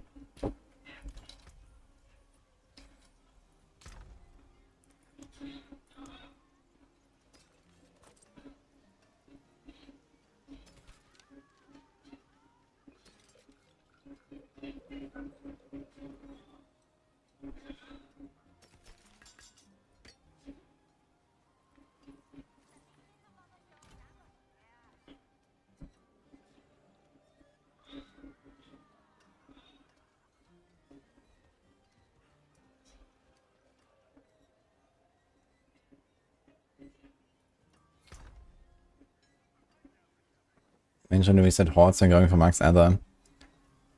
I mean, after wave 2, I guess. If you care about max ether. But realistically, I usually go to like wave 5 or so, and if it really is not looking good after wave 5, then I usually leave. If I have like 100 ether, no Hellborn upgrade or anything at wave 5, then I just leave. But most of the time I just finish the run anyway. Yeah, they also buffed some other stuff now. You can like take the elite upgrades and like the Ether Fiend stuff. You can like the Ether Lords, they're not terrible if you can blast them down really fast. So you can kind of salvage the run most of the time. Thanks for Prime Orphan. Blizzard should buff pure Worm builds with Worm size temper. Yeah, you guys remember Legion League, man? PoE. Melee. League. Good stuff. Okay, where's the ring? So we said we can hit 21% cooldown reduction, resource cost reduction, right? So we go life, resource, attack speed, or strength. Let's temper this a bit. So you want Call of the Ancients cooldown reduction. And a good roll of it. And there's 4 options of the resource thing.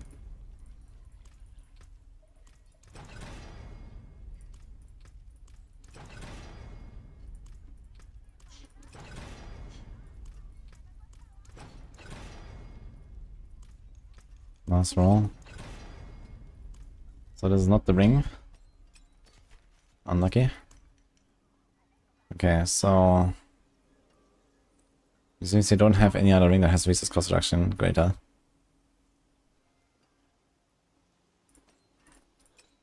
Let's try this. Ah, a warrior. How may I serve?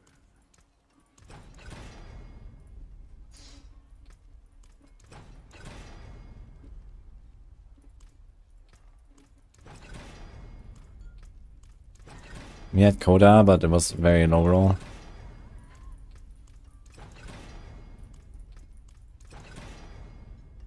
Again. Okay, we got something that is like at least usable. Let's try to improve it.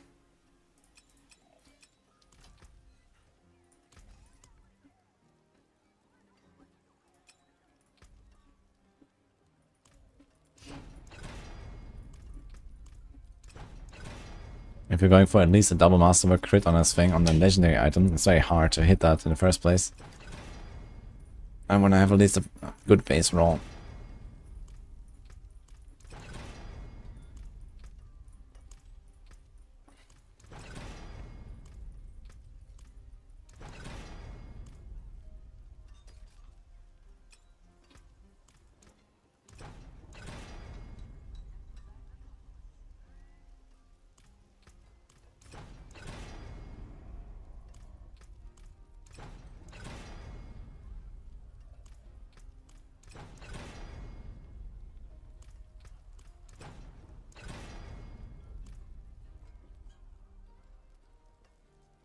Okay, so this one has a bit less life. Actually quite a lot less life. It's over 220 less space life.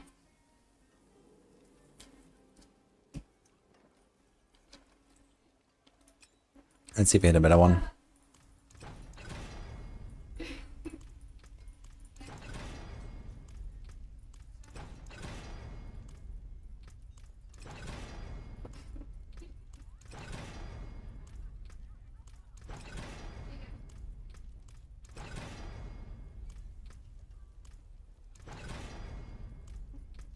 Nope.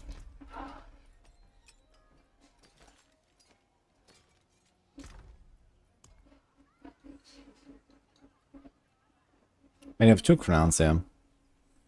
This is 7.5. Okay.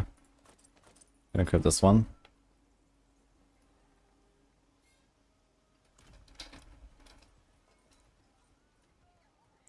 Not entirely happy with those rings here.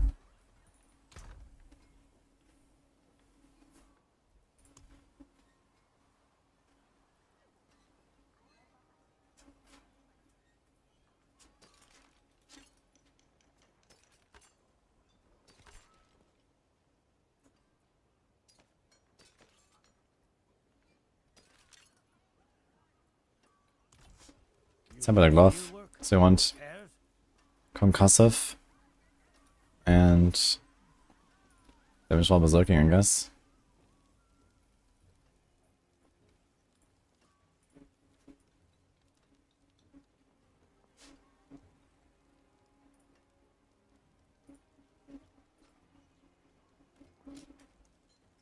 Concussion.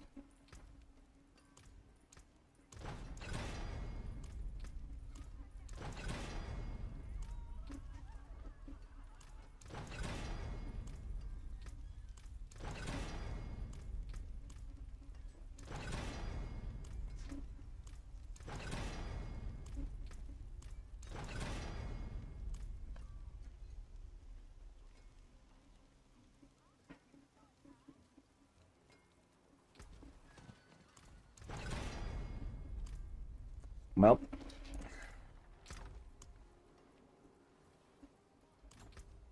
It's just extra chance, right?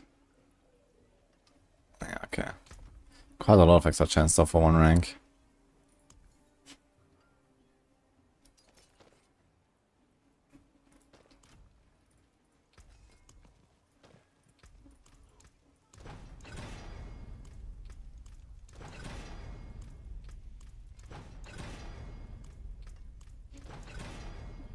Oh no.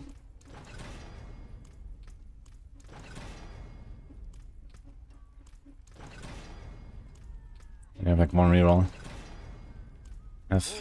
Await your return. Wonder if I have another glove with core skill ranks. This one, but it's already made for the Necro.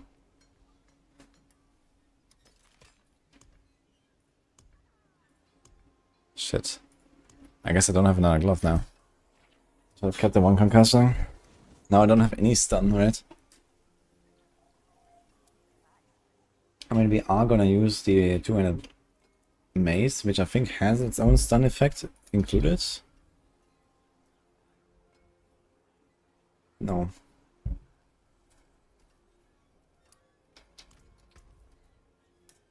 Do we have any other source otherwise? No. So we need a concussion to get Wallop and stuff. Okay, we make them vulnerable, I guess. 6 ranks. We can also get this, I suppose. And we can try to get our glove later. I should have not rolled over it.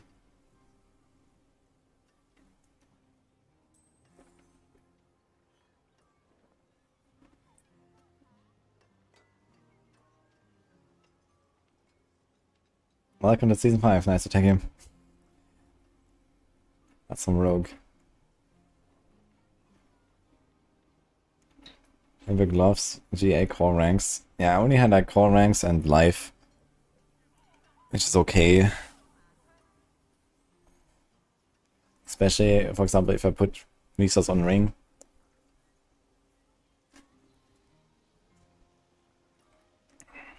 Okay.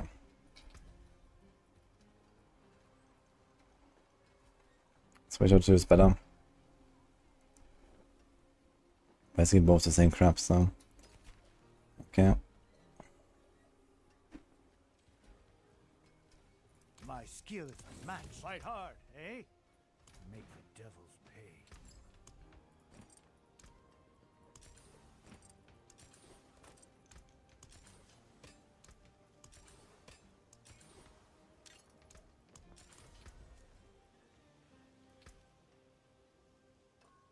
Ooh, that's pretty good.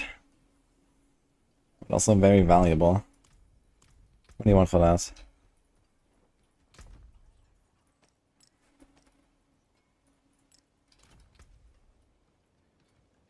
So it's 19 CDR. That's life. I'm gonna go for this one, I guess.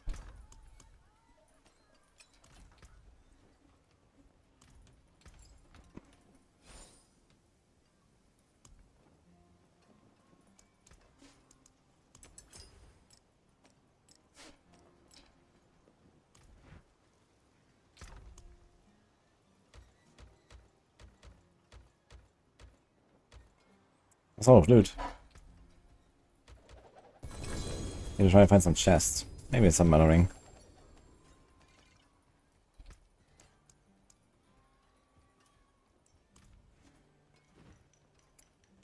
Precious stones, beautifully cut.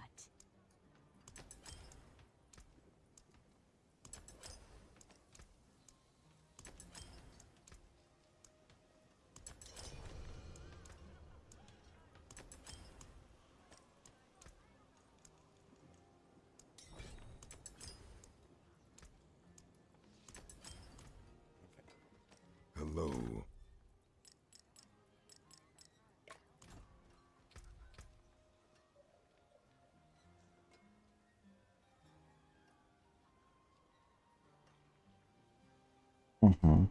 Very good. With willpower in it. Guess I can roll the strength. What do you give him for the glove? Let's say 250. Is that fine?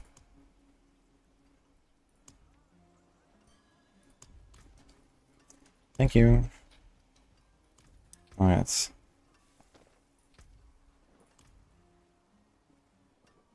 we try to get berserking and concussion. Come on. We have many attempts. It's a 1 in 3 for us.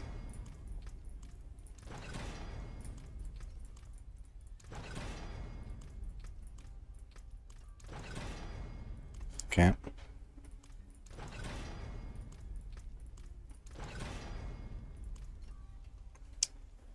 Ah.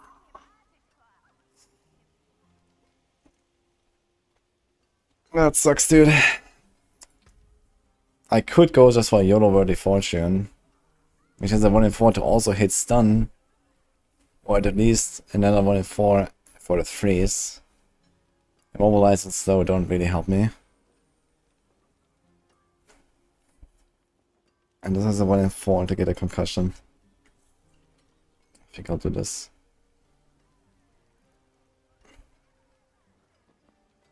I guess I have stun duration, which is not doing nothing. How long is this? 2 seconds. Let's try this. Got 1 concussion, okay. Well, I got 1. That's what it is. I don't know. Oh, you don't want it? You don't want this? Sandwich. Thank you.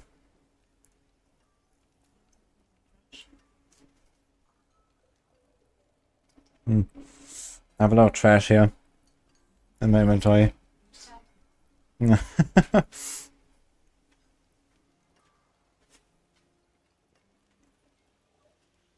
Tempo is a great mechanic, smile. Pet Danini. Yeah.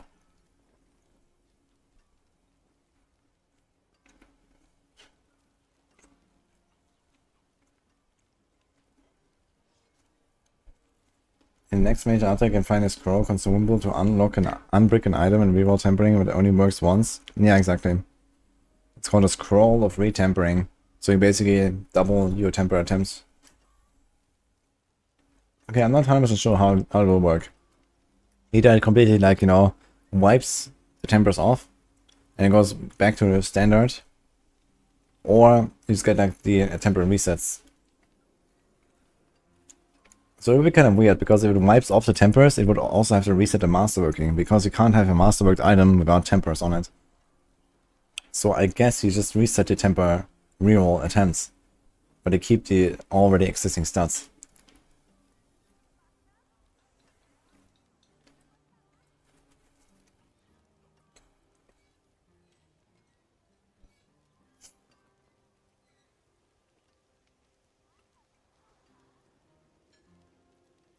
It's already set up for bugs. Yep.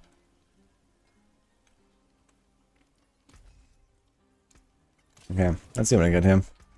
I need a chess piece.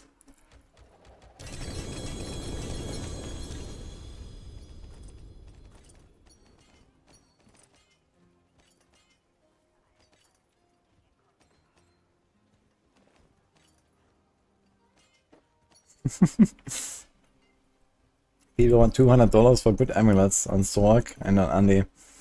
Yep.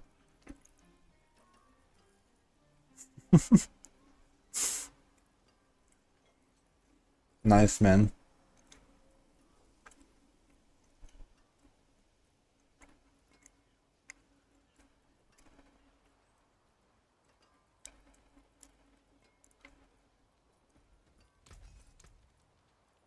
Win favor, my friend.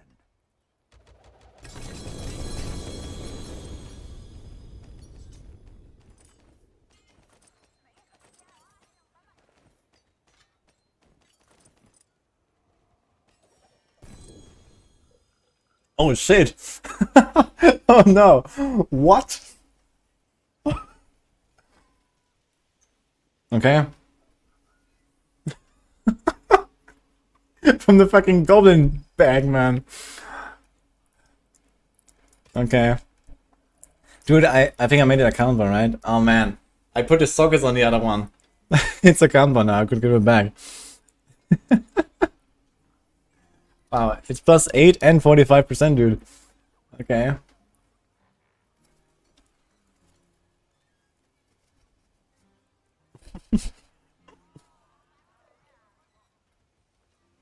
Hmm.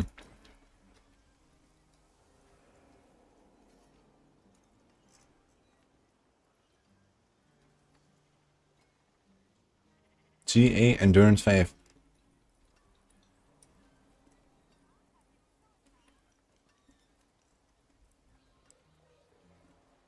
That's an insane drop from the Goblin bag, man.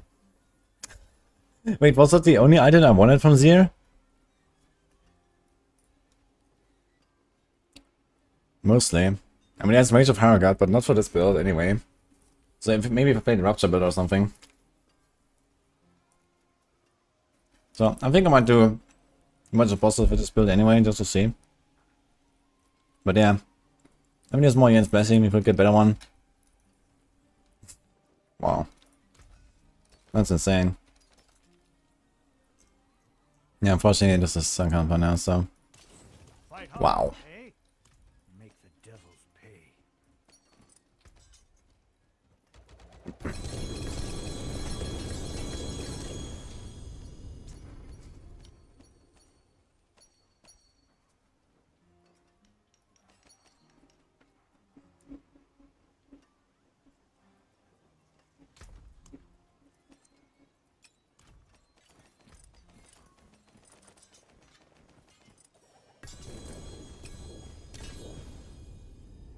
Plus 4 to bash.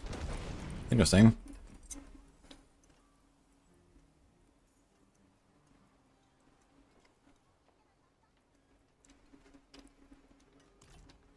Ah, a warrior.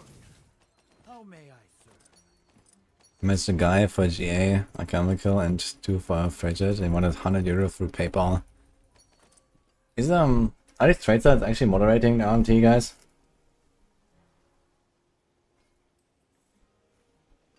I know Blizzard does.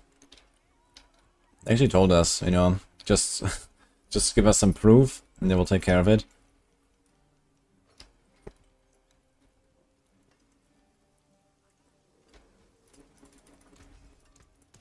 Win favor, my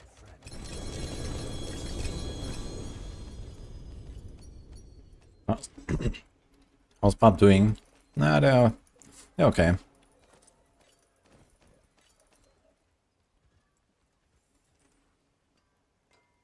Strength field per second. So we'll see. I probably don't need the greater armor. I think greater armor is a bit too much.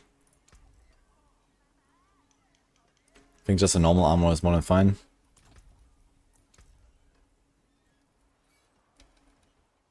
Afraid to duelist.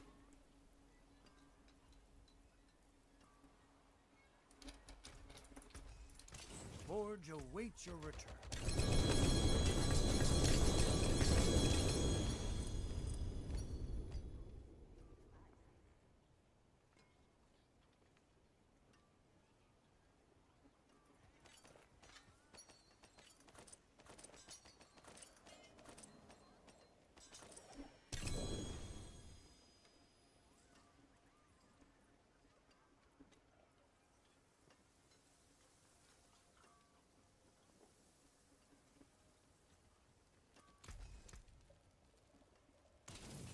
Fight hard, eh? Make the devils pay.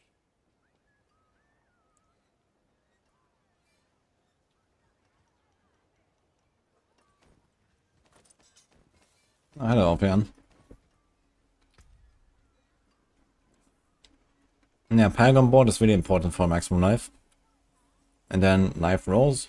You know, you can put that on some gear. A lot of people tend to neglect it a lot.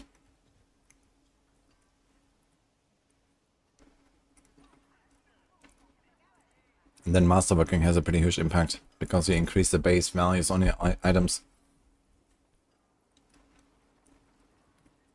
And you potentially get to the point where, for example, you can remove one of your armor rolls, you can remove one or two of your res rolls, and then replace it with more life, for example. So you can kind of like rise a lot with like investing in your character.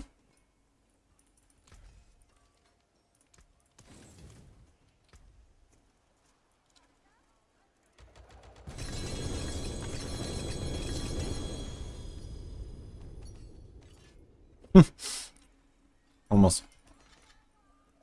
Another GA hammer. The hell hammer.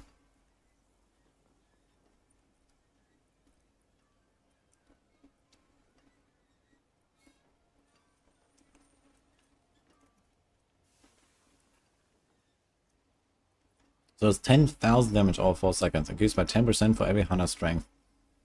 So when you have like 3,000 strength, it's a quadruple. No. Yes. It's like 40,000 per upheaval.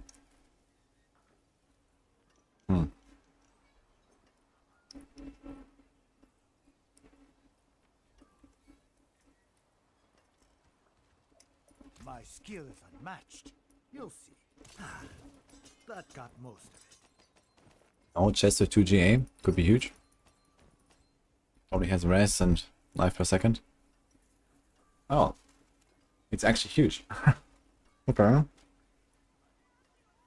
Okay. I'll take it.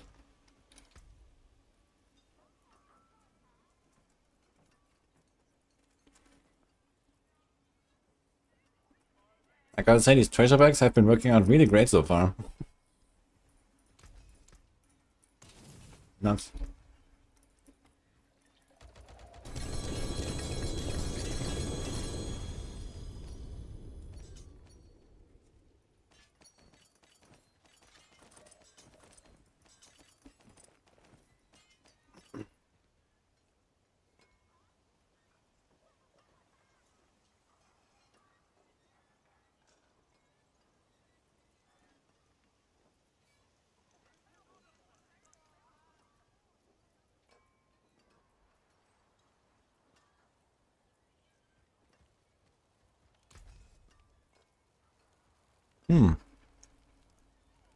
I'll save it. Win favor, my friend. It's a perfect FX Locran. You need steelwork? Good salvage.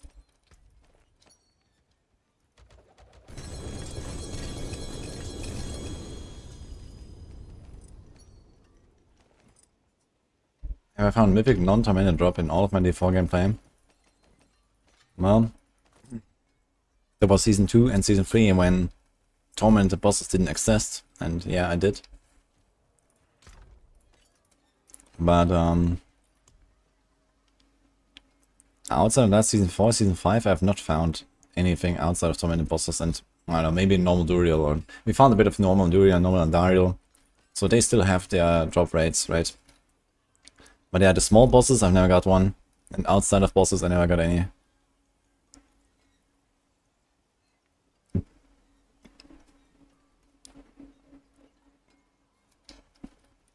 Ah, a warrior. How may I forge await your return?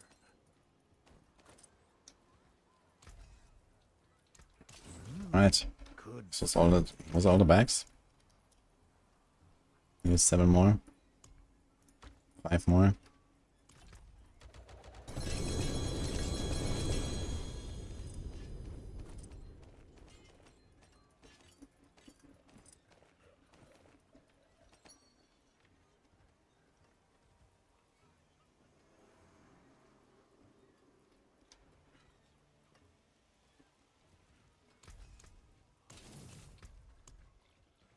Alright. My skill is unmatched. You'll see. Plenty worth keeping.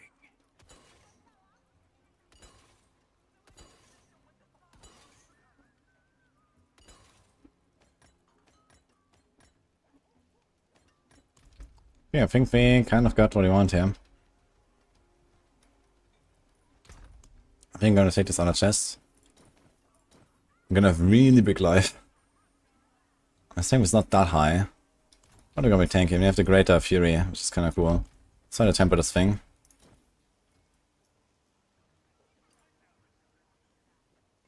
So it's free life, free strength armor. Not invigorating fury.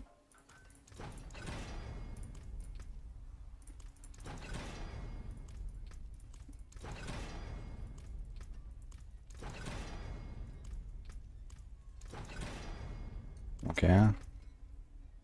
Concussion. Ah, shit. What's up with the one concussion all the time? 2 attempts left. I think I'll leave it. I guess it is what it is. Alright. Let's go with that. Dude, there's a whole 3 items to tempo on this build. Everything is unique. 1, 2, 3, 4, 5, 6, 7, 8, 9 uniques, man. Shit.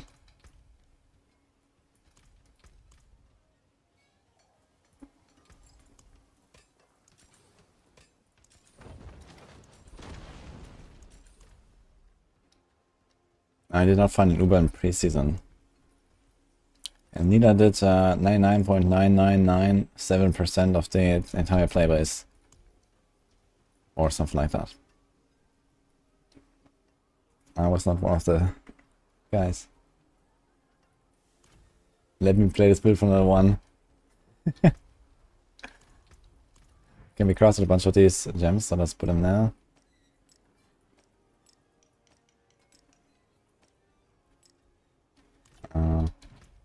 I still have these crit damage gems there. Lawless. Okay, my rest is just fine. Actually, you can get away with like the crappiest armor roll, I guess. That should probably be okay.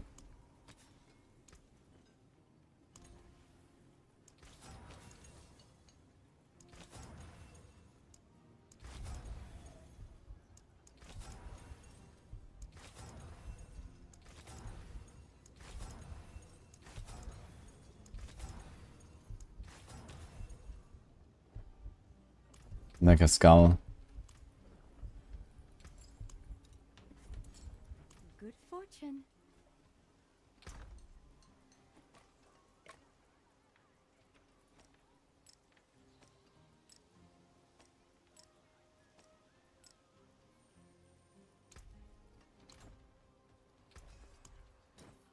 See? Finest quality.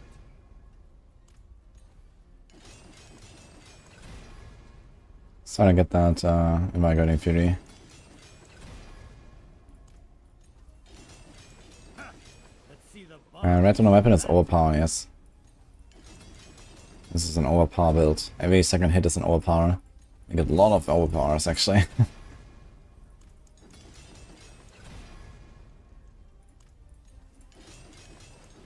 one of my better pieces.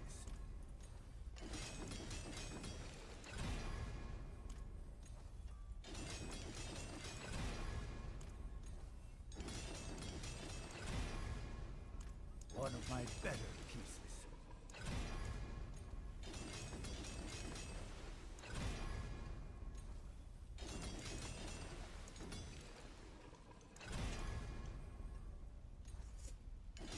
Ha!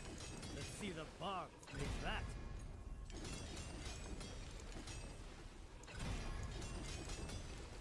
Okay, I got a double. See? The finest quality. And life. Let's go over this for now. Unless you didn't hit something useless like the armor. Okay, here you basically want to go for the core skill ranks. And then eventually we have to roll this to resource cost reduction or attack speed. I guess you have to kind of see how it feels with the resources. Because now we're going to spend 200 per attack. It's going to be tough to really get that amount back. You want to spend 138 with a Hoda, and for that you want to have no more than 21% resource cost reduction, but it can go up to 21% resource cost reduction. So that probably means you roll resource here and here, and then this might be fine. Here on the core skill ranks, I guess, if you hit the life, it's not terrible. One of my better pieces. It's a non-GA one, so I don't want to go too ham on it.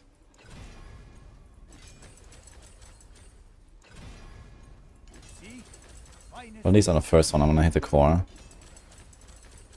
And then I want the distribution between life and core. Let's see the barb make that.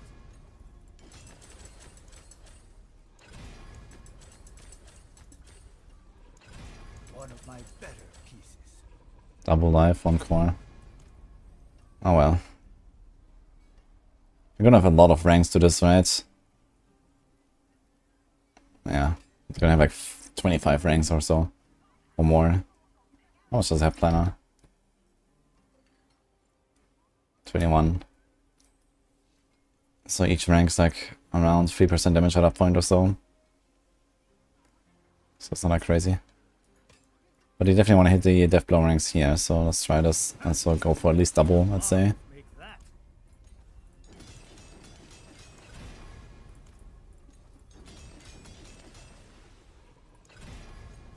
See? Finest quality. Arise in almost 2 hours, don't miss it. Oh.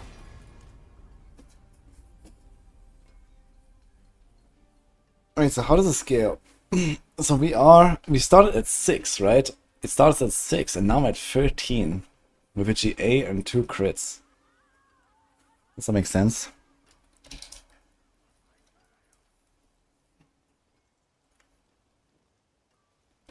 GA and 2 crits is 30 plus 50 plus 50.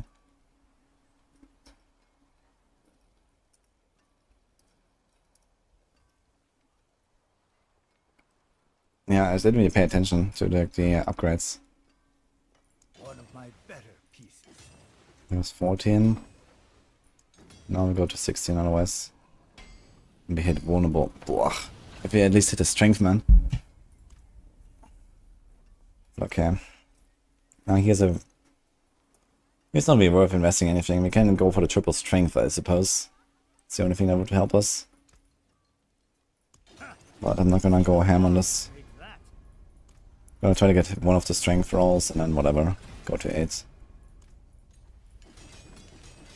We need to improve this thing. See? Finest quality. Okay. And also my grandfather needs to change now. We actually need to go for the life only. Maybe one on the stats would be okay. Percent damage is not very useful here. Unless I make a second grandfather. I could make a second one.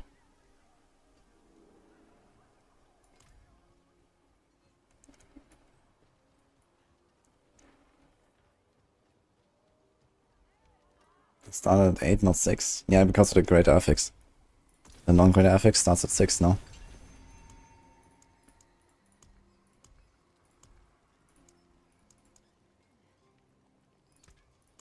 Find what you drink. And I think I crafted a single GA mythic so far.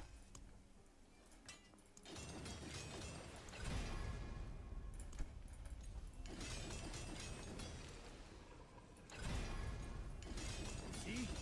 Finest quality.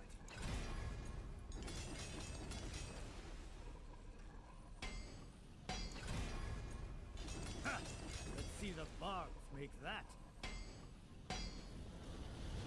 You can make an uncle of a Necro and kill it if you want.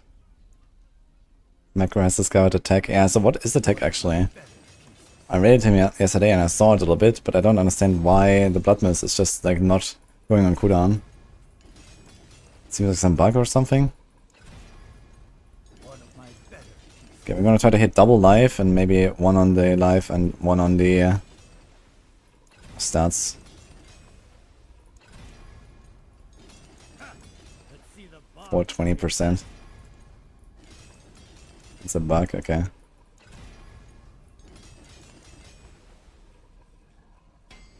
He's unkillable without dealing damage. Okay, so you can't kill anything either. Great. Finest quality.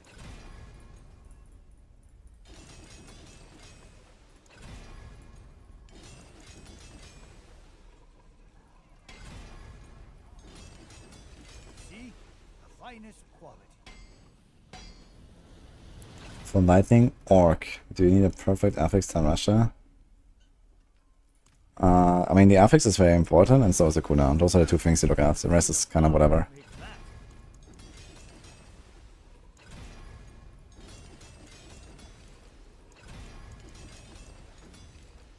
Okay. One of my better pieces. Alright, I'll take it, I guess. So this is 800 more base life and a bunch of all stats. The all stats don't really help me much on this build, to be fair. Since I don't benefit from the crit that I get from the dex. We should also be rest capped easily. Well. Win favor. Let's do this. Not sure about the boots. They have a GA all stats and I have a nice move and roll. I guess they're okay. When I hit movement or resource. Okay. See? The finest quality. Okay. Moving again maybe? Ugh. Is that a reset angle?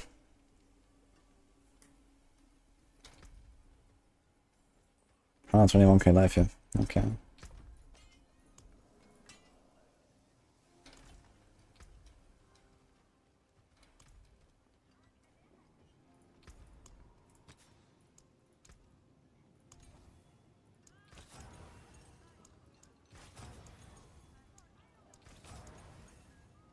$5.6 resource cost. How high does it roll? 7.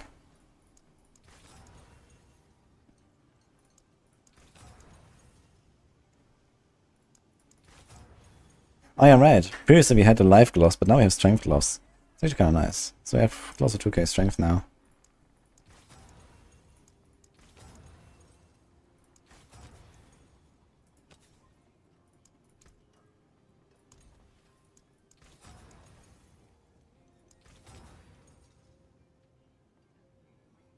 We get strength, life, attack speed. And otherwise we should go for resource, huh? I have exactly this stuff now. Just that this is strength instead of attack speed here. Which is fine.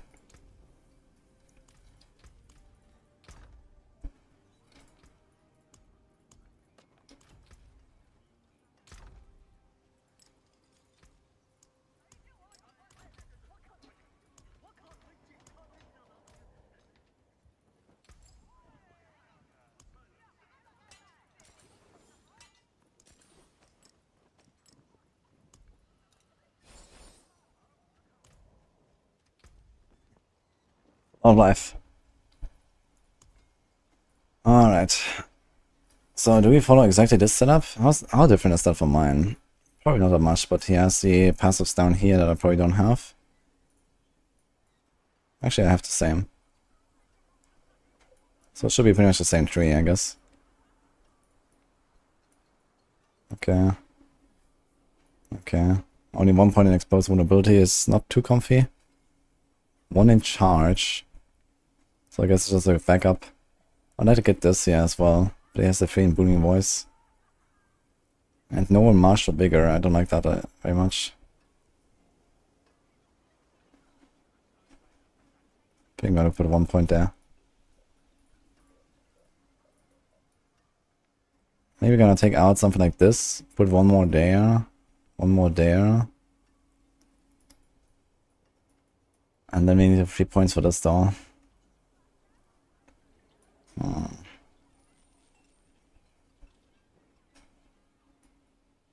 Yeah, there's no points for it.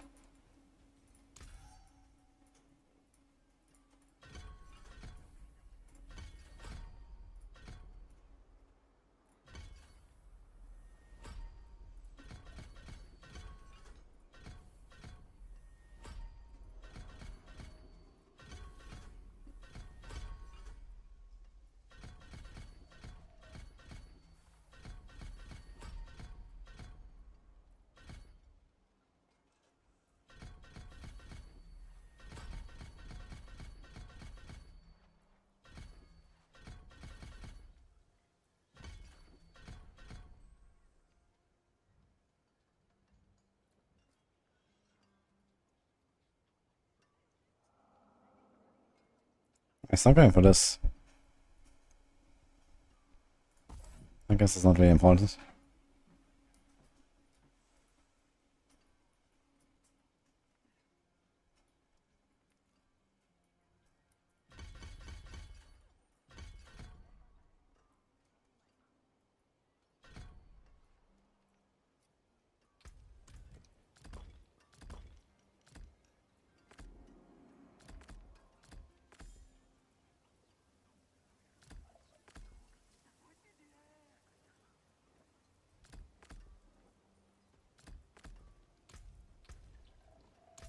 Can't see this, yeah. Yes, might, undaunted, territorial. Okay.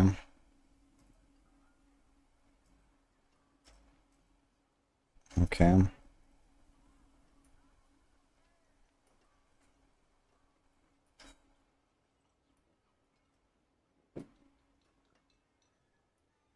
Mm-hmm.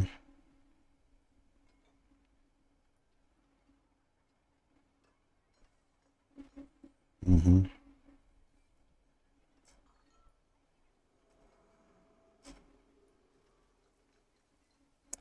You could cut 4 points here if you have to. It is 22.5 berserking duration though. But it gives us 3 seconds each time we do it. I don't think you really need those 4 points if you want to do anything else with them.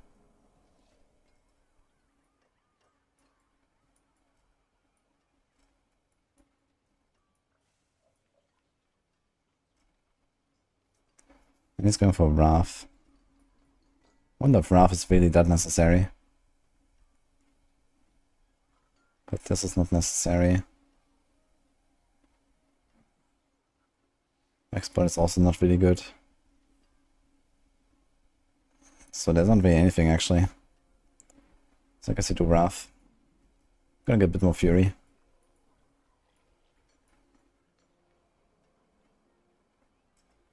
Alright, I kinda like this Paragon board. I think that's pretty good. I wanna compare this to mine.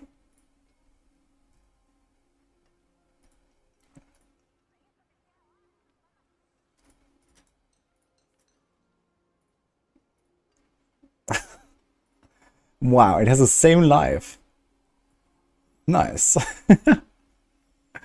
Okay.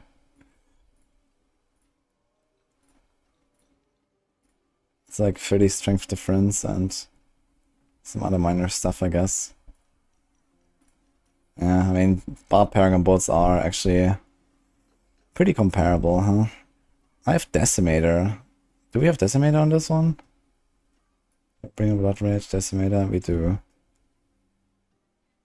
We don't have these live notes, yeah. But we have those. We have some DR here. I could actually take this DR and this DR. Okay. 1, 2, 3, 4, 5, 6, 7. That is also pretty tempting. Wonder if I can take this and tweak it a little bit.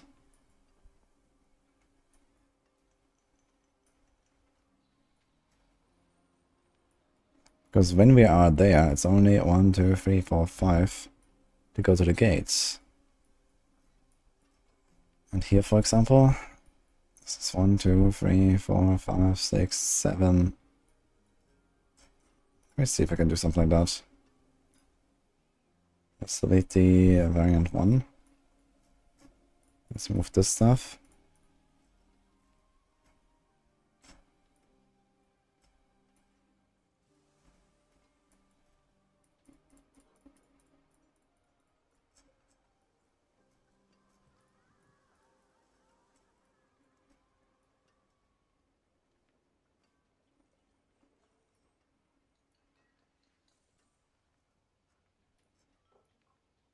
Oh, -1, okay.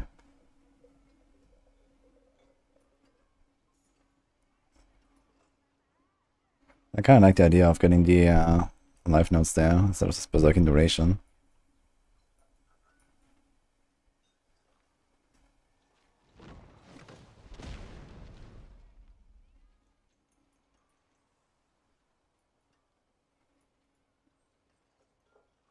This is a strength one.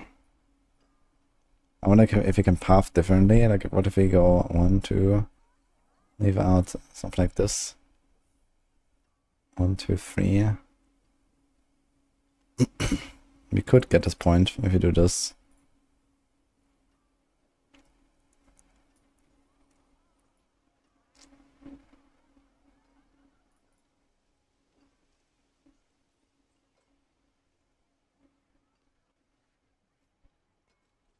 That's a very interesting layout.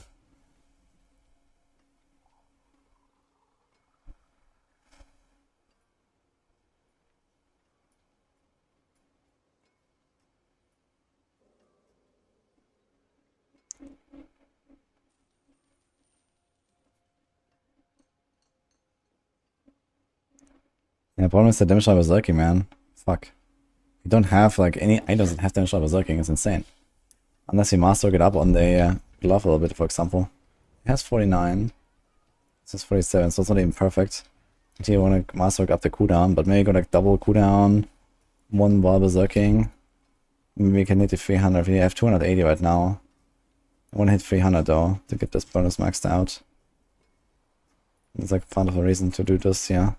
Because like this we cap out exactly. But otherwise it's actually not a bad option, I think.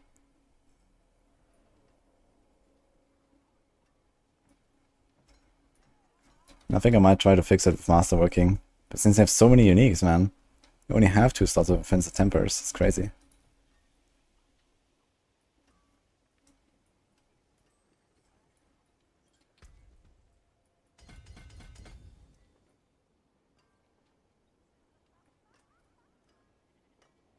Hello, Michelle. Thank you.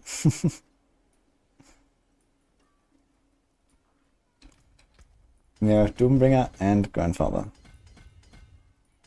There's no materials in the setup, so Doombringer makes us quite tanky. I kind of like the idea. Previously I was going to play with Ramadani's and Tyraels, but Ramadani's has some issues. I like the setup here.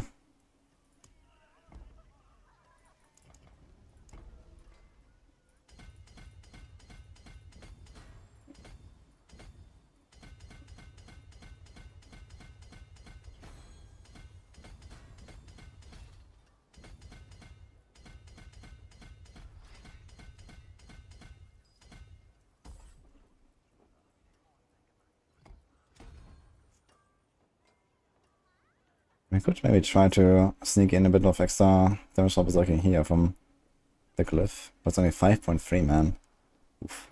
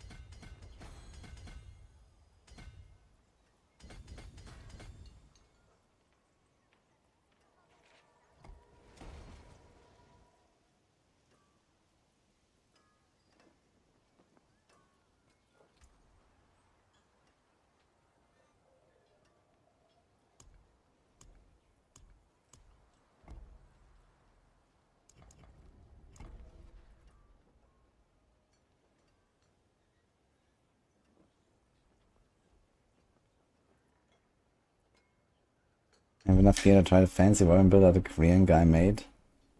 I want to see fancy Korean whirlwind.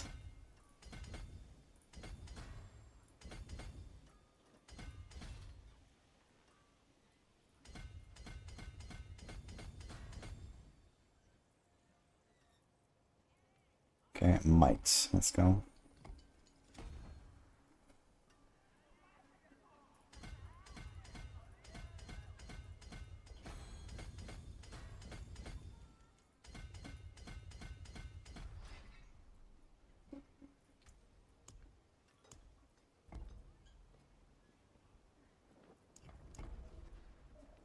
It's a super high budget.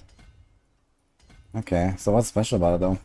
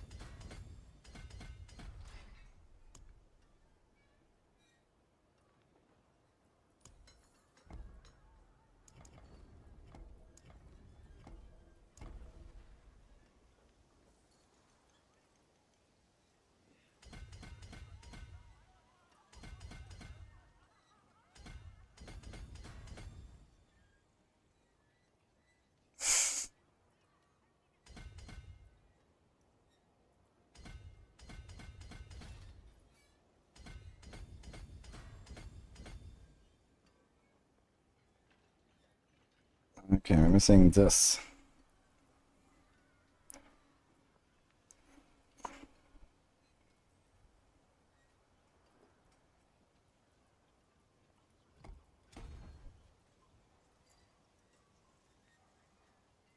And can I find 1 point for this?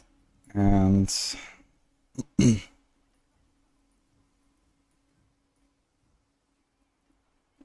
I can't, I guess. It's already like stretched thin as fuck as it is.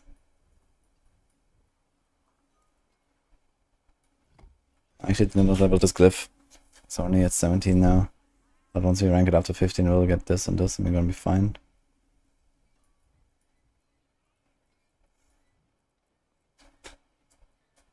Wonder how much damage all berserker I have right now.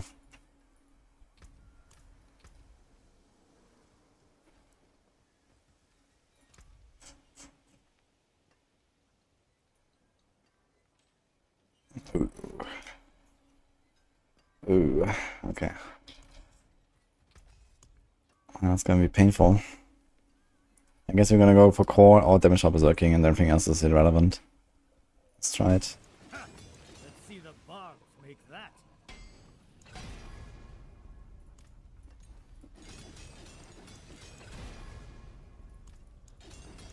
One of my better pieces. Double damage or berserking, so how much is that now?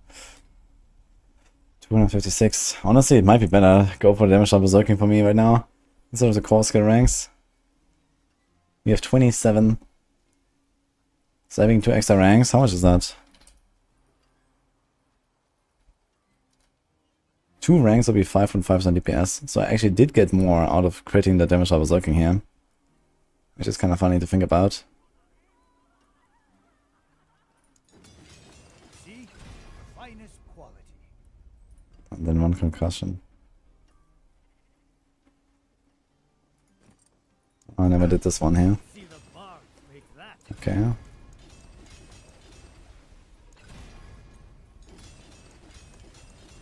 Gonna try to hit a triple on the damage reduction. Or maybe double and then life or something. One of my better pieces. If I take 1 less life note, then I should trade my life note, that is good. Or damage reduction node, which does the same thing, just less consistently. Okay, well, I guess that works.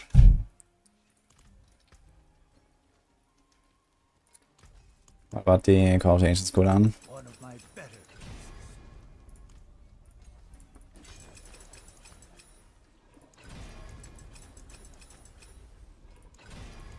See? Finest quality. Okay. Now my damage was, I guess, 285.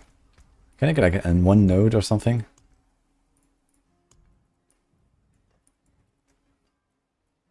We have those already, and this is maxed, right? Just like a fully maxed glyph. Okay.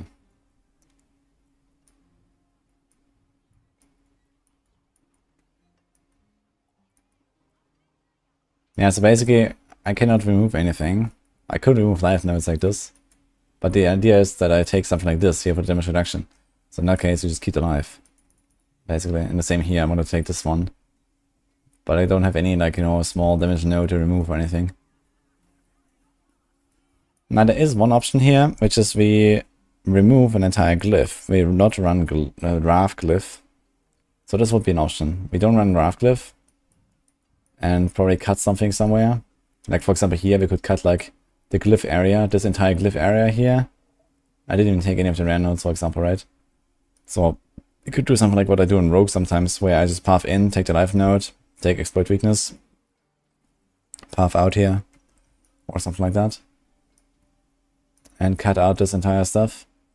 And we get many points. And then we can pick up, you know, some other stuff. We can do the damage sharp berserking. We can get this DR, this DR, this DR. So that would maybe be worth it. If my resources are fine, I mean, I don't really expect much from the Raft Glyph. So I don't think there's any life nodes we haven't picked. No. Select damage reduction. So there's 2, 2.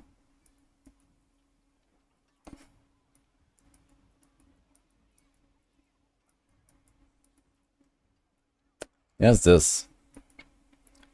Which is kind of far. But it could pick up Bonebreaker and get us on the R as well. I wonder if I could pick all this stuff by dropping the glyph. It probably gives me something like around 20 points. 2, 4, 6, 8, 10, 12, 6, 8, 10, 12, 5. So it's 25 points, including the 2 gates. You'll get 1 gate back here. And then you have to get 1 gate here. Basically. So this will be like 6. And then it's like 10, 13, 18, 20, 2, 3, 4, 5. It might work. Unless I miscalculated how many points I need for the glyphs. But then we still don't have this. We still don't have this. But I do get this, which is also really nice. And this is mildly nice, I guess. Will not do that much though.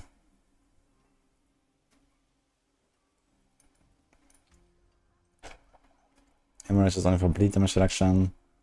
Also, I need has some life nodes. And there's also damage reduction from close, which is not bad. Life nodes are very far though here. So that's not gonna help us. And Weapons Master. I don't think really has anything, right? No.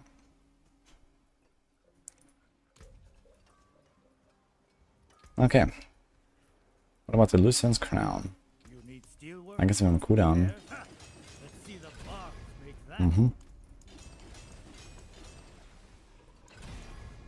Are we gonna go for double cooldown or we just say nah? Let's go. Let's get double cooldown.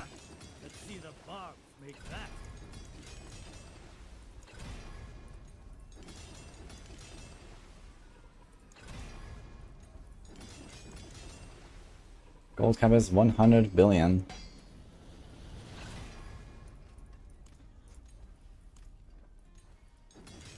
One of my better pieces.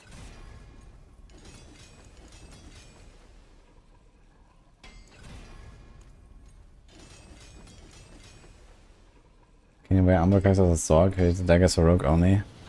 Yeah, it's a rogue item that was introduced in season 5. And it goes pretty crazy with lightning spear swords. Actually, I'm not sure if it's like a general thing in party play or is it just lightning spear.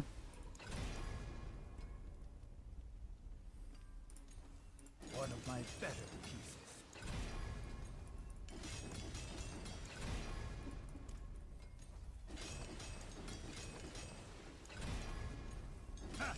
Let's see the barbs make that.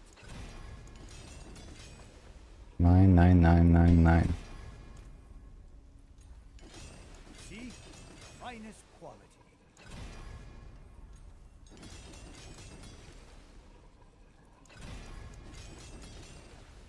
Okay. Let's see the barbs make that. Oof. Shadow Rest, huh? I want to hit either the life or the cooldown as the last one. After getting double cooldown. So let's see.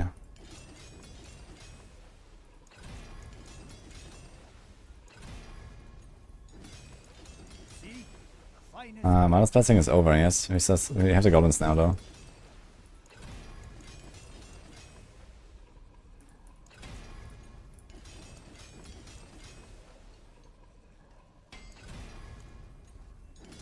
See? The finest quality.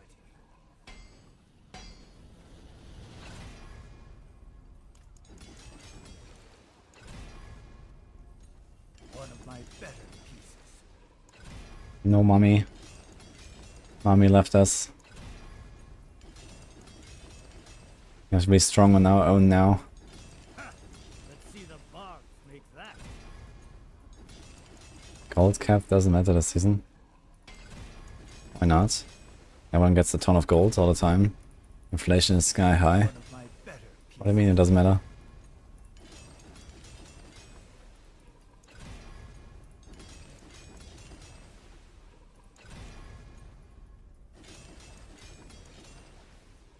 It's the free rerolling all over again. Pretty much, man. I felt like the system was better when you weren't rich as fuck all the time last season. But now you just have like infinite materials. Plus bullet gold. Everyone just like keeps rolling. Let's see the bards make that.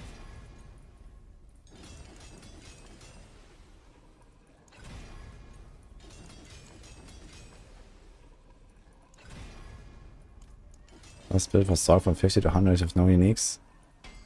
I would probably just stick to firewall.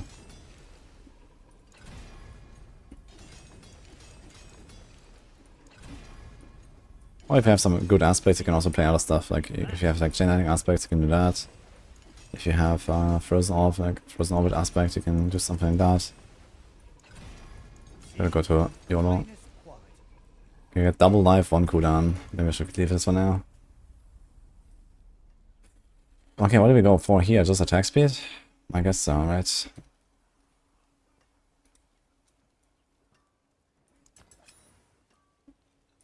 That's a 39. Good start. One of my better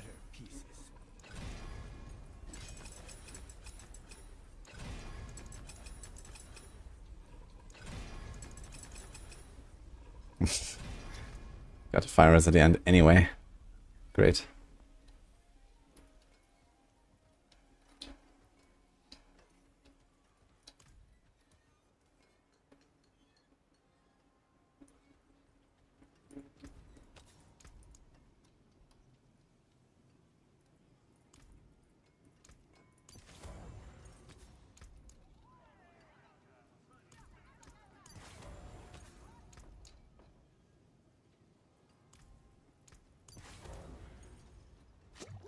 Okay, max fear is 190. So I can barely actually attack as good as. Oh boy. Okay. Oh, that's funny. I cannot select the 200 expertise because I have 0 ranks. I cannot actually do it. That's pretty hilarious. Okay, so Fight hard, eh? Make the devils pay.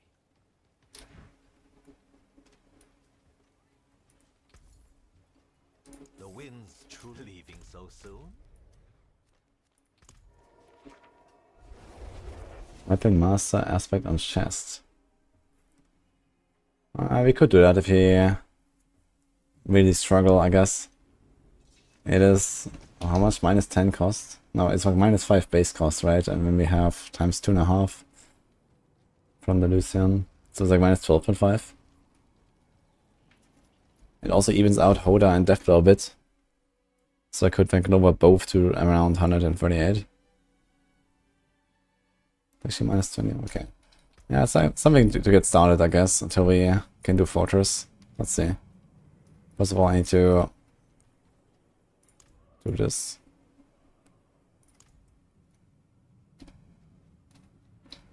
Let's see if I can sustain these resources.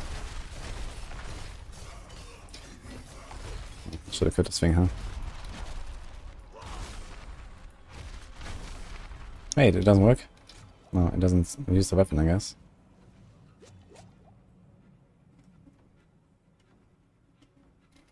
Okay, let's try this again.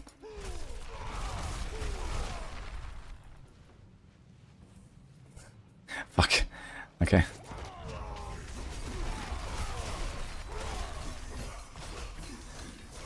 Why can I attack sometimes? It's just okay, because the Grueson's crown stacks up and then I don't get it. Okay, so for now let's just do this, yeah, fuck it.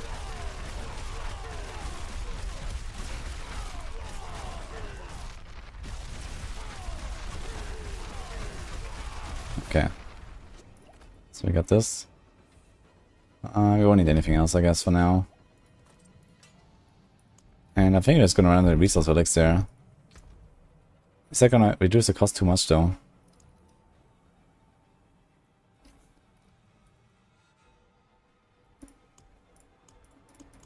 I'll put them all in the mule now.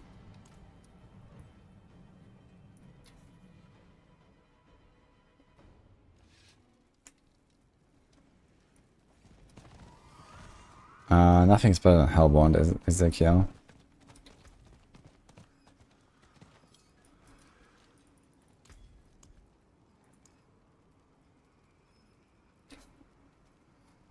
So it's 20 RCR. Is that too much RCR?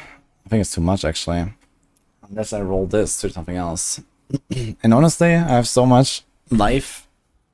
Having the life elixir doesn't really matter, I guess. It's just a bit more power. I'm probably tanky enough.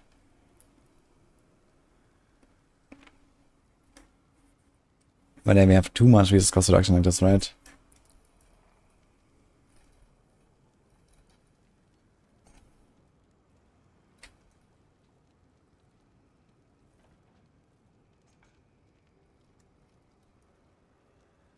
It is okay, actually.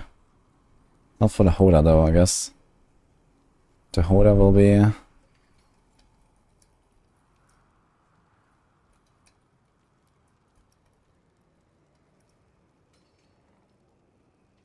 It's gonna be close with one Hoda and one Death Blow. We can try.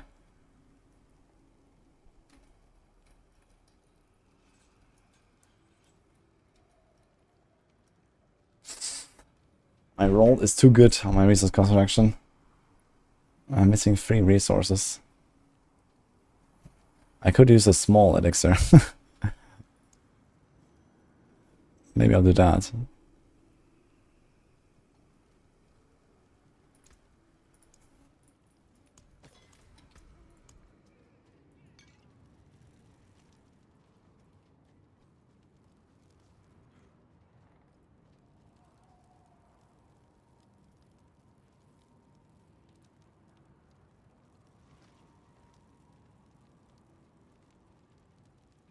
Okay. Is that still a glyph I haven't leveled? Yes. So Raph will also help me with a bit of fury.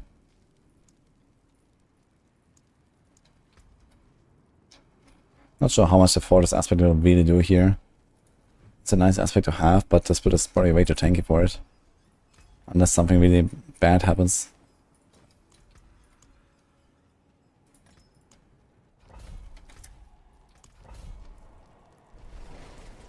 How's it going, Beat Trouble, by the way? Nice to see you, him.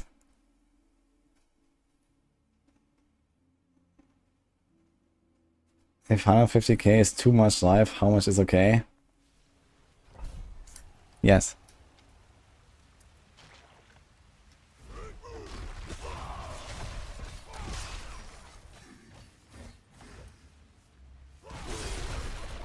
Okay. Very high attack speed. And the all powers are like 100 plus mil. And a good crit.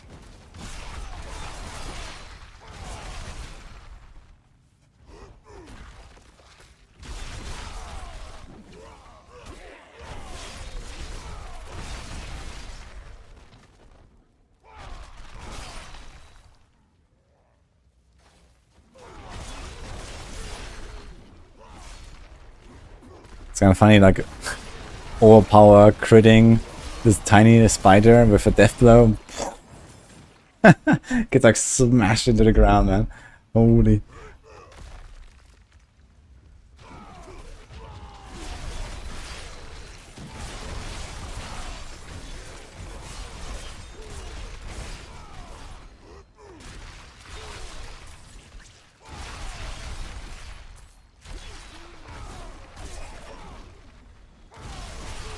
Any update on Andi Barrage? Aerostorm. I actually wanted to do it earlier before the stream, but I had some issues with the WordPress. And I'll check it later. Okay, it's time to integrate some Hodas. How much damage does my Hoda do? Oh, still bonking for like 20 million.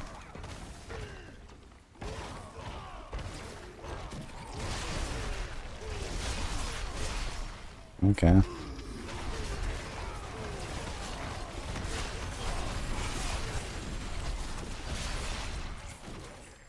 What's my movement speed? 75, okay, surprisingly high. If I had a GA movement there, and like another crit, I think I would probably be capped.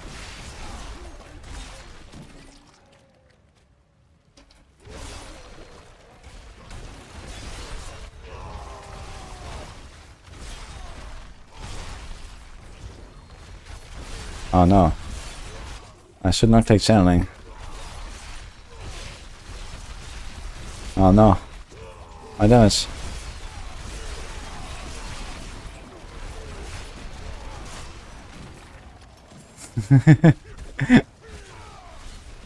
Okay.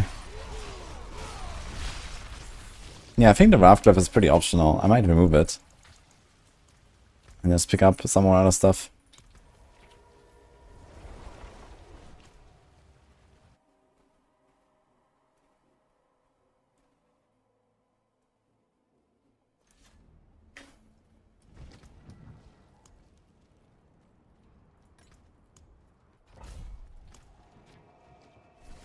It's Hoda, but different. It's Wudijo. What I'm playing, basically.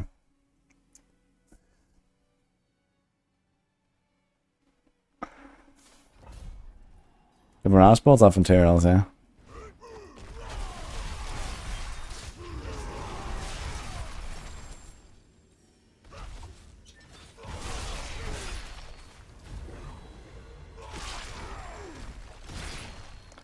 Yeah, it was kind of nice playing into Shaco, man, on the other build. For these kind of speedruns. Well, let's see what I can do.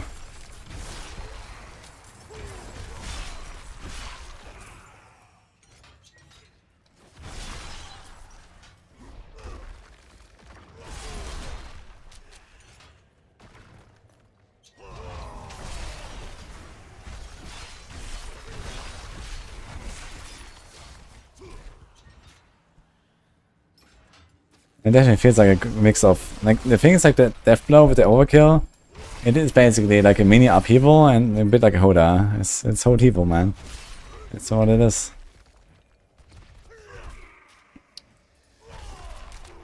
It seems a bit weird, you know. Now they also made it a core skill, so it's literally just like the same as the other skills.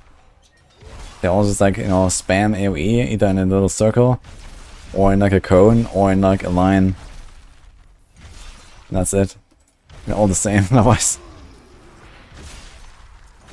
Again, there's like some slight differences in like how they work, especially with Death Blow.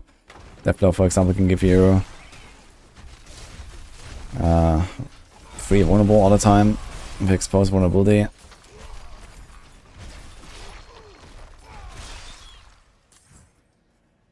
Yeah, this is the Death Blow guide from Maxwell, pretty much. Did I actually select the right weapon? Wait a minute. No. I have to do bludgeoning. Yeah, there's a big hammer in hand here. Let's go.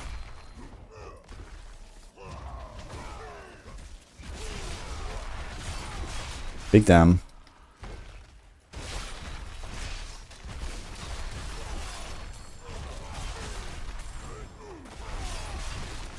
Should try a pit and see how it feels. Like a pit 101, I can probably kill a boss in like 5 seconds.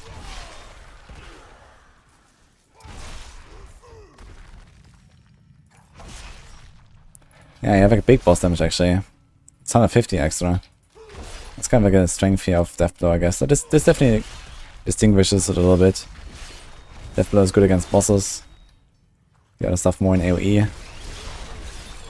Like Upheaval is more like the farming thing, with like the whenever you hit elites, you reduce the all power cooldown. So when I just kind of like do big AoE packs. And left blow is like the big single target thing, and then I guess Hoda is somewhere in the middle. But I feel like there's not really enough distinction there between the three.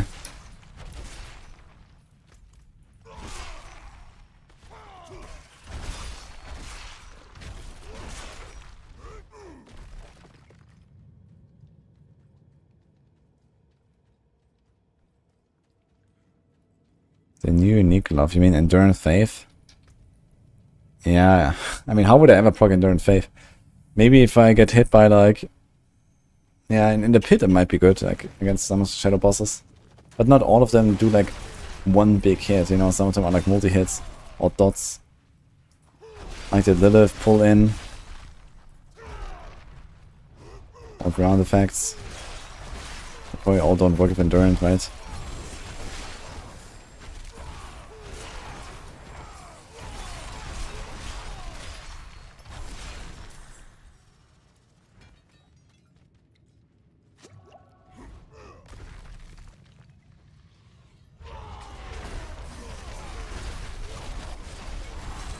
Okay.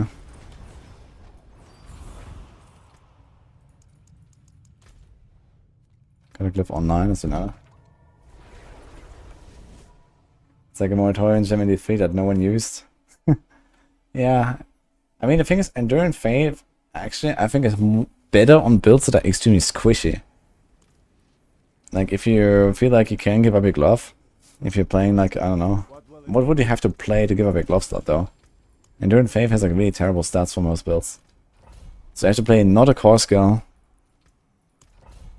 And you have to play something that doesn't benefit from Pain Gorgers. Or something like that. And then you could run Endurance Faith. Like a Rain of Arrows Rogue. I guess. You could do that.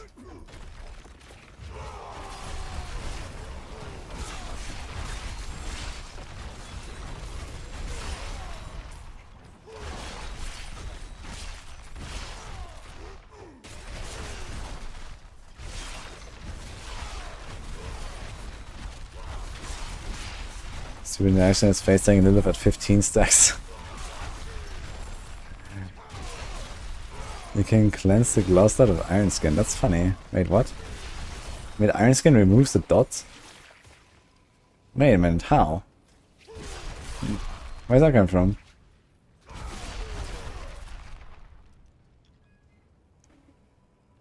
Why does it say 479% more? By the way. Is that normal?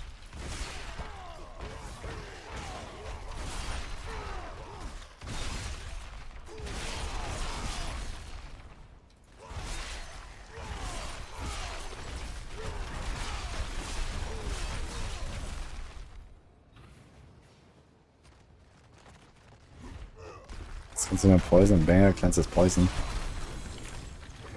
Are you sure it's not just that the Iron Skin is too OP and just like negates the dot?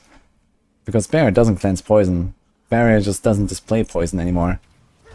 Like when you get a big poison in like a blind burrow run or something, and then you get a barrier, and then you don't get more barrier, the poison will eventually eat through it, if it's large enough poison.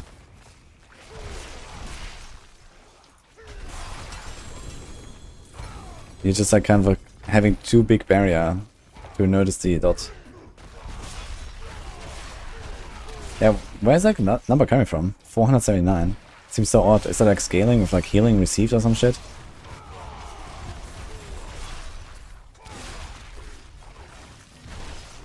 Must be scaling with something.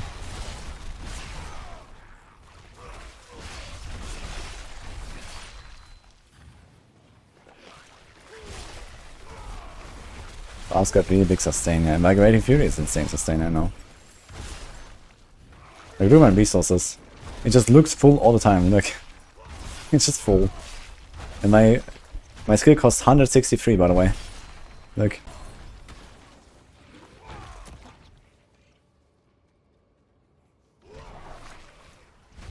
we do complain to the devs about 0 leaderboards, don't worry.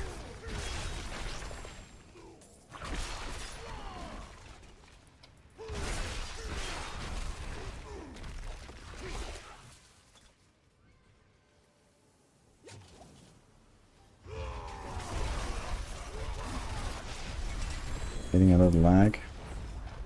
Doesn't seem to be me though. Guess the one more, that should be fun.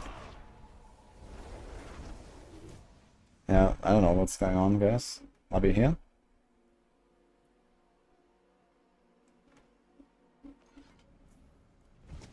Got overexcited, loved Deathblare. Yeah, it's fun. I'm gonna play it for a little bit, I don't know how long. Realistically, I guess it will depend on when they will announce the PTR. I expect the PTR will be actually on Tuesday. So that will give us only 6 more days, 5 more from tomorrow. I'll probably be away for 2 days. So I'll just do like a little bit of Deathblow now, a little bit of Bone Spirit. And then I've kind of like done all of the projects for the season anyway that I was going for. And everything else just kind of like, yeah, blasting a little bit and grinding and having fun. And then I guess we're gonna push Pit a little bit and, you know, kill some of our characters also. Or maybe not kill them. Realistically, we're probably just gonna run out of rune shards. I can only open the pit 400 times right now. It's not very much actually. I'm gonna do some pushing. And I've been farming a lot of Nightmare Dungeons. I guess it's actually faster to do just do Helltide for rune shards.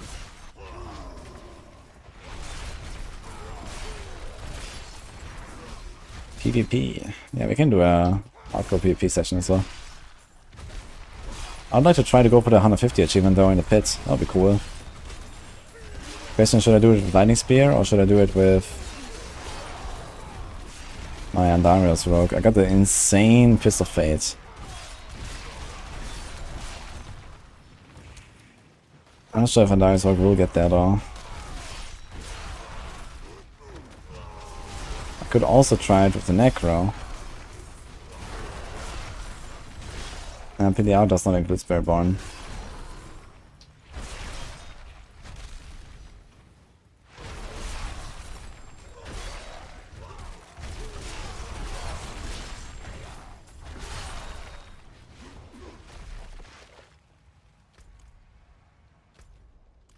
Do it on Barb. Barb 150? I'm not sure. I don't think they have that damage output.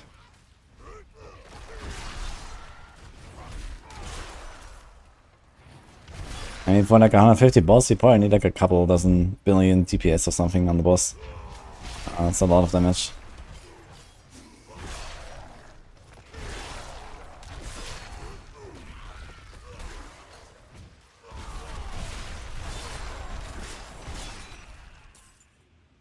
I'm gonna see me on Rogue for the pit.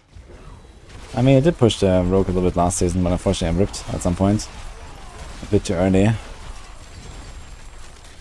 Alright, we got a first shrine. Let's go.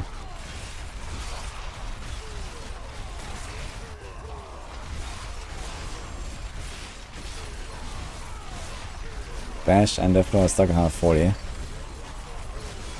Yeah, that sounds about right. And doing 150 on hardcore would be nutty anyway, even on any build, I think.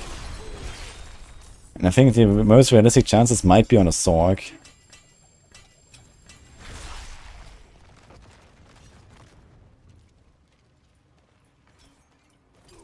Despite everything. But the Sorg's also not really close to perfect gear. I don't have a GA Shaco. I don't even have a GA Tyrios.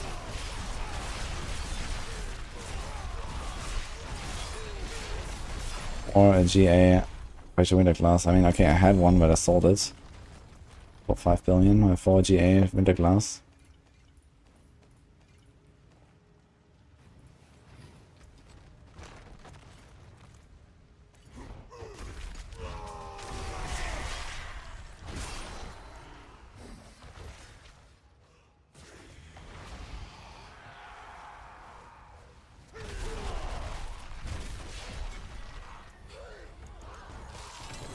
Okay, I got this done for the Marshal.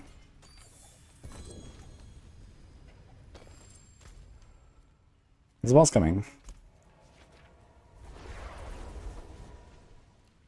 Yeah, I heard about the Magnum Opus bug, which is also a reason why I'm not running it. Sounds very scuffed.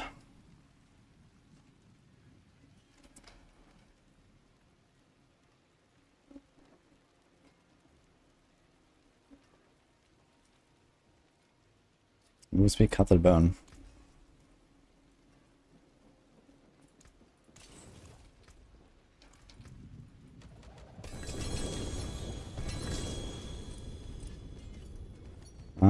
We don't actually want to open any bags anymore here. Let's keep it for the Necro maybe.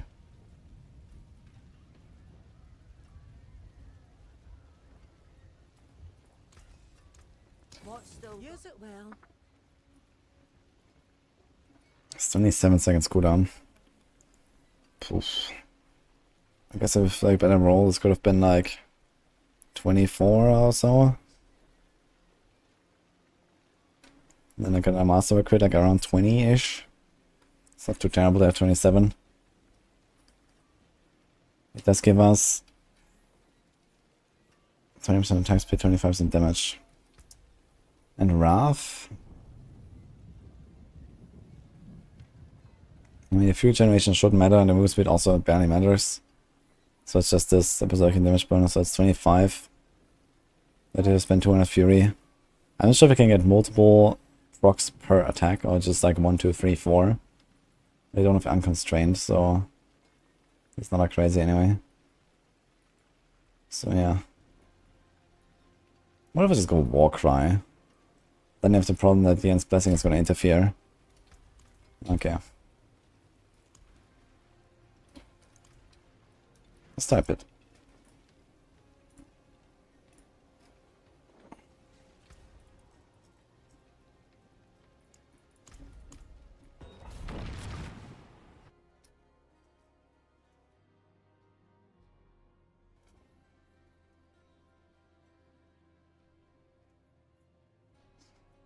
It has to be a Fist of Fate. Mob swarmed with Opus vehicle is hitting 300 million. The Whirlwind or the Tyraels? What? Okay, so I need Fist of Fate and Romani and then unequip Romani. It seems so weird, man. What the fuck is that? Yeah, but I can only do this in Horse, basically, not in Pit, for example, so... Also kinda scuffed.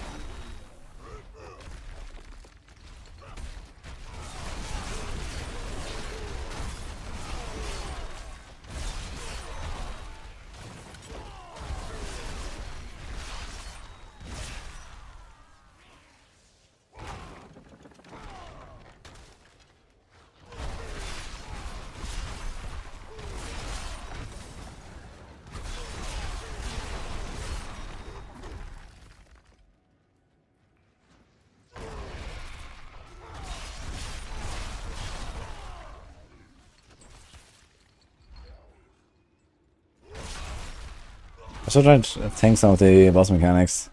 Just out of curiosity and see how tanky I am.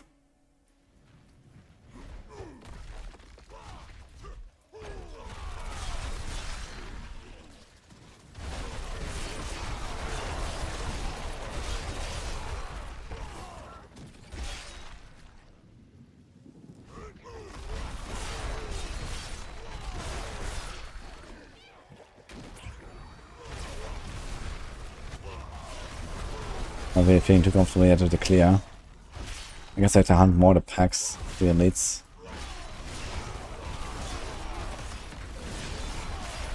It just takes too long to clean this up here.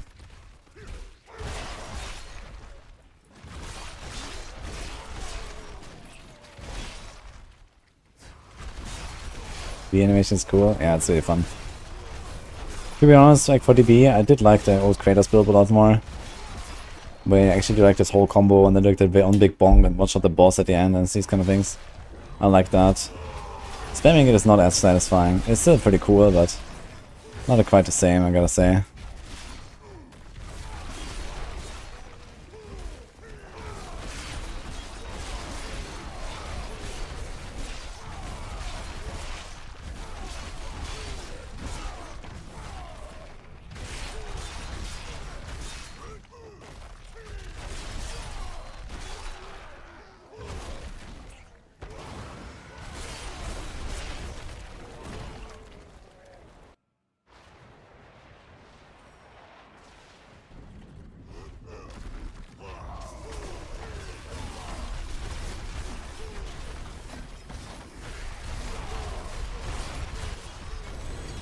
Okay. Bosses definitely melt. She's also gonna destroy 2 mana bosses easily. That's good. Can still do some C rotations or something with this character. We don't need only a Necro.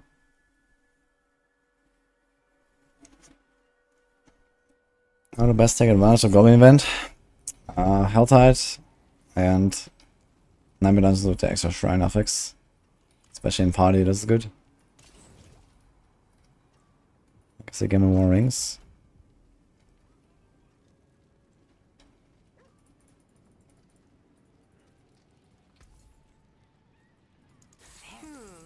Very nice. It seems a fair bit of Something like casting X amount of times within so many seconds. I mean, like he has an achievement or what?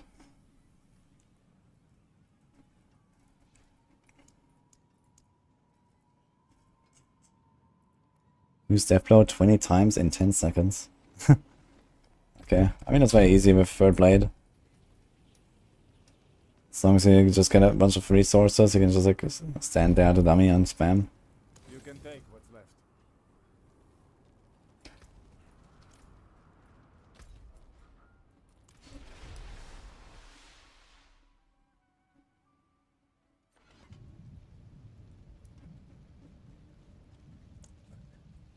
So much of tank mechanics, true, man. This time, okay. Yeah, it should be very tanky. You also have the Dooming up proc. You have the damage reduction from the Tibalts, which is nearly always up. I guess it might be a bit rippy when my Unstoppable is down. It's not always up. It's like 90% maybe. I'm just holding my way through. Fuck it.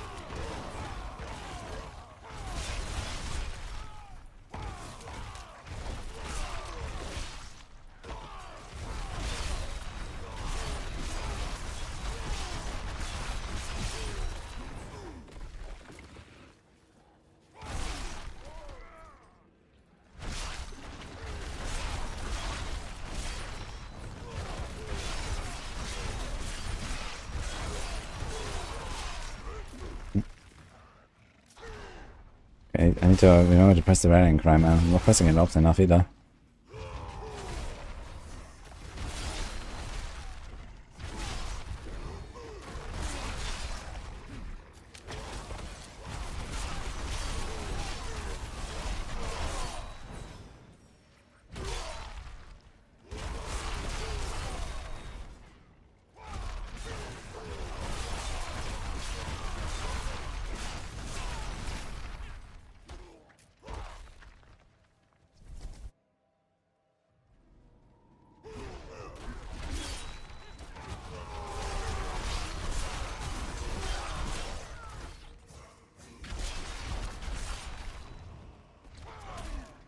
No, shining shine. Don't take it.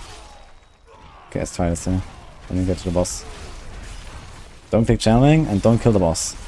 I want to tank some mechanics. Let's go.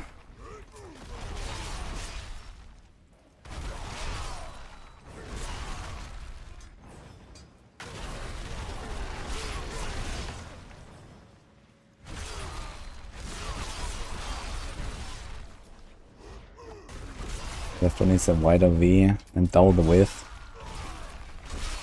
Yeah, it'll basically just be called upheaval now.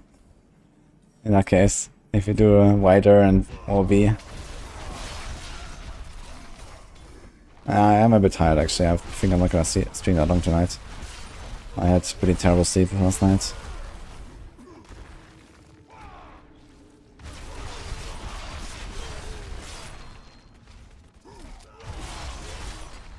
Just get rid of one. Yeah, maybe they could like rework overkill at some point, just have like a different effect or something. I think like it definitely overlaps too much, especially now with the third blade. I think it just overlaps too much with upheaval and Hoda. It does kind of the same as well with these skills. You can also just like Hoda him if you want. Bam, bam, bam. So.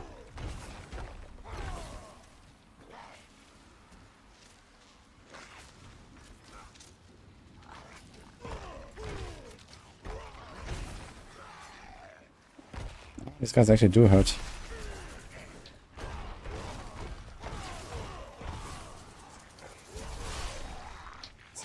one of the more dangerous bosses, I suppose.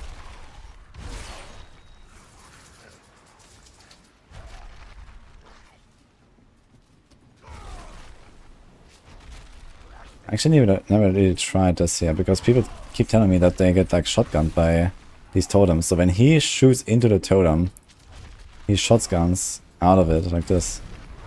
And this can kill people like instantly.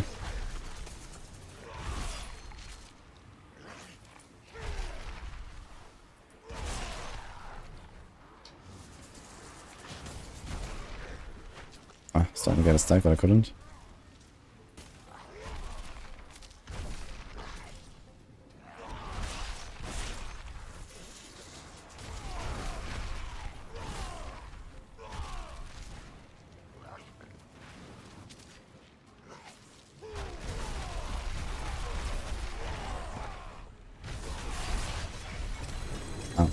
Wonder how much a Lilith Wave would do. Actually, I have no idea. I don't think I ever got hit by a Lilith Wave. I have no idea how much damage they do. Should try this a bit.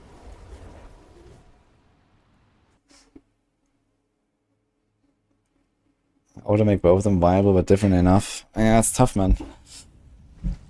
I think Overkill should maybe just be reworked to not be like this shockwave, but more like a, you know, like a one-time, you use Death Blow, you do Kapow, you know, like one-shot the elite or blast down the boss or something like that. Kind of like the old school build. Because that was just really fun. So instead of this shockwave, you could just have, you know, maybe some kind of ramping effect or whatever, you know, some damage ramp for the next use of your Death Blow. And then you would automatically not run the third blade anymore. So you use Death Blow as like a secondary ability in addition to Hoda or in addition to Upheaval.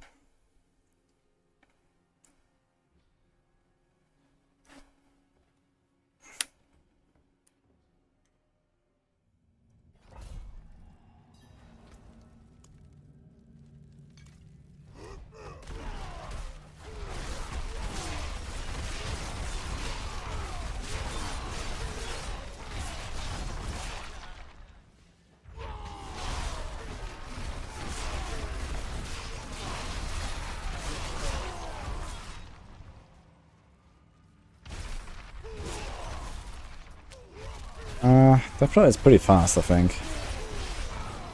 Oh, that's also relatively fast. I think Upheaval is just kind of slow.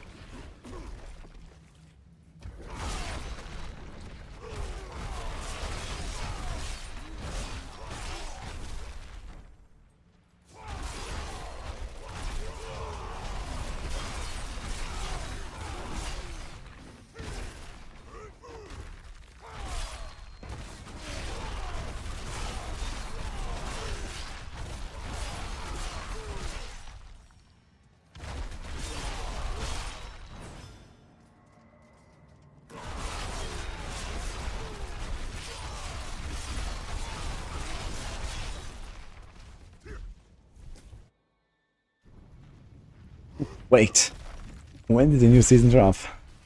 Welcome in season 5.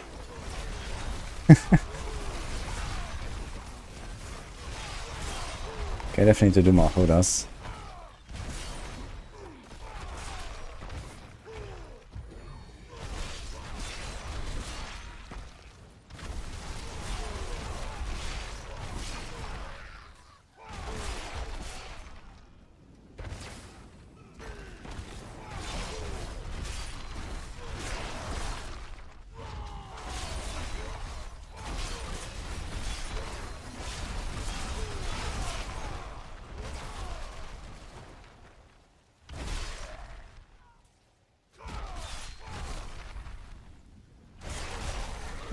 What was the guy again that asked about, did they fix this from the open beta already or something?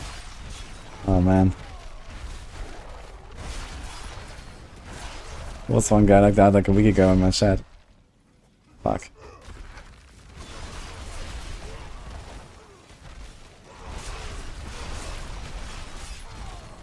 That was funny.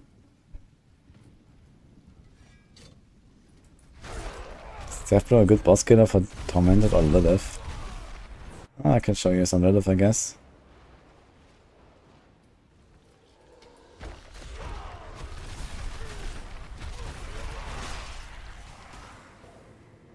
Okay, gonna stack and feel like nothing.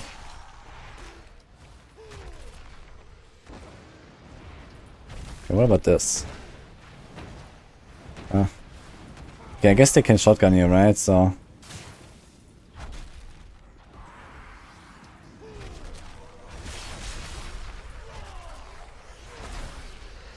Two stacks.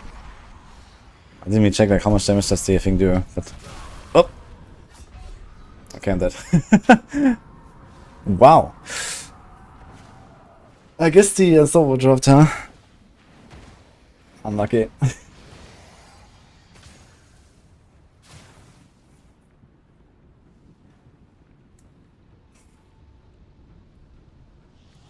That was surprising though, because the first one did like 5% or something, or 10.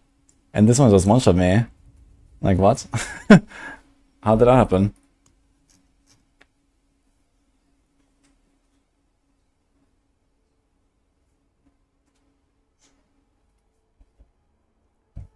I don't want to see this again. I guess I have to do damage testing like that on softcore. Because I have literally no idea how much all these abilities do. Because I never get hit by them, I have no idea. I was like, okay, let's try it a little bit. Wait, where's my stream?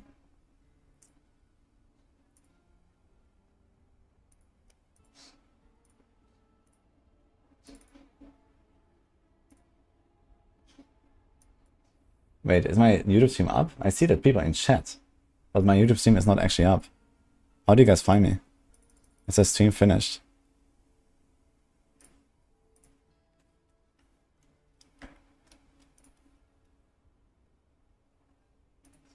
I mean, even unstoppable downtime, it's only 40% DR.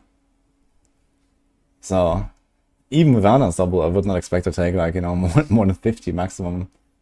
So, I don't know. I don't have any other like bonuses that are like damage action or unstoppable, it's just the tip balls.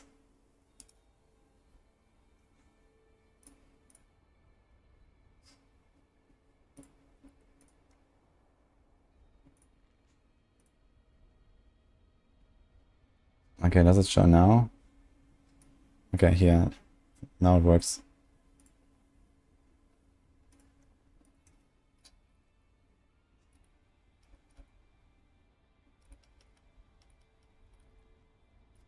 I did have unstoppable. It was up. Like, what? What? It was up. Look, I was full HP, full fortify, and unstoppable. And now look at the previous one. When I got the second stack. Yeah, I walk in there. Look how little it did. 10%, not even.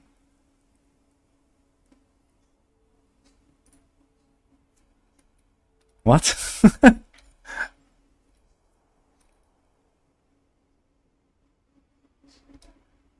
I had berserking as well. Or maybe... Okay, it just dropped in that moment actually, the berserking. But I mean, there's not much. I guess Hieroglyph probably doesn't even work, if I had to guess. I wonder if this is considered an elite. It might. But if when in doubt, I'd say nothing works. So it would be, okay, the R from berserking, like 12%. I have 12% the R by berserking. So that's not it. He's wearing Fist of Fate.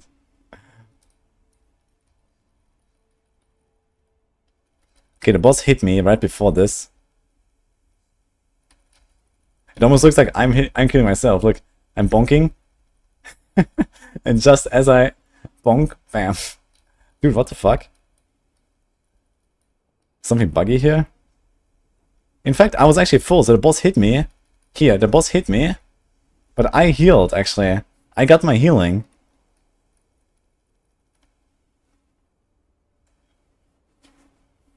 The ghost may be vulnerable. Yeah, okay, but I mean, that's 20%, that's nothing.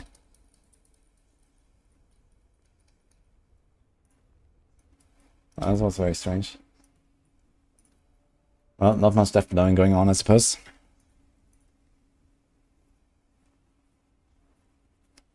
I'm not sure if I can take 2 lines, but even 2 lines should not get anywhere close to killing me there. Even if I took multiple of them.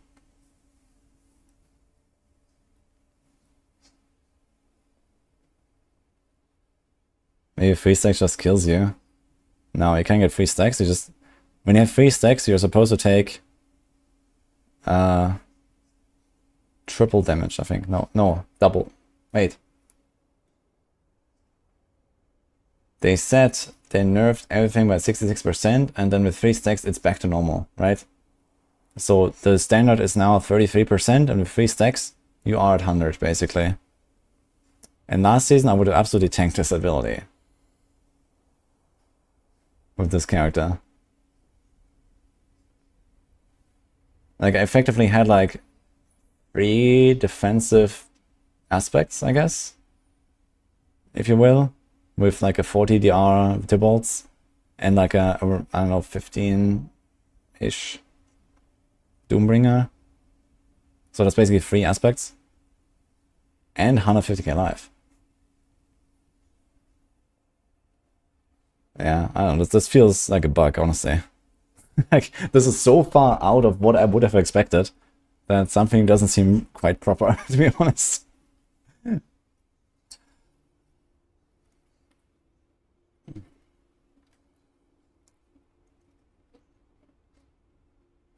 Especially after we saw the previous hits, right?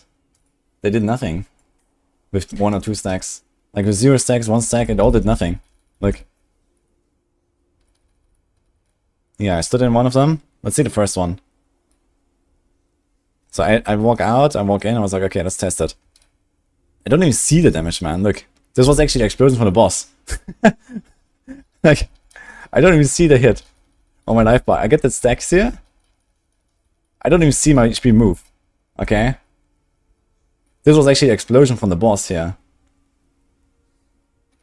Look. The succubus literally did nothing. And then the explosion does like 5%.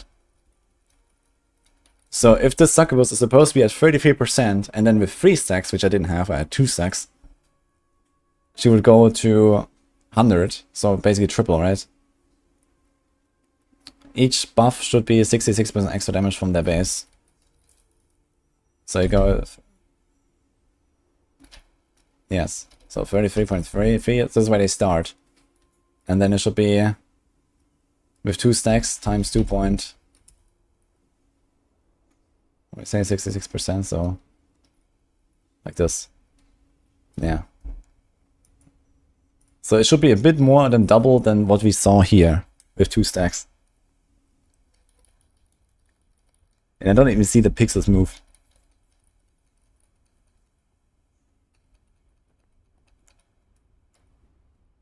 This time I had the berserking, okay. But the berserking is not that big, it's only 12 DR. I was considering trying this one here as well, but then I was like, nah, they're kind of closing in. I guess you can get shotgun by them, right? If you get hit by the overlapping circles. I should have tried this a little bit though. So here I walk in. Look, it hit me.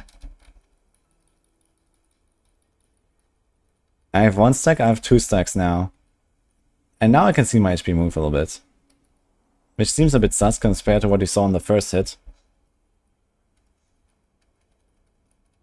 I lost like, I don't know, 8%, 10 maybe. Was this, wait, was this with berserking or without? This is with berserking.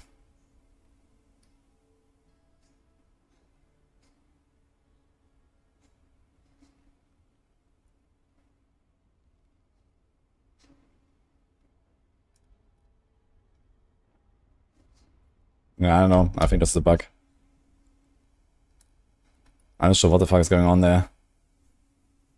Look at this.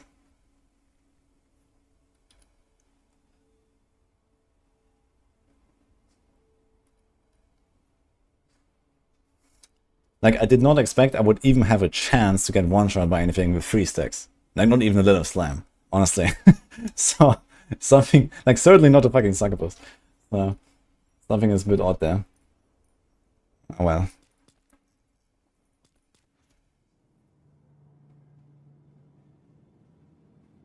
Not enough fury to cast a skill. I wonder if, like, there was something weird because it was exactly the same moment that I healed.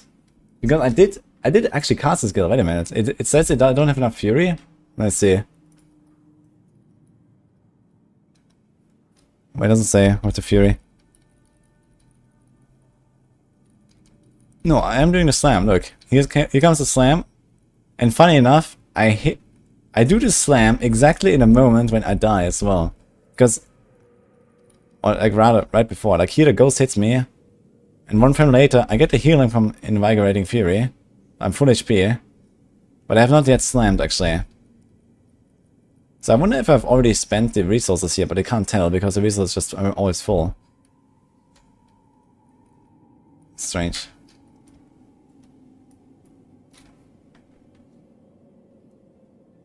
A little bit after I die, it says that. Oh, wait, what? Ah, not enough fuel to use that skill, you're right.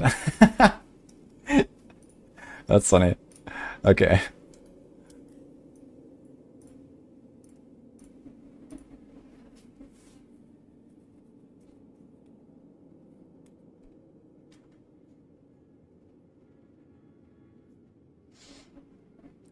Well, I think it might be that the stacks don't work the way they should.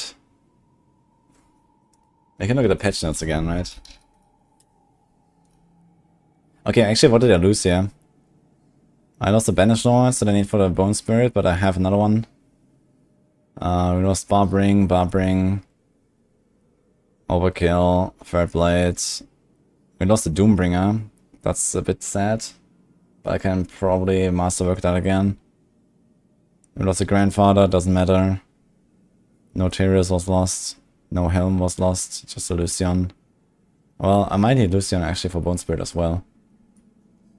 Chest was Barb Chest. The Tybbalts is fine. Okay, we didn't lose much besides the Doombringer, I guess. That's okay. So we can just masterwork a Doombringer again. But,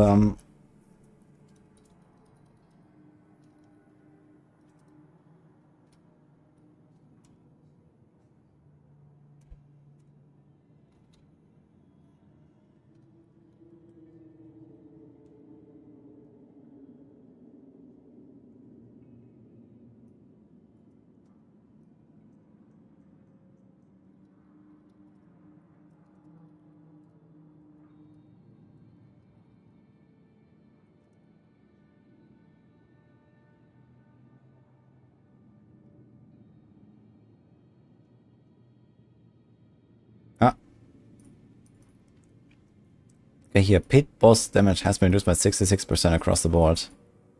Shadow pit boss affix attacks now apply a stacking damage debuff which stacks up to 3 times. At the third and final stack, pit boss damage is the same as Loot Reborn. Yeah, this is what I mean. So they started 34% damage and then triple over the course of 3 stacks. Yeah. I didn't even have the last stack yet. And in Loot Reborn I would have easily tanked the shit.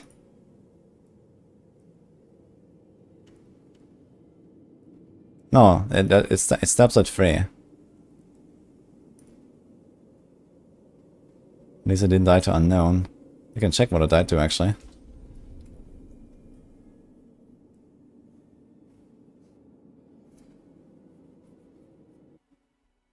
You got double or triple hit.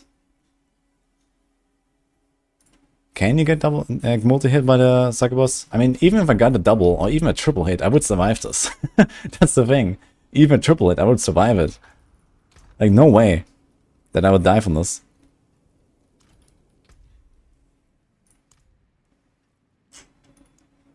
It's just that Victor's Resurrected Malice.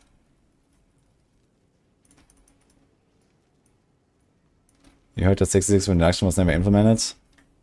That doesn't seem right either. Because you saw, like, at the start when I had no stacks, I literally took no damage. I couldn't even see the damage. And then I had 1 stack, I took like, I don't know, 5 or 10%. And then I had 2 stacks and I died. So I think they just have like... I think the damage reduction is implemented. But I think the stacks are not working properly. Maybe.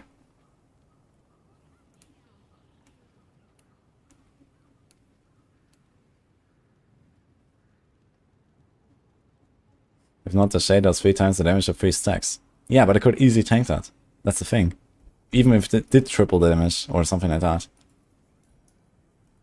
Like, do you know how tanky I just was on this character? So...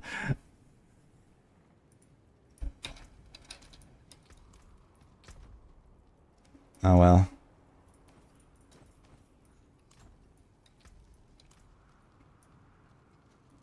Yeah, 3 stacks, 300%. I didn't even have 3 stacks.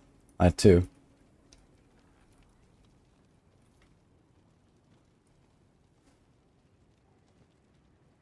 Yeah, I'm gonna send this to the Blizzard. I'm gonna bug report this. I don't know. They can investigate this. Because that seems like a bug for sure.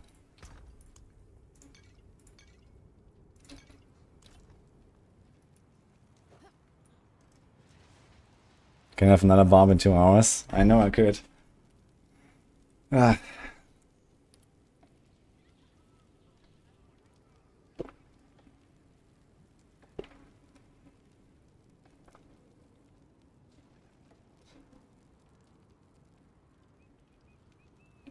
The fun about hardcore is you never know what bug or opportune mob will one-shot you next. Yep. Gonna be fun in the expansion.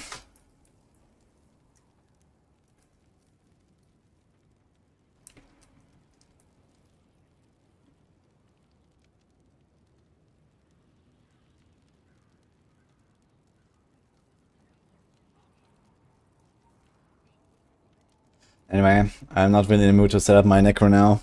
I think I wanted to go in my Necro and then do Bone Spirit, but I just did like a few hours of setting up the barb. I think I'm gonna call it here. Fuck it. So I'm gonna do that tomorrow.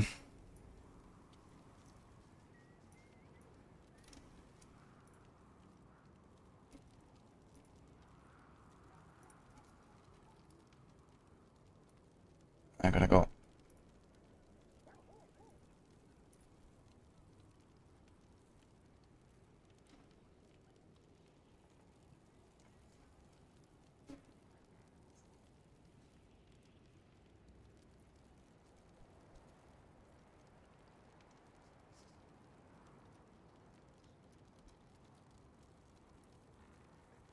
Anyway, hope you enjoyed it, guys. I'll be back tomorrow with my Necro, I suppose. See how that goes. I had like 152,000 HP.